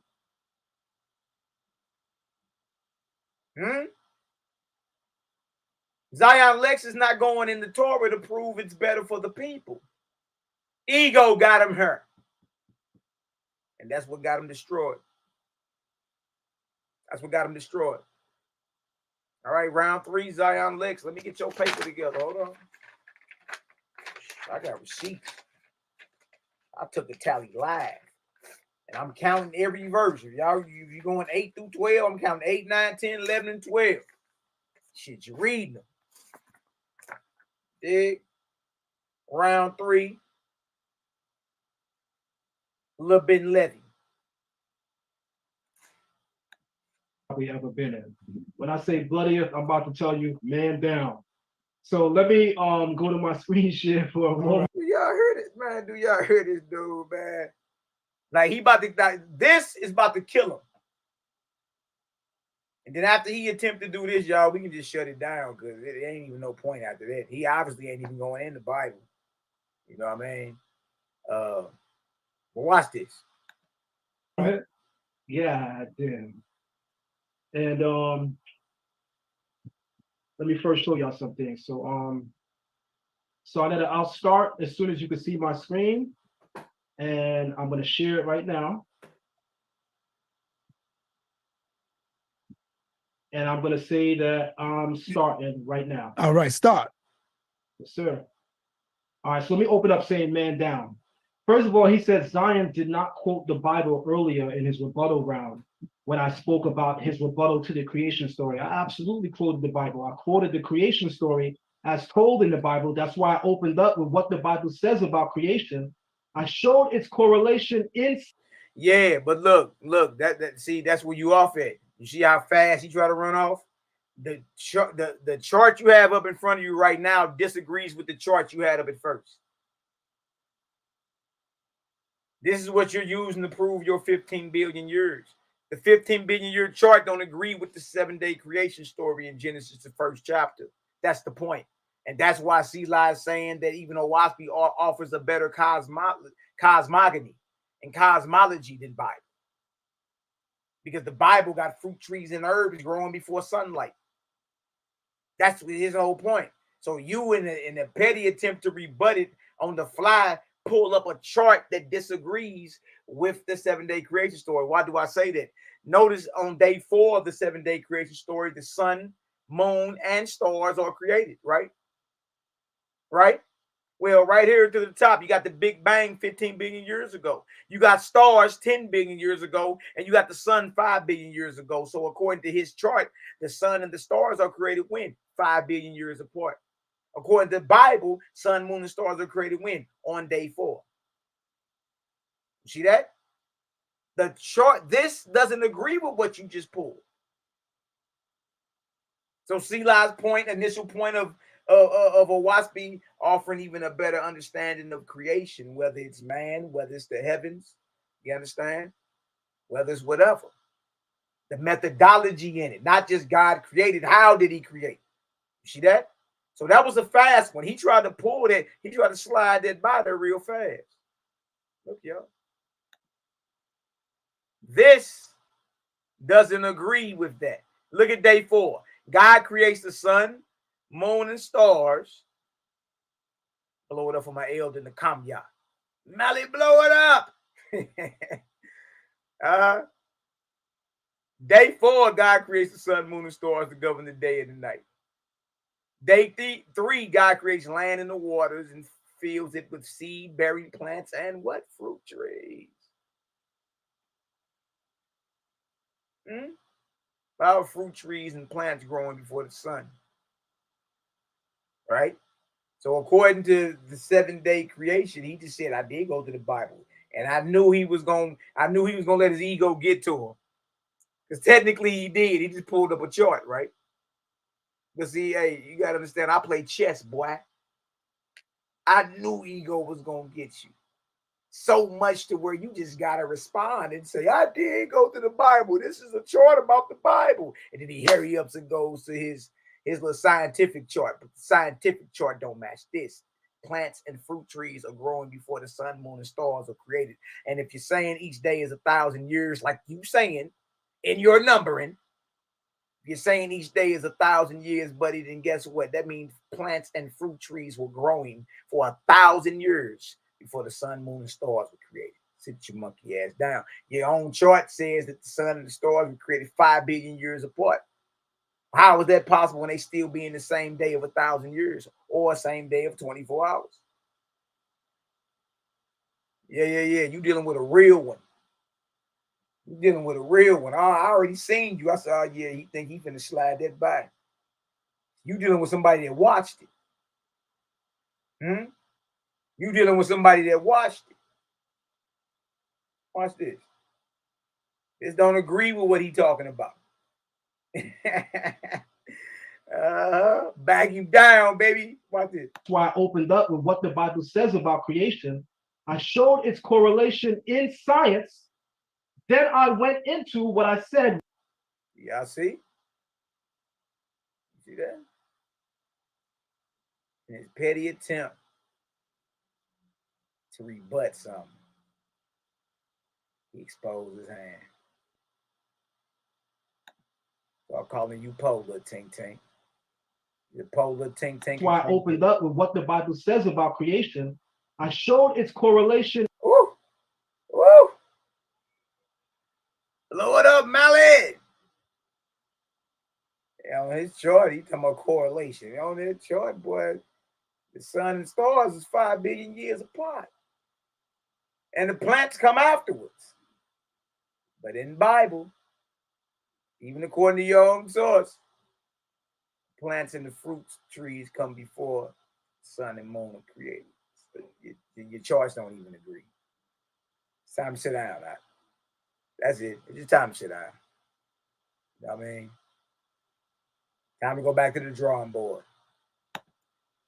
In science, then I went into what I said was an esoteric commentary from the Israelite oral tradition produced by Rabbi Isaac of Akko. Now, what he just did was really serious. I already showed that in the beginning. Rabbi Isaac of Akko is a Sephardic Jew, just like YAH'KI. Right? And just because you a Sephardic Jew living in Spain in the 1300s, don't make you a nigga. He quoting that as if he knows, as if he got a picture of Rabbi Isaac Shemuel of Akko. You ain't got no picture of him. No picture you got of him. You don't. He's assuming this is an Israelite ancestor, right? Just because they're Sephardic don't mean. I show pictures of Sephardic Jews. They wasn't Bantu niggas from the Congo. They wasn't even the niggas from over here in America. They something totally different. They like Bedouins. If you talking about the Sephardic Jews in the Mid East and North Africa, they like Bedouins. You dig? So yeah. So this whole breakdown is disingenuous. And we read where the numbering that Rabbi Akko and YAH'KI arrived at, how that was we debunked that in the beginning because neither one of them believed they were in the 7th Shemitah cycle. YAH'KI believes, I believe, the second, and the author of the Sefer HaTamuna believed the 6th. And if you're not in the 7th, the numbering for 15 billion years is off dramatically. See, we even debunked your little numbering thing in the beginning. Silly. I want to say stupid. Because he said, I want to say stupid. Nigga, man, look. He pulled up a picture of the author of Immortality, Resurrection, the Age of the Universe, of which the author is Ari Kaplan. But Ari Kaplan is not the one that says that he came to the number that the universe is 15 billion years old. The same number, by the way, that science says. Y'all pay attention. This is where he hangs himself. Because he's accusing Selah of reading something in a book from YAH'KI that YAH'KI didn't say. Remember that? Because he about to go into a book called The Fall of Fort Sumter. Well, you're going to regret the day you skipped across Macabee plate, boy. You're going to regret that day. Damn, this nigga slowed me all the way down. Chopped and screwed me. Yeah. Yeah. Yeah. Yeah. What you accusing my bro of doing, nigga, you did it. And the whole world about to see, Jack. You know what I mean? You a fraud. You too smart not to realize what you was doing. That's why I got to come on outside and call you a fraud. You a fraud. Zion Lexx is a fraud. He ain't solid. All that shit is fluff. All that shit is for appearance. Zion Lexx is a fraud. He's showing you it all night. All night. He's shooting himself in the foot. He committed suicide by his own sources. And what he just accused Selah of, he just accused him of showing R.A. Kaplan, a white Jew, a Sephardic Jew, that he never denied, right? But he's like, well, it's in his book, but he's quoting Rabbi Isaac Shemuel of Akko, who lived in Spain in the 12th century, the 1300s. So he, just because he's a Sephardic Jew that lived in Spain in the 1300s, he don't got no pictures of that. He just wrongly assumes that he's a nigga, one of our people. And yes, we go show Sephardic Spanish Jews, and then we go Sephardic Jews in the Middle East and North Africa. They don't look like niggas. They look like Bedouins, Arabs. You want to throw the Moor card out there. Like, come on, man. Stop this madness. Look at this. He said Rabbi Isaac of Akko came to that number. So let's see who Rabbi Isaac of Akko is. Isaac ben Shemuel. Where did he live? Was a Jewish Kabbalist who fled to Spain. When did he live? 13th to 14th century. I say to Sarnetta and I say to the audience, I hope you guys know that the Jews that lived in Spain and Portugal in the 13th and 14th century are one and the same with the Moors. No. That's what I'm saying. Sephardic Jews are not Moors. No. You're blending the Moors with the Jews. You know what I mean? Like, of course you got mixture up in there, but no, they're not the same. You know what I mean? So that's disingenuous for you to do that. The dude was a Sephardic Jew. Just like R.A. Kaplan, we showed it. We even showed images of them. What make them think they you? They not hip hop. They not you. I have Moorish brothers. They will tell you the same thing. 13th to 14th century. In fact, we could begin as early as the 8th century Common Era. The people who live in Spain are Moors. Moors are a conglomeration of Jews or Hebrews as well as Muslims. The Hebrew Moors were also known as Moranos, especially the Spanish-speaking ones. Nonetheless, they were Jews. So he incorrectly said that what I said came from a Jewish rabbi by the name of Ari Kaplan. Ari Kaplan is just reporting what a Black Israelite wrote during more. A Black Israelite wrote. See, that's where the switch come in at. You feel me? Just because you dark skinned don't make you a Negro or a nigga. You know that. You know what I mean? Like, what make you think that's not a Ashkenazi, you know, or a white Sephardic Jew? Because there are white Sephardic Jews, aren't they? Aren't there white Sephardic Jews? So why wouldn't that be true? Like, stop it, man. You like niggas is reaching with all this. Point being, you went to a book that was written by a white man. That's the whole point. And to show your hypocrisy, you went to a book that's written by a white man. You feel me? According to you, about some information a Black man put out. You know what I mean? So there's hypocrisy for you to pull out a white source, the author of a white man, or a book authored by a white man, but then we go into a WASP and it's like, white man. Like, all you niggas is dealing with white men. What are you talking about? Moorish Spain in the 13th to 14th century. But if you can't even understand how to put together basic information, I don't expect you to break down the Bible correctly. And more importantly, I don't expect you to break down your own book correctly. See, so you see he taking shots. He's saying you ain't break that information down right, which Selah did break it down right. Nigga, you went to a book that was authored by a white man to prove your theory of 15 billion years. We debunked you right out the gate. So what you mean? Like, I don't expect you to even know what you're talking about. Now watch this. Now trip off this, y'all. He about to turn around and do the very thing he accused Selah of. Watch this. So I'm gonna stop my time as I go to my next screen. Here it comes. Here it comes. And all right, you got 41 seconds in this rebuttal. In the rebuttal, right? Yeah, okay, and good. then you can go right into your last and final round. Thank you, sir. So you can start. All right. Because he's gonna get a death blow right now. This is where the cut of the night. If you guys know my work, I always save the best for last. So this is where Zion Lexx buries himself, y'all. And this is why I ain't got no respect for dude. Not even a little bit.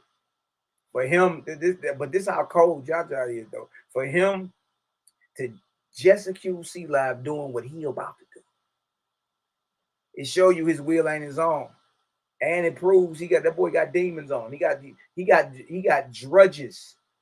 He got a Drugian spirit on him. How do you accuse the man of doing what you about to do? Like, you turn right around and do it. And we gonna pull it right up on the screen, show you how he tried to hide it, and then we gonna pull the whole book up, man. This game over, dude. You know what I mean? You a fraud. You a fraud. You know what I mean? Like, you straight up, you need to be giving all them people their money back and all that, bro. You straight fraud. I want everybody to notice something. He had a rebuttal round before he went into his last round. Did everybody notice that he did not offer a rebuttal for the YAH'S Bible saying that the Egyptian people are in hell? Let me tell you, Sarnetta and audience, the reason why Sar No Shalom Selah did not offer a rebuttal for why the YAH'S Bible has the Egyptian people in hell is because in the YAH'S Bible, the Egyptian people are in hell. Hell! And that your house voice got high pitch. Somebody kicked him in the nuts or something. Hell! We just debunked that, didn't we? Then we showed the Egyptians from Pharaoh and his host being delivered, doing a redemptive work in righteousness. You don't know what he's talking about. And for him to make a statement like that, you know what I mean? Like, I can't even, like, I thought dude was more solid than this. And y'all realize we in this third round, he ain't even went to no scripture yet. That's why he didn't rebut it. All right, because you're in your last round. You're in your last round. Thank you so much. Because he knows good goddamn and well it's inside of his book. So he's going to charge on all these live streams. And even in this so-called debate, because I don't think this was a debate, this was a teaching moment. He's going to say in this teaching moment that the Bible is so wrong and the Hebrew God is bloodthirsty. Well, mind you, I pointed out that the biggest contradiction of the night is that his God identifies with the Hebrew God. The other big contradiction of the night is that his God inspired the Israelites to do what they did. So how are you going to be telling the people? No, inspired Israelites to live after the dictates of the angels of the Creator. Not, the Essenes. Not the entire nation. You act like it's talking about the entire nation. No, it's talking about the Essenes who separated themselves from the nation and lived totally opposite of the Orthodox, who was slaughtering animals and going to war and spilling blood, and you know what I mean? Yeah. So that's those are the Israelites that the angels inspired. You know what I mean? Not the Leviticans. That's what you are, Ben Levi.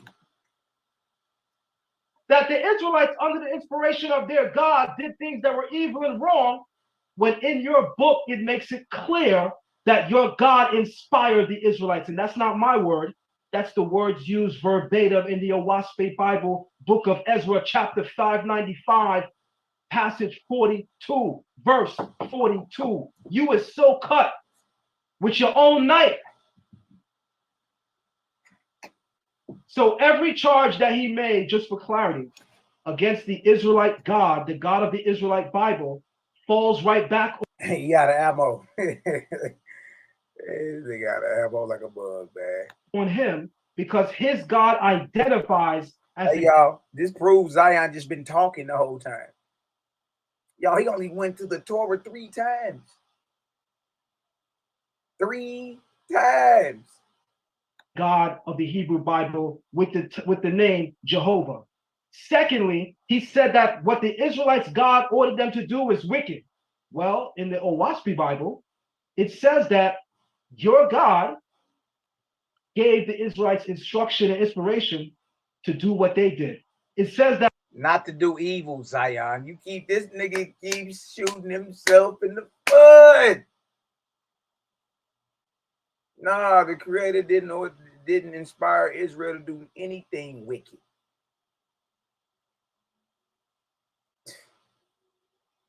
Boy, you always skinning teeth too. Boy, I always catch you with your mouth. Or what the hell is going on with your teeth?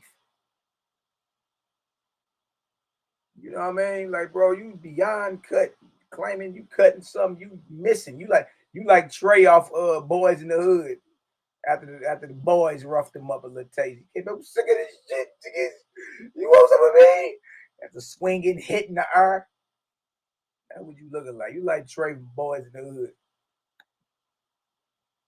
That the God of the YAH'S Bible, the creator, the Jehovah of the YAH'S Bible, took Israel and separated them from all peoples. Isn't that what the Hebrew Bible says about the Israelites? Separated them from the heathen and the idolatrous tribe. No, it was talking about Israel being separated even from their own people and living as Essenes, as the spirit man. And Joshua, the real one, he was after the same order.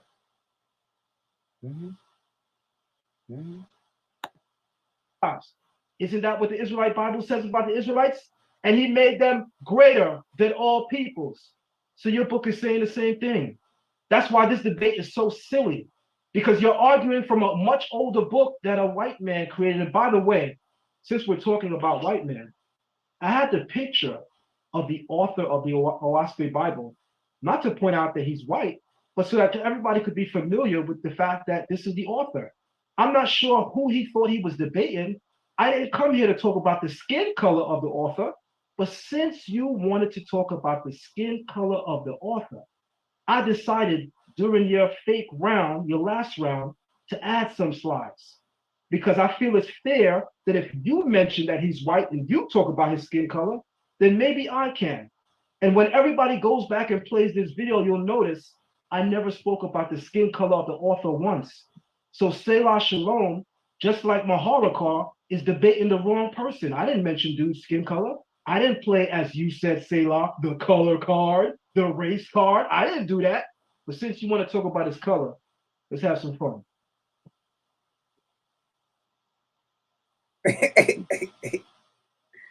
This shit weak. I want everybody to look at the first page, the YAH'S Bible, the words of Jehovah.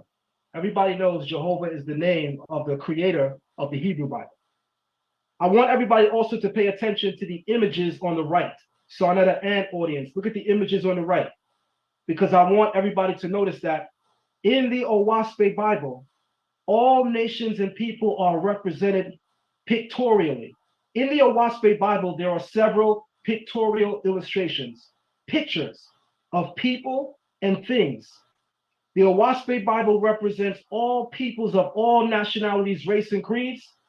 But as you can expect, since a white man wrote it, there's not a single black person represented in any of these illustrations. Let's find out why. Uh-oh. Uh-oh. What's this? John Ballou Newborough, the same guy who gave you and wrote the YAH'S Bible, long before he wrote the YAH'S Bible, he authored a book called The Fall of Fort Sumter. Sonetta, you might want to pay attention to this. Oh, wait.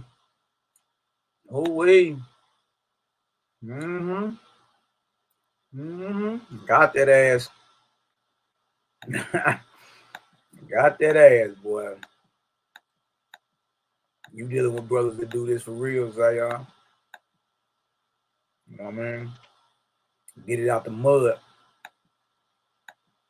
You trip coming outside with this. And only to blame this brother for what you, only to accuse this brother of what you about to do. You walk right up to the pistol, grabbed it, and executed yourself, man. Like, come on, bro. You know good and well you supposed to be way, way more solid than this. Pay attention, Sonetta. And this right here is what Amon-Ra McCarthy said that Zion won the debate based off this. Mind you, he only went into the Torah 3 times, 3 verses. Mind you.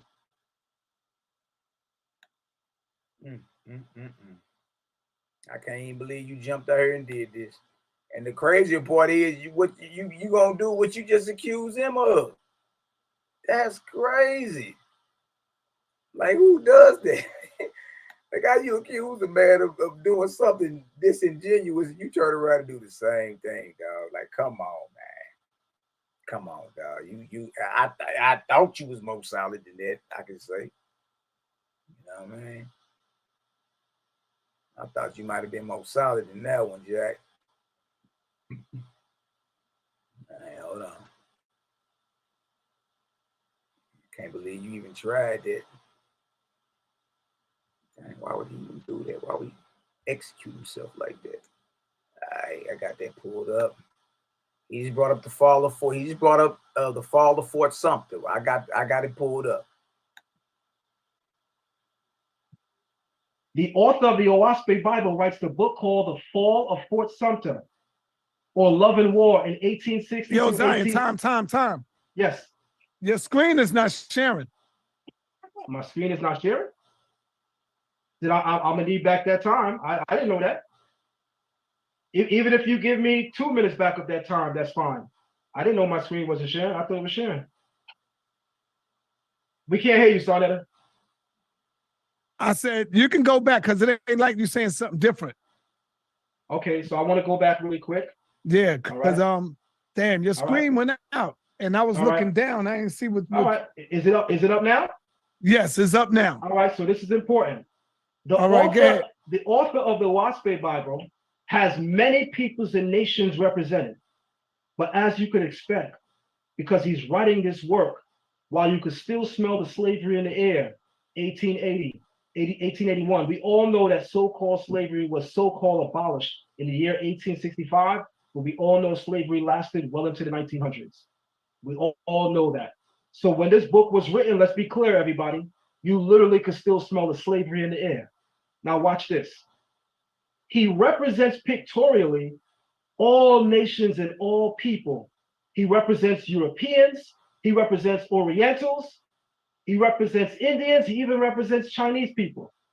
But again, because a white person is the author, there are no pictorial representations of a Black person. So my strongest rebuttal tonight, which book is better? Your book doesn't even speak for Black. Hey, he act like he pulled out a picture of Rabbi Isaac Shemuel of Akko. You know what I mean? Looking like his grandpappy or something. You ain't even pull no picture out. And then y'all all act like we didn't grow up with white pictures of Moses. Moses was Charlton Heston. Pharaoh was Yul Brenner. Dathan was Edward G. Robinson, all white people. So I really don't even care about the images in OWASP. But notice you bringing out images, pictures. You still ain't in Torah. Let's go. Black people. In fact, I'm about to show what your book says about Black people. The author of the OWASP Bible, his name is John Ballou Newborough. And I'll even call again, Sonetta, you definitely want to watch this part, brother. The Fall of Fort Sumter, watch this. On page 53 of the book entitled The Fall of Fort Sumter, authored by John. Page 53. And the crazy part is, y'all, he got the right side of his page highlighted. You know, the picture is cut off kind of and all that. It's like, dude, I know you smarter than that. You intentionally or you know, framing off the picture, cutting the picture off. Like, what is you doing, man? But he's on page 53. We about to pull it up. We gonna show you how disingenuous he is, and then we gonna pull it up and read the thing, and you gonna be like, damn, dog, this nigga's a straight fraud. He about to do what he just accused Selah of doing. Watch this. John Ballou Newborough, it says, the primeval condition of the black man. You know what's crazy? If y'all zoom in, and that's what I'm saying. That's how I know you did it on purpose, right? If you zoom in, look who's talking. Y'all see Hopkins up there? That's who's talking. Abraham Lincoln is showing his people, his one partner Buchanan, a letter from Bishop Hopkins of Virginia. They're in D.C. Bishop Hopkins has a strong sentiment about slavery. He believes it's divine. So as Lincoln is showing his homeboy Buchanan this letter, Hopkins walks in and picks up the letter. Right? So what he's about to read, remember he said, Selah brought up R.A. Kaplan, and R.A. Kaplan was simply reading what Rabbi Isaac Shemuel Akko was saying. Remember he said that?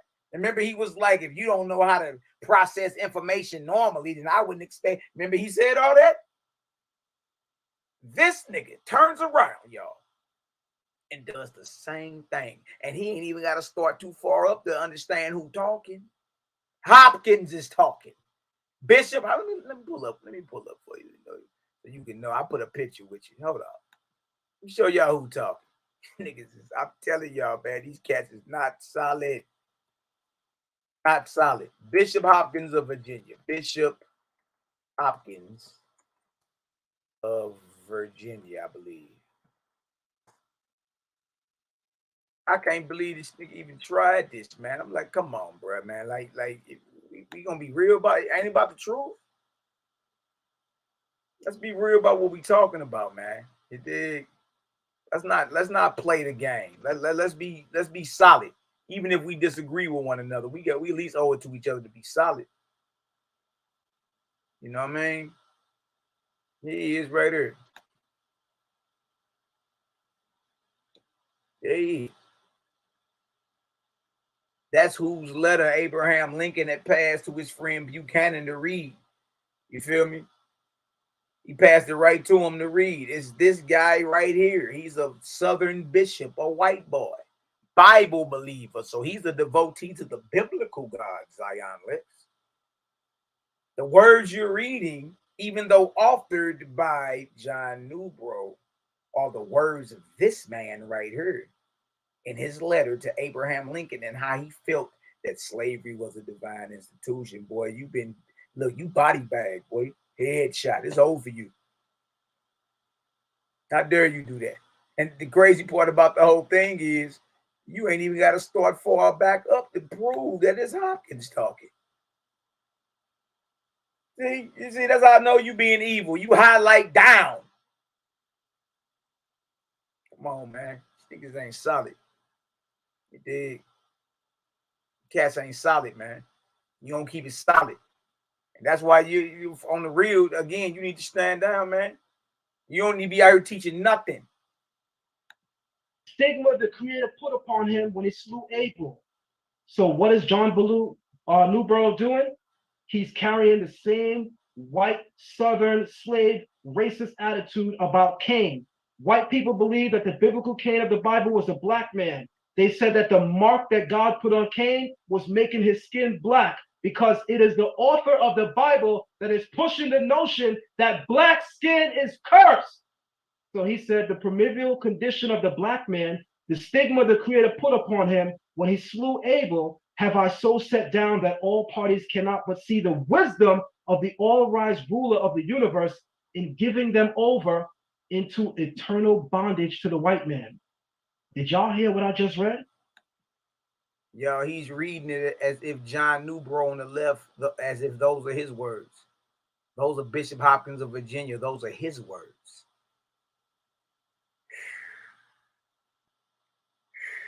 Wait till I read it.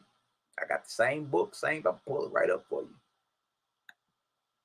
The author of the OWASPI Bible says that the creator, the God of the OWASPI Bible, the all-wise ruler of the universe, gave black people over into eternal bondage to the white man. He further says, I have shown the glory of God in what? The elevation of the white man. So that if you ever bring this guy back on your channel, brother, I'm not sure if I could come here again. Here it is. Now he gets real evil. That's how I know you know what you're doing. You gonna stop and tell Sarnetta as if it's a threat, like, nigga, I ain't coming back over it. No, you knew you got ragdoll, boy. And you knew that you wasn't being solid with this last shot you tried to pull. You dig? Like, don't even look, nobody call me talking about Zion Lexx 1, nothing. Because you ain't sat down and ran through it like us. I ain't heard none of it. This man just read the letter of Hopkins, Bishop Hopkins of Virginia, and got everybody believing it's the man that compiled OWASPI. All because he's the author of a book called The Fall of Fort Sumter. Meanwhile, it's the letter of a white Southern bishop who's a devotee to the biblical God. That's what you're not realizing. He realizes this because Bible. You see? Only to turn around and do what you just accused my brother doing with R.J. Kaplan and Rabbi Isaac Shemuel Akko. Bro, you a fraud, nigga. You ain't solid. You ain't solid. You know what I mean? Like, you really need to do you some soul searching, boy, because all that just got snatched. Right? It's time to stand down and do some soul searching. Get yourself together, man. Right? But this is embarrassing. Because this is crazy. He said, look at Sod laughing. Come on, Sod. Like, you supposed to be more solid than that. As the elevation of the white man, whose triumphs have been the only contribution to civilization. The author of the OWASPI Bible further purports the racist notions of the 1880s in saying that the white man is responsible for civilization, religion, and liberty. Have here pictured the same white man in his glory and ease, seeking out who? The degenerate African. So I don't think I've ever cut somebody this bad on your live stream, because this is bad.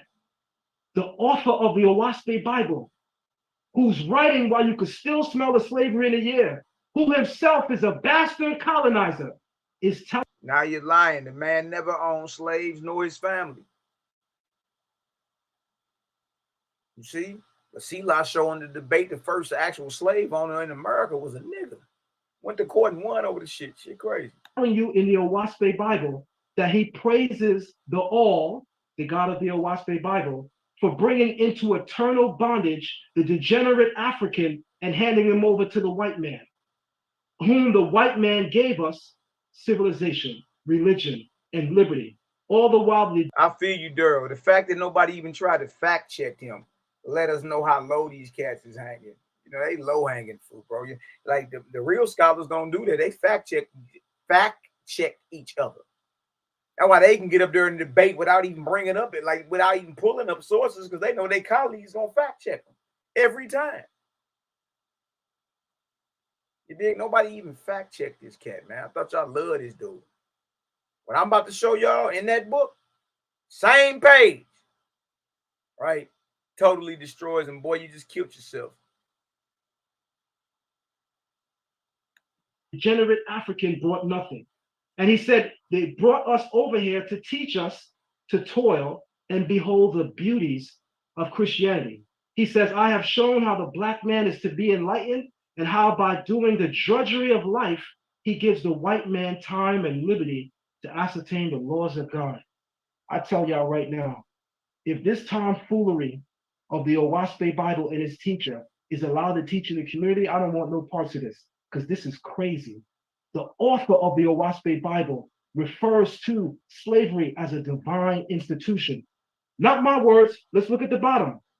It says, in fact, I have so explained the degradation of labor that even the men in the free states must acknowledge the blessing of our divine institution of slavery. I'll continue. This is further proof that ain't no God spoke to John Balloon Newborough, because what? Oh, wait. All right, so I'm about to read this, man. I can't even believe this cat is just on what he on. He tried it. He actually tried it. All right, so here we go, y'all. Here we go. It's Father for something, same book. Let me show the tab. I can't believe dude tried that, man. This kills it. For anybody who may have still been on the fence, believing Zion Lexx did something, I love to be the bearer of bad news. I'm about to that little point you thought he had. Ain't even got that. Zion Lexx didn't score this whole. He didn't score. He didn't score. The what he went to in the Torah proves Selah's point. What he went to in Owaspi, the 2 times he went proves Selah's point. Only went to the Torah 3 times. And at the end of it all, he accuses Selah of doing some shit that he turns around and does, man. You can't make this up. So as y'all can see, this is the fall of Fort Sumter. Okay. I'm down here on page 52. And we're going to read into 53. All right. We're going to back up. Even though we saw that Hopkins was already talking, let's back up a little taste. Let's find out what's going on. So that's 53. He was all the way over here. This is where he was at. He was on the right side of the page, 53. See the Hopkins at once and all that, and he went on down. That's where he was at, right? He ain't, it's a whole story back here. So I'm going to go over to 52, bottom of 52. All right. Now, we don't throw rocks and hide our hands around here, man. This is weak. You know what I mean? Bro, you ain't no moray. You ain't solid. You dig? And everybody gonna call you on this from here on out, bro. You know what I mean? Like, bro, you ain't solid at all. So this is page 52, Fall of Fort Sumter. Bottom of page 52, he read the top right side of page 53. But let's get the whole understanding. All right? You want some understanding? Y'all think Creative Gang over here dealing with white supremacy and all this madness? Let's get this. All right. Shortly after this, we separated. He for his own affairs and I for the mansion, where I arrived in a few minutes. The president was waiting for me. This is the president homeboy, Buchanan. The president. Who's the president in 1861? Abraham Lincoln. The president was waiting for me, and I saw at a glance as he rose to shake hands. He was pale and fatigued. Come, said he. Okay, let's go over to the top left side of 53. Come, said he. Come, said the president to Buchanan. It is. After we took our seats at the desk, you that are gifted in the use of words. Hold on. All right. After we took our seats at the desk, this is what the president says. You that are gifted in the use of words and the framing of sentences, see what I have penned this morning in a lonely hour. Perhaps you can set it in a good shape and give it to the country at large, so they will not torment me with their criticisms for my official conduct. So, you know, he's about to address the nation, and he's telling those amongst him to basically check his work. Let me know what y'all think, because I might ruffle a few feathers. Look at this. I, Buchanan, took the paper up and read the following lines, which he said he thought should precede the message. Oh, bitter, bitter office of the great. This is what Abraham Lincoln is right now. Oh, bitter, bitter office of the great. Why has no hand a star in thee implanted, showing the conscience how to steer, to hold together all the fragments of a state? Or is it so that we are instruments and nations perish, sans the will of man from the enormity of their own crimes? Me seems to feel, however squelched this fire on surface is, spontaneous smolder lies deep sunken in our great republic. Sooner or late, 'twill blow and burst in wrath upon the heads of these incendiaries. However done, however not begun, however ended, and by all my acts for good or bad, that I do play my part, even so by all. And for all time to come shall I be cursed by my own countrymen. This is what Abraham Lincoln is saying, because slavery isn't like You feel me? Slavery is in the earth, and the nation is torn. Look at this. I am a target betwixt two foolish parties, even as if heaven had chosen me for their martyr. So Abraham Lincoln was talking about him being martyred before he was martyred. I've struggled hard. My fault is not mine own, but my country's. They do not understand the Constitution. All our grief is there. And there we must seek out the panacea. For mark the point the Constitution is and is for. But if that for be not for, which is they suppose, these my countrymen, they are right, unright, and sin as they do. But when the Constitution is and was for us, while the parties both misconstrued it to seem what is not, or is not for a purpose, then it follows they do not understand it. That's the matter. So does it follow also I shall write a message and explain these things to them. All right, so this is Buchanan reading the president's speech on how he about to address the nation. All right. He eyed me for some time, evidently wishing me to say something appreciative of this poetical feat. While I was as anxiously trying to discover some means of withholding it from the public. So Buchanan, like, you ain't got to go that hard. Like, let's tone it down a little bit, right? I had no doubt, however, now about the condition of his mind. But I knew if I disclosed it to the country at large, it would be a serious misfortune, if not result in the entire destruction of the republic. I told him it was certainly the truth, but for its arrangement, it should be inserted as a preface to his forthcoming message. When I thus encouraged him, he started up. I tell you, said he. This is what Lincoln is saying to Buchanan. I tell you, said he, even yet the country may be saved if it will listen to our counsel. All right, this is what Lincoln is saying to Buchanan. This is what Lincoln is saying. I have here a letter from Bishop Hopkins, and here a sermon from Boyden of Hopedale, Virginia, on the epidemic of the 19th century, the sympathy for the enslaved. So Abraham Lincoln is telling Buchanan, I got a letter here from Bishop Hopkins and Boyden Hopedale, and a sermon from Boyden of Hopedale. The sympathy for the enslaved. With these in the Constitution, the country must stand. I took the productions spoken of and was about to pursue them when in came the two reverend gentlemen authors alluded to. Very cordially, Buchanan received them and gave me, look at this. Look at me. And gave me an introduction. Hopkins at once took up his letter. What letter? The letter Abraham Lincoln had from Hopkins. Right? And it's about slavery. Sympathy for the enslaved. This is the side of the page Zion Lexx reads, claiming these are the words of John Ballou Newbro.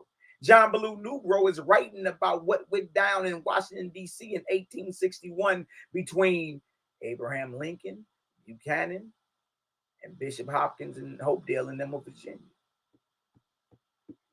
These aren't John Ballou Newbro sentiments. So the very thing you accuse Selah of, you guilty of. Look at this. Hopkins at once took up his letter, remarking, in this will you find all the substance of the dispute. And I have so argued it that I almost persuaded myself black is white. The primeval condition of the black man, the stigma the creator put upon him when he slew Abel. Who's talking? This ain't John Newbro talking, y'all. This is Bishop Hopkins. Bishop Hopkins of Virginia. That's who's talking.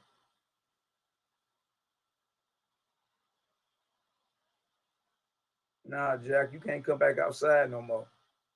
You got to publicly apologize, man.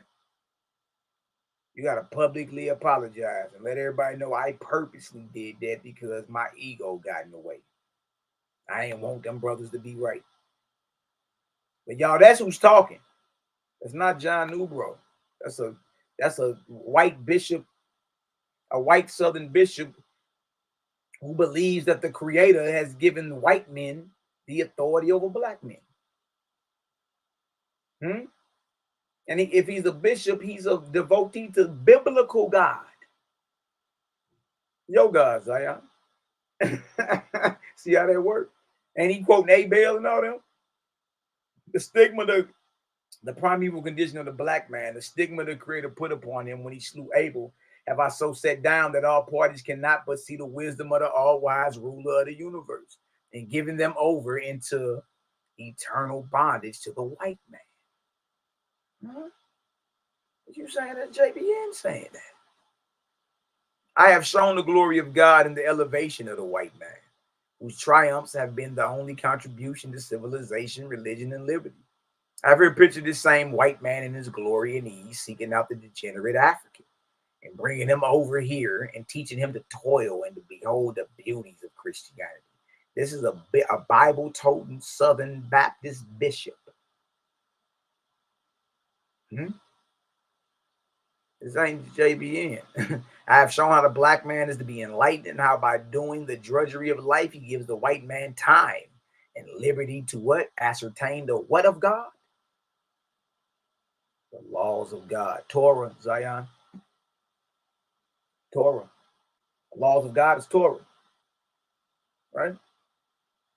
He feels the way he feels based off the Torah. Really? The laws of God is Torah. In fact, I have so explained, hold on. In fact, I have so explained the degradation of labor that even the men in the free states must acknowledge the blessing of our divine institution of slavery.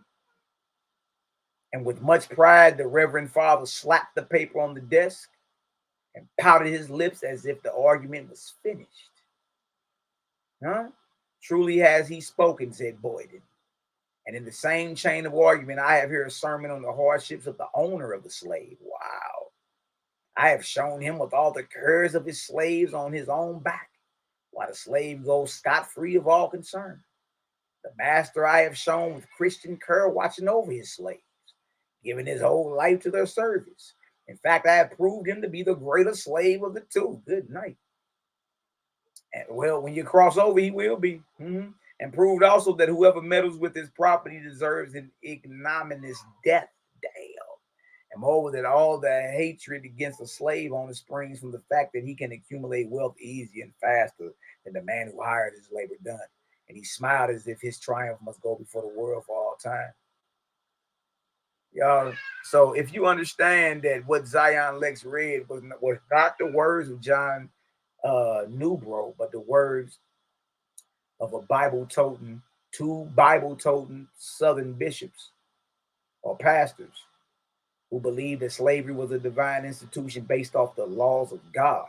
If you understand that and understand Zion Lexx is a lying bastard, give me 8 up in the chat. Give me 8 up in the chat. I'm going to end it right there, man. I'm going to go ahead and drop the link so y'all can come on in. Come on in and chop it up with your brother, man. Let me know what y'all think. You dig? This was bad, though. This was bad. Bad. You know what I mean? Selah, cook, dude. Y'all come on in and chop it up with your brother, man. Come on in and chop it up. Dig, I'm gonna end that right there. We don't even see no more. That's it. Dude ain't even, I mean, I'm pretty sure he ain't going in the Bible no more for the rest of it. You know what I mean? Y'all tap in with your brother. Let me know what y'all think. Tap in with your brother. Let me know what y'all think, man. You dig? Yeah, that's crazy right there. Y'all seen the debate. Selah, you dropped like 114. Dude dropped, he went to Torah 3 times. I got the receipts. I don't even want to say, ain't no way you could, there's no possible way dude could have won at all. So he went to Exodus 15:3. Oh, snap.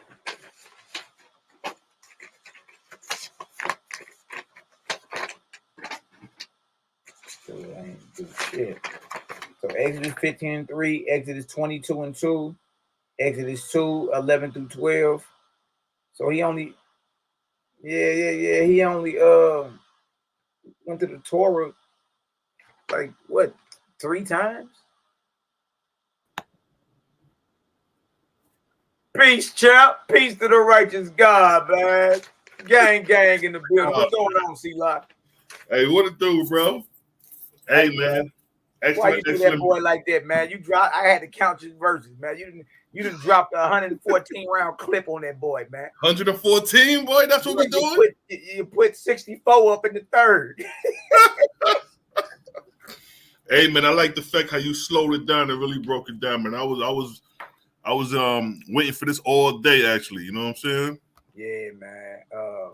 Bro, it was obvious too.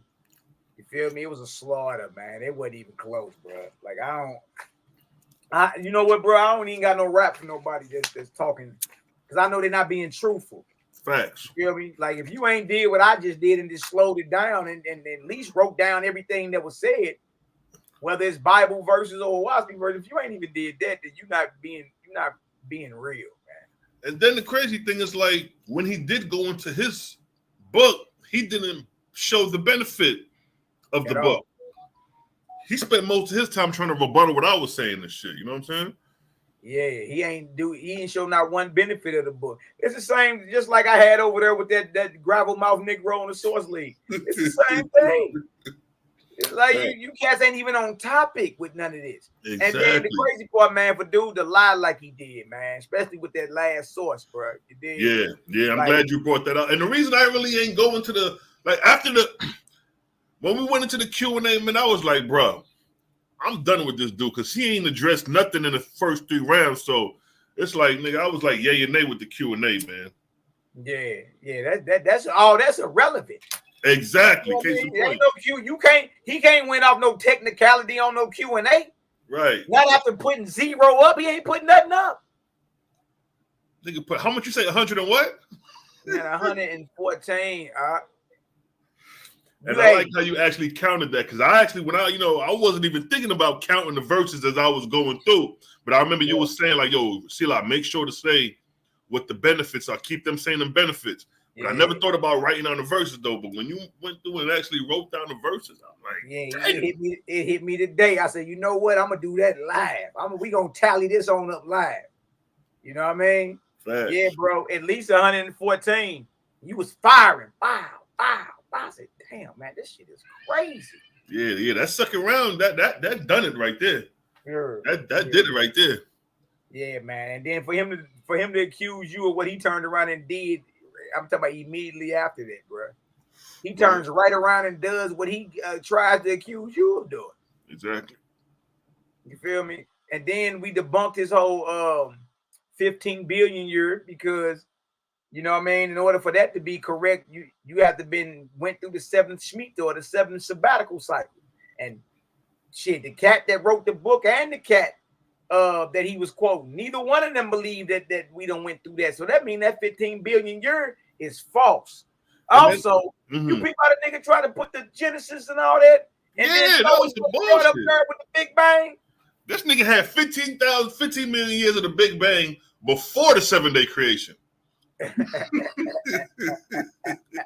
I'm like, and then you pointed out the fact that I pointed out, like, nigga, you got trees growing before solar energy, nigga. That shit don't make no sense. That's what I'm saying, bro. So his sources he's showing don't even match with the Bible that he talking about. Exactly. Like the source he pulled up got the sun and the stars being created 5 billion years apart. Come on, man. Like, really?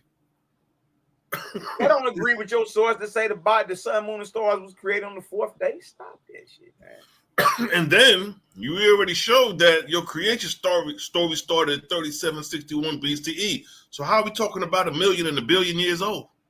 Yeah, and then he know Thomas no respect in Hebrew. He know good and well chief principal and all them cats. All them congregations that he part of, nigga. Ask them what year it is. Right. Nigga, they gonna tell you and they right in Brooklyn, 5784. And like you say, you know what I mean? One thing that he didn't address, nor Tazariak addressed, is the fact that their God is an angel. The Jehovah in the Bible, the Yahweh in the Bible is an angel. Them niggas ain't addressed that. That's important. This the Most High, the creator who creates sun, moon, and stars. In your Bible, who was a Stephen saying, yo, that nigga was an angel who Moses was talking to. Yeah. That's I'm crazy. saying. And not addressing that, nor did he address the Judges 20. Right. Oh, that's what I'm saying. That's the death blow right there. Hey, look, he's trying to come out and argue context. He's talking about self-defense. And we ain't talking about no damn self-defense. We talking about the God telling you to go to war and you getting your ass kicked. He talking about vegan and shit like that. I'm like, nigga, King Von, and I'm like, boy, you way off topic, nigga. You supposed to go in your Bible and show why. At least show why God is, give me something, my nigga. Don't give me nothing but you stroking your ego. You know what I mean? That's all the nigga was doing, was stroking his ego the whole time, my nigga. Yeah, it was, and they were trying to talk down and all that. I'm like, bro, like, look, that's how you know he ain't had nothing, Selah. Exactly.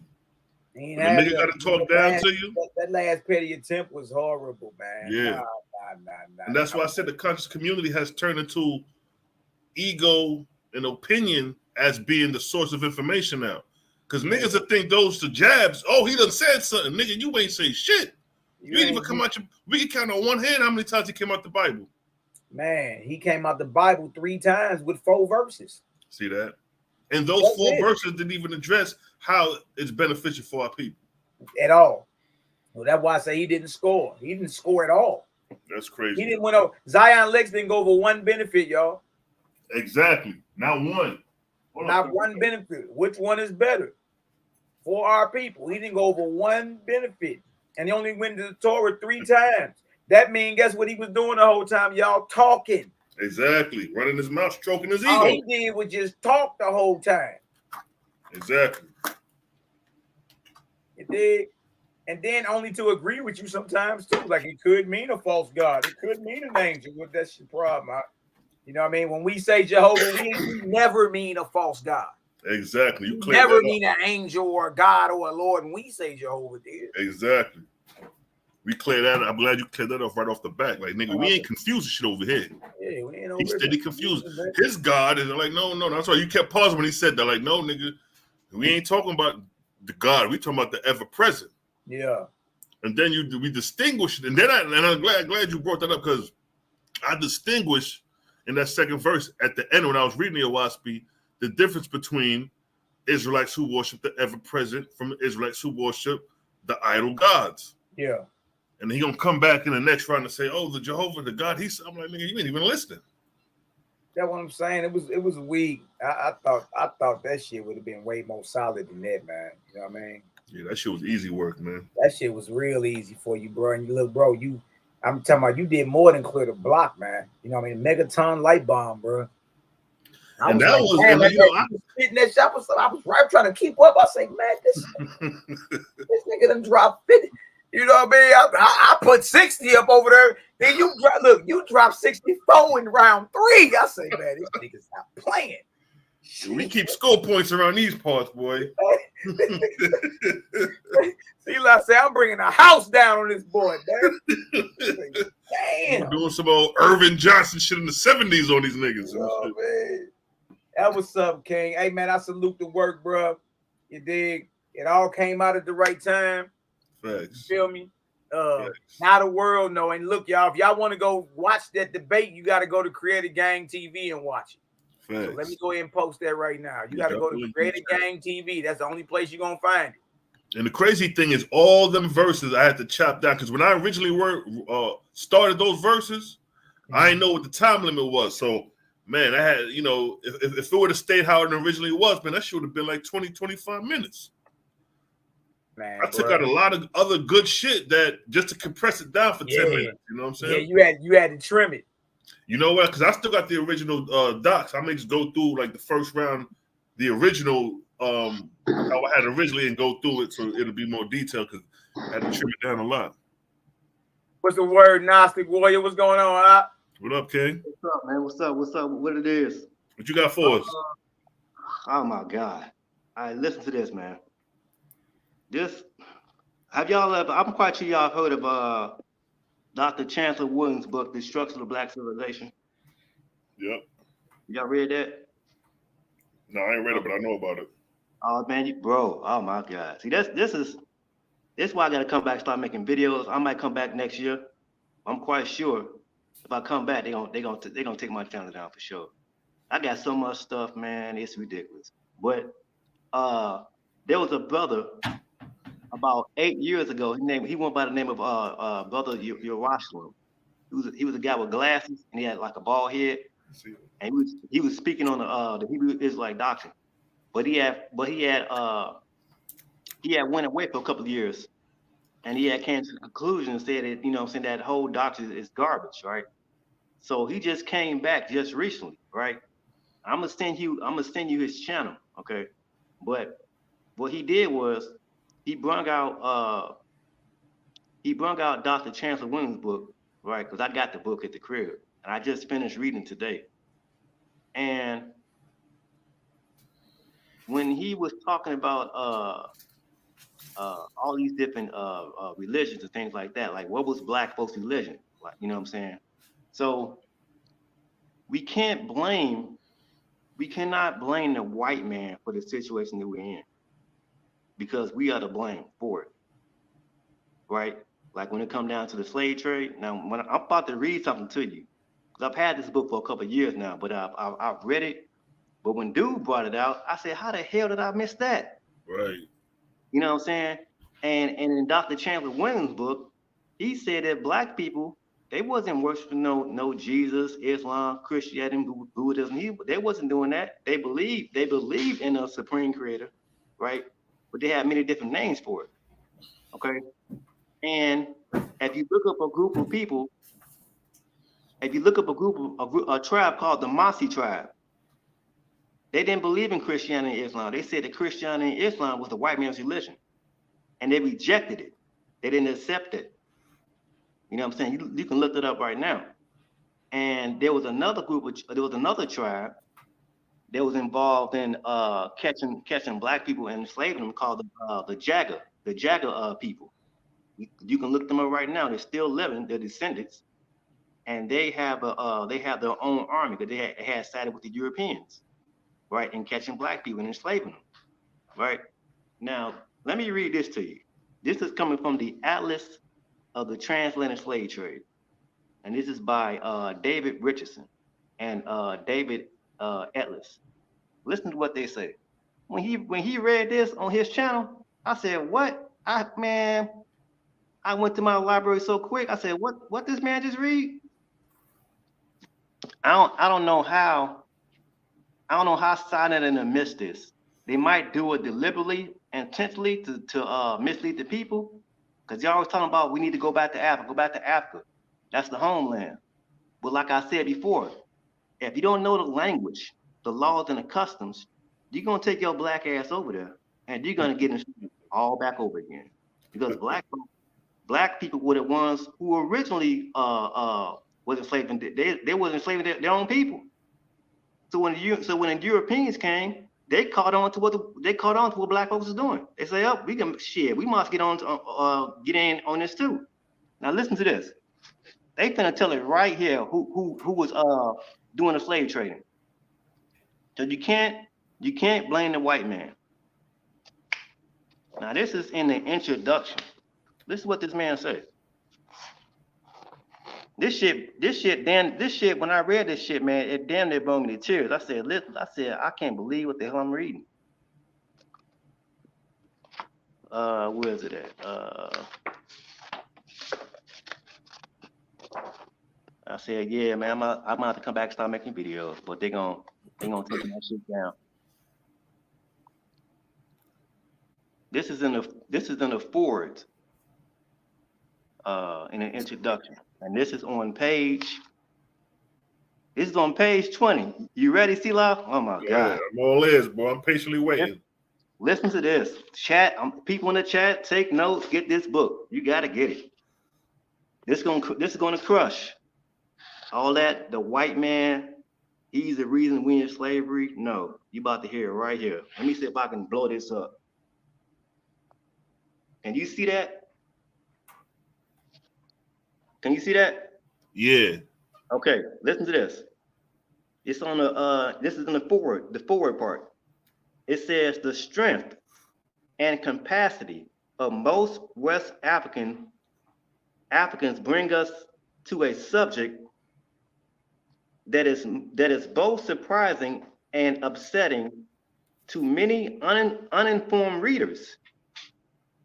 The indispensable complexity of Africans in creating and maintaining the slave trade. Did you hear that?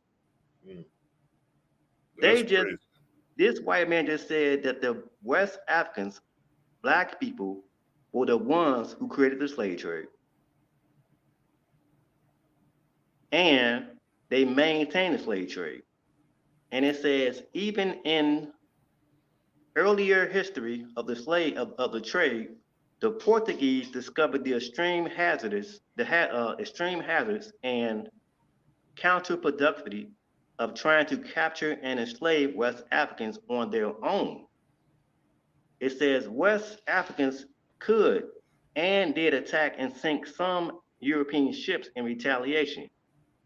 The rulers of Congo, Benin, and some other regions succeeded at times in temporarily stopping the trade in slaves.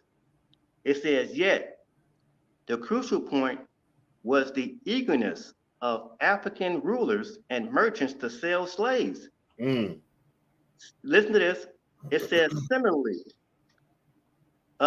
similarity in skin color and other bodily traits, as Europeans viewed them, brought African rulers and merchants no sense of a common African identity with captain soul, and the sellers of slaves profited immensely from the acquisition of textiles, hardware, bars of iron, liquor, guns, and gunpowder. It said between the 1680 and 1830s, when the trade had its most devastating impact on African societies, the price paid for slaves in Senegambia rose tenfold. And then when you drop down here, they're gonna say it again. It says here that European ship captains soon discovered the need to present ceremonial gifts to African rulers, to pay fees and taxes, even to anchor and engage in trade, and to employ Black interpreters, often trained in Portugal or Sao Tome, who went ashore with the captain to haggle and bargain with local rulers over the price of slaves. Listen to this. Let me drop over here. It says, Europeans very seldom gained access to African networks and procedures for producing gold and slaves. The Portuguese did, however, purchase gold on the Gold Coast in exchange for Black slaves, whom they had purchased farther east and south, where slaves were cheaper. Moreover, some men of mixed Black and white descent commanded Portuguese slave ships, and a few African slave traders journeyed all the way to Brazil and Barbados, where they viewed the western side of the system. So they was already familiar with the west side of the continent, because if Black folks have been for a long time and they circumnavigated the globe and left some of their descendants there, well, what are they going to teach their descendants? If you already set up shop about how the slave trade is going to go, you're going to teach your children how to operate on another side of the continent. So you can't blame the white man. You can't blame the Jew. You can't blame the Muslim. You can't blame the Native American Indian. No, you gotta blame Black people. Yeah, man, it's facts. This is sad, but this is just one book. Another book I got coming in the mail tomorrow. Oh my God! You think this is something? Man, and then another thing. Hey, bro, what you think about the debate though? Talk to us. With the man, that was it, man. Look, man, that was a straight slaughter. Look, man, check this out. Check this out. I don't know if a lot of y'all ever heard this. Check this out. This is going to tie in to what this is how you know he doesn't know about the if he read the YAH'S, right? He would have known about the ether, right? Now check this out. A lot of people may not even know about this guy. Check this out.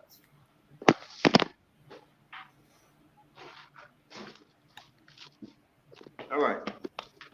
If you can see this, there was a guy back in this man name is William Reich, who was born in 1897. Right? Boy, what you got on? Plastic gloves? What you got plastic gloves on for? No. I'm at work. Oh. You are. I'm at work. No. But yeah, this guy name is William Reich, right? And he wrote a couple of books dealing with ether and orgone energy. You ever heard of orgone energy? Yeah. Okay. So yeah, he found out that this ether or orgone energy and space is alive and well. It's real, right? So what happened was the FDA, the Food and Drug Administration, and the FBI put him on a wanted list. You know what I'm saying? Because he's coming from Russia. He's over there in Germany. This is around the time from Hitler, right? So he's coming out with this stuff, and they banned his books. They burned his books. They burned his and messed up his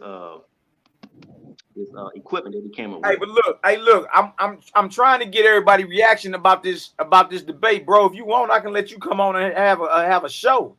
You can run through all your books and all that and let everybody see what you're talking about. You know what I mean? Okay, yeah. But yeah, I'm trying to get everybody reaction about this debate. You feel me? Yeah, that was a straight slaughter, man, with the debate, man. He was in over his head, man. Like I said, if he said he read the YAH'S and he had 4 days, there's no way he read it in 4 days.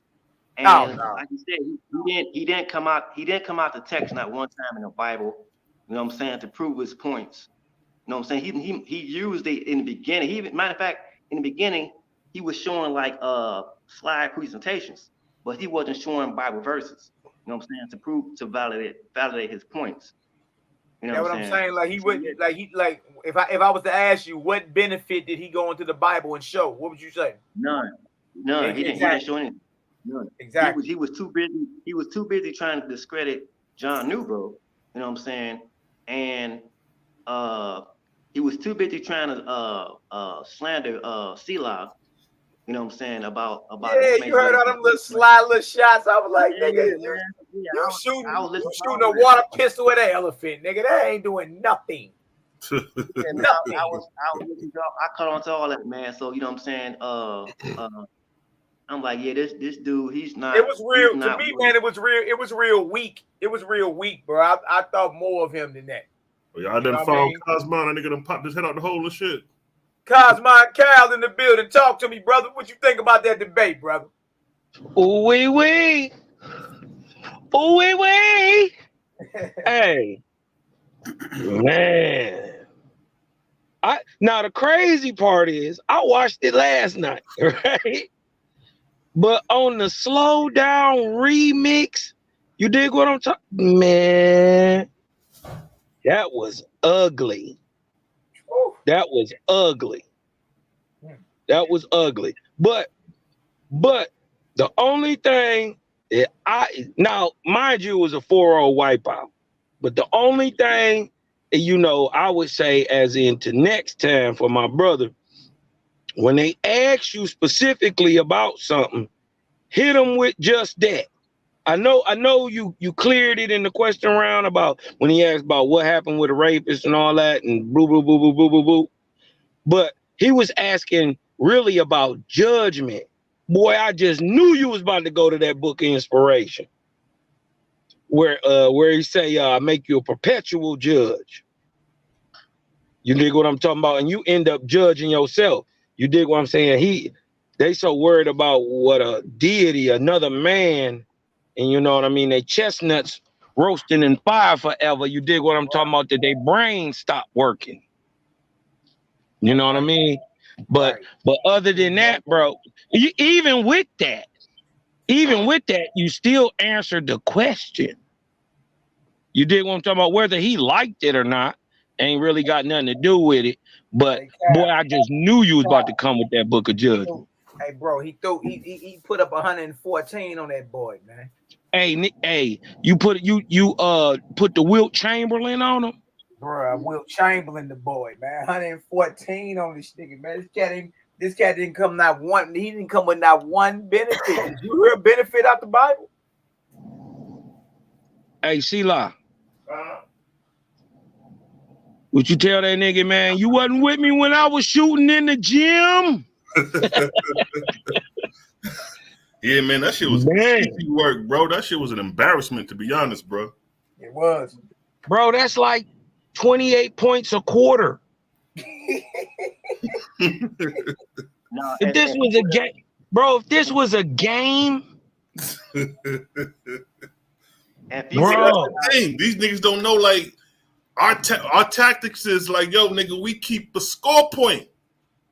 Right. Yo, Mal, you got to go back and count how many points Cosmo put up in the debate he had with Judah Nash. Oh, yeah. Easy. You got to count that. Easy work. Cal dropped the easy 100 too. He had his doc loaded up. That motherfucker was loaded.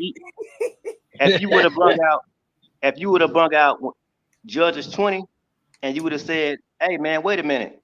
I thought God created things in the beginning. He created all these creatures, but in Judges chapter 20, you're telling them to go out and kill off the Benjamites, all these other people, but you're fighting for them. Wait a minute. Why do you have to help your creation fight? Shouldn't you be doing it by yourself? Why do you gotta help them?" The crazy part is he did bring it up. He did bring that up. He brought up that exact verse. Exact chapter. And what Zion Lexx did to try to move the goalposts and sidestep the actual question of why is your God killing 45,000 people of his own people in 3 days using black on black crime, right? Why is he authoring the destruction? This nigga went straight to Exodus 22.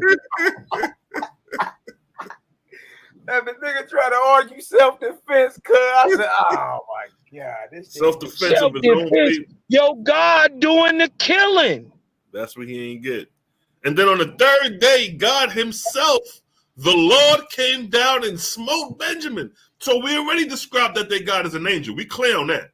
So this nigga had to come down from heaven, run on the playing fields, or he's zapping and lightning bolts out of heaven, just hitting niggas. Bam, bam, bam, bam. 25,000. Wow. Who cleaned that shit up? Who cleaned He didn't even address it.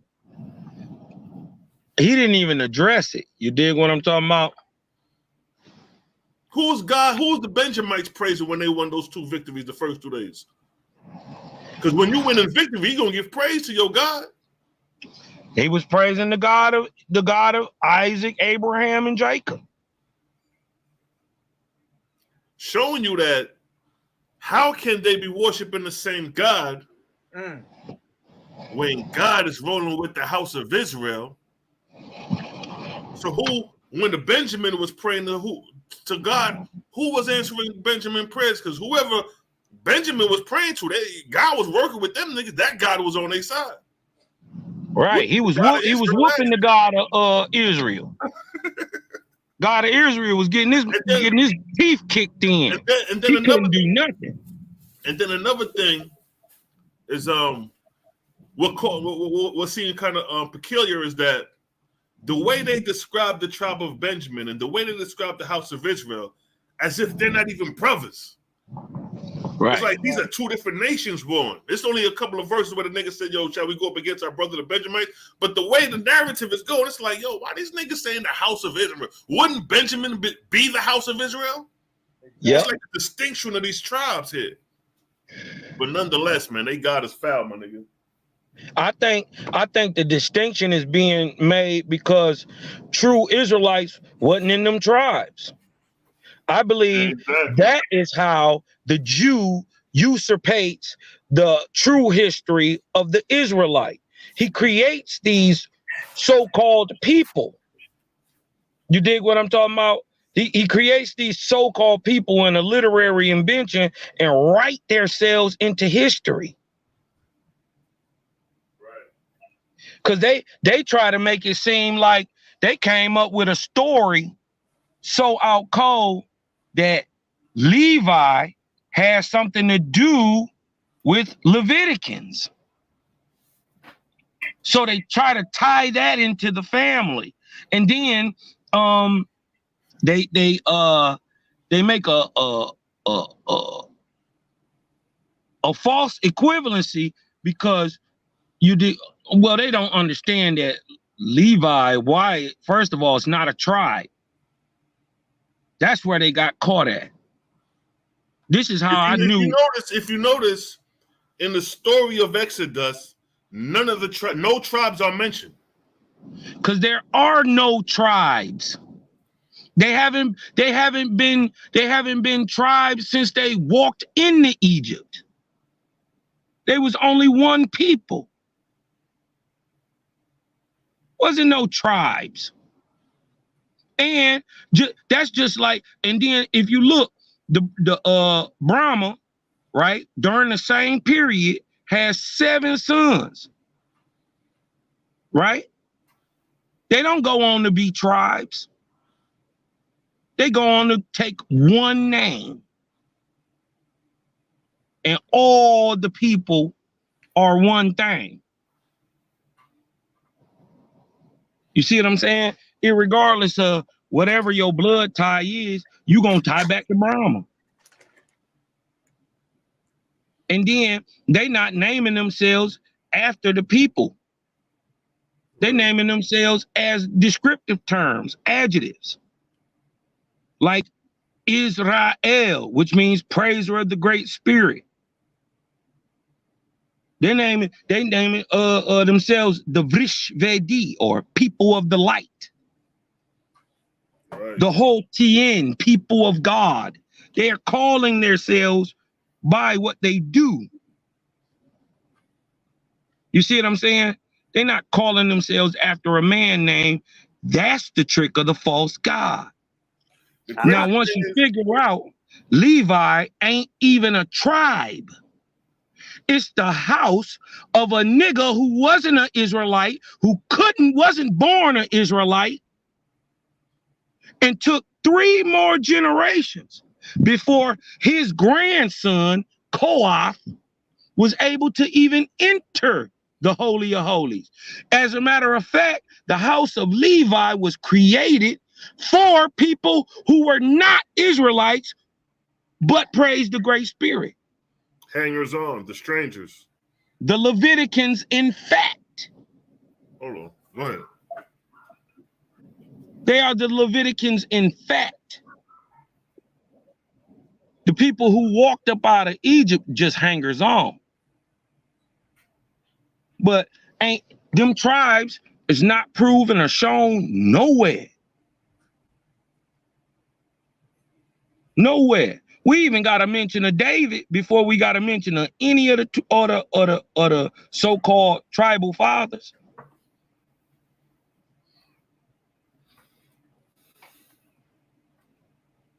That's thousands of years worth of history. Where it's at. Yeah, yo, it's a you got, bro. I'm gonna keep it solid with you, bro. You overkilled that nigga. No, he didn't. And keep in mind that was supposed to have been to Zaryak. Yeah. No. And keep in mind it was supposed to be 15-minute rounds. And both of them niggas really got bodied. I caught 2 bodies really in that night. You know what I mean? You did. Yep.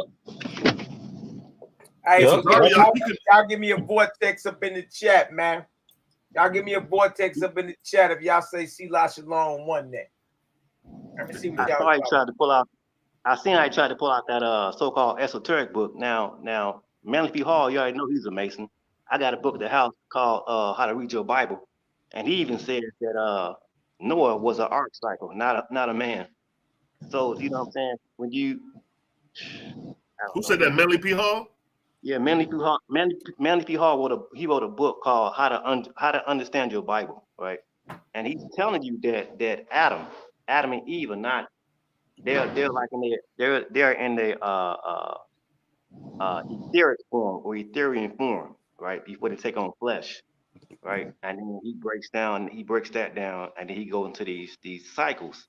But he's telling you that Noah, all those things, those are cycles, arc cycles. Those are not. That's an OWASP. Yup, absolutely. The Ark of Noah. Like, I see vortices all over this deal, bro. I see vortices all over this deal, man. It was an obvious slaughter.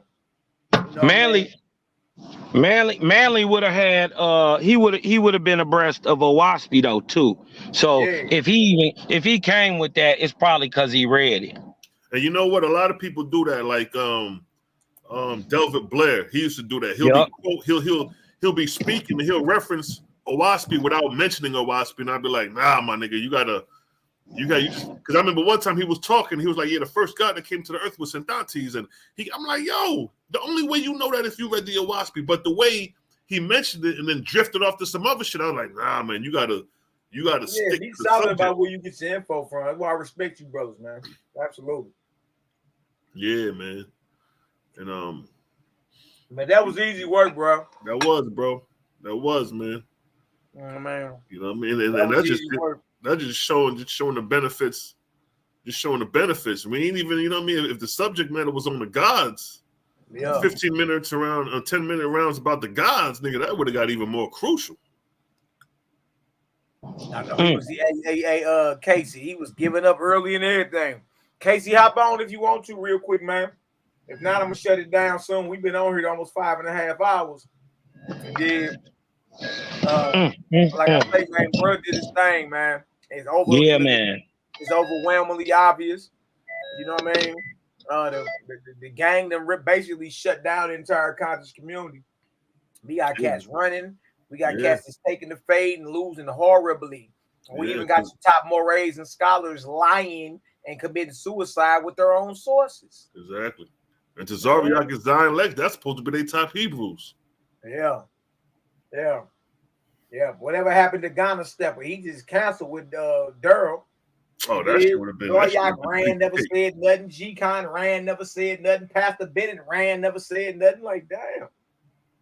Yeah, niggas left it alone, yo. So, look, I salute you, brothers, man. It's an honor to be on the squad with y'all, man. We be pushing forward. Let's keep building. Y'all know how it is, man. And keep unhinging and unleashing this light, man. But for anybody that watched that debate, it's easy. If you want it, you got to go to Creative Game TV and watch it. That's where it's at. You feel me? And that's where it's gonna be.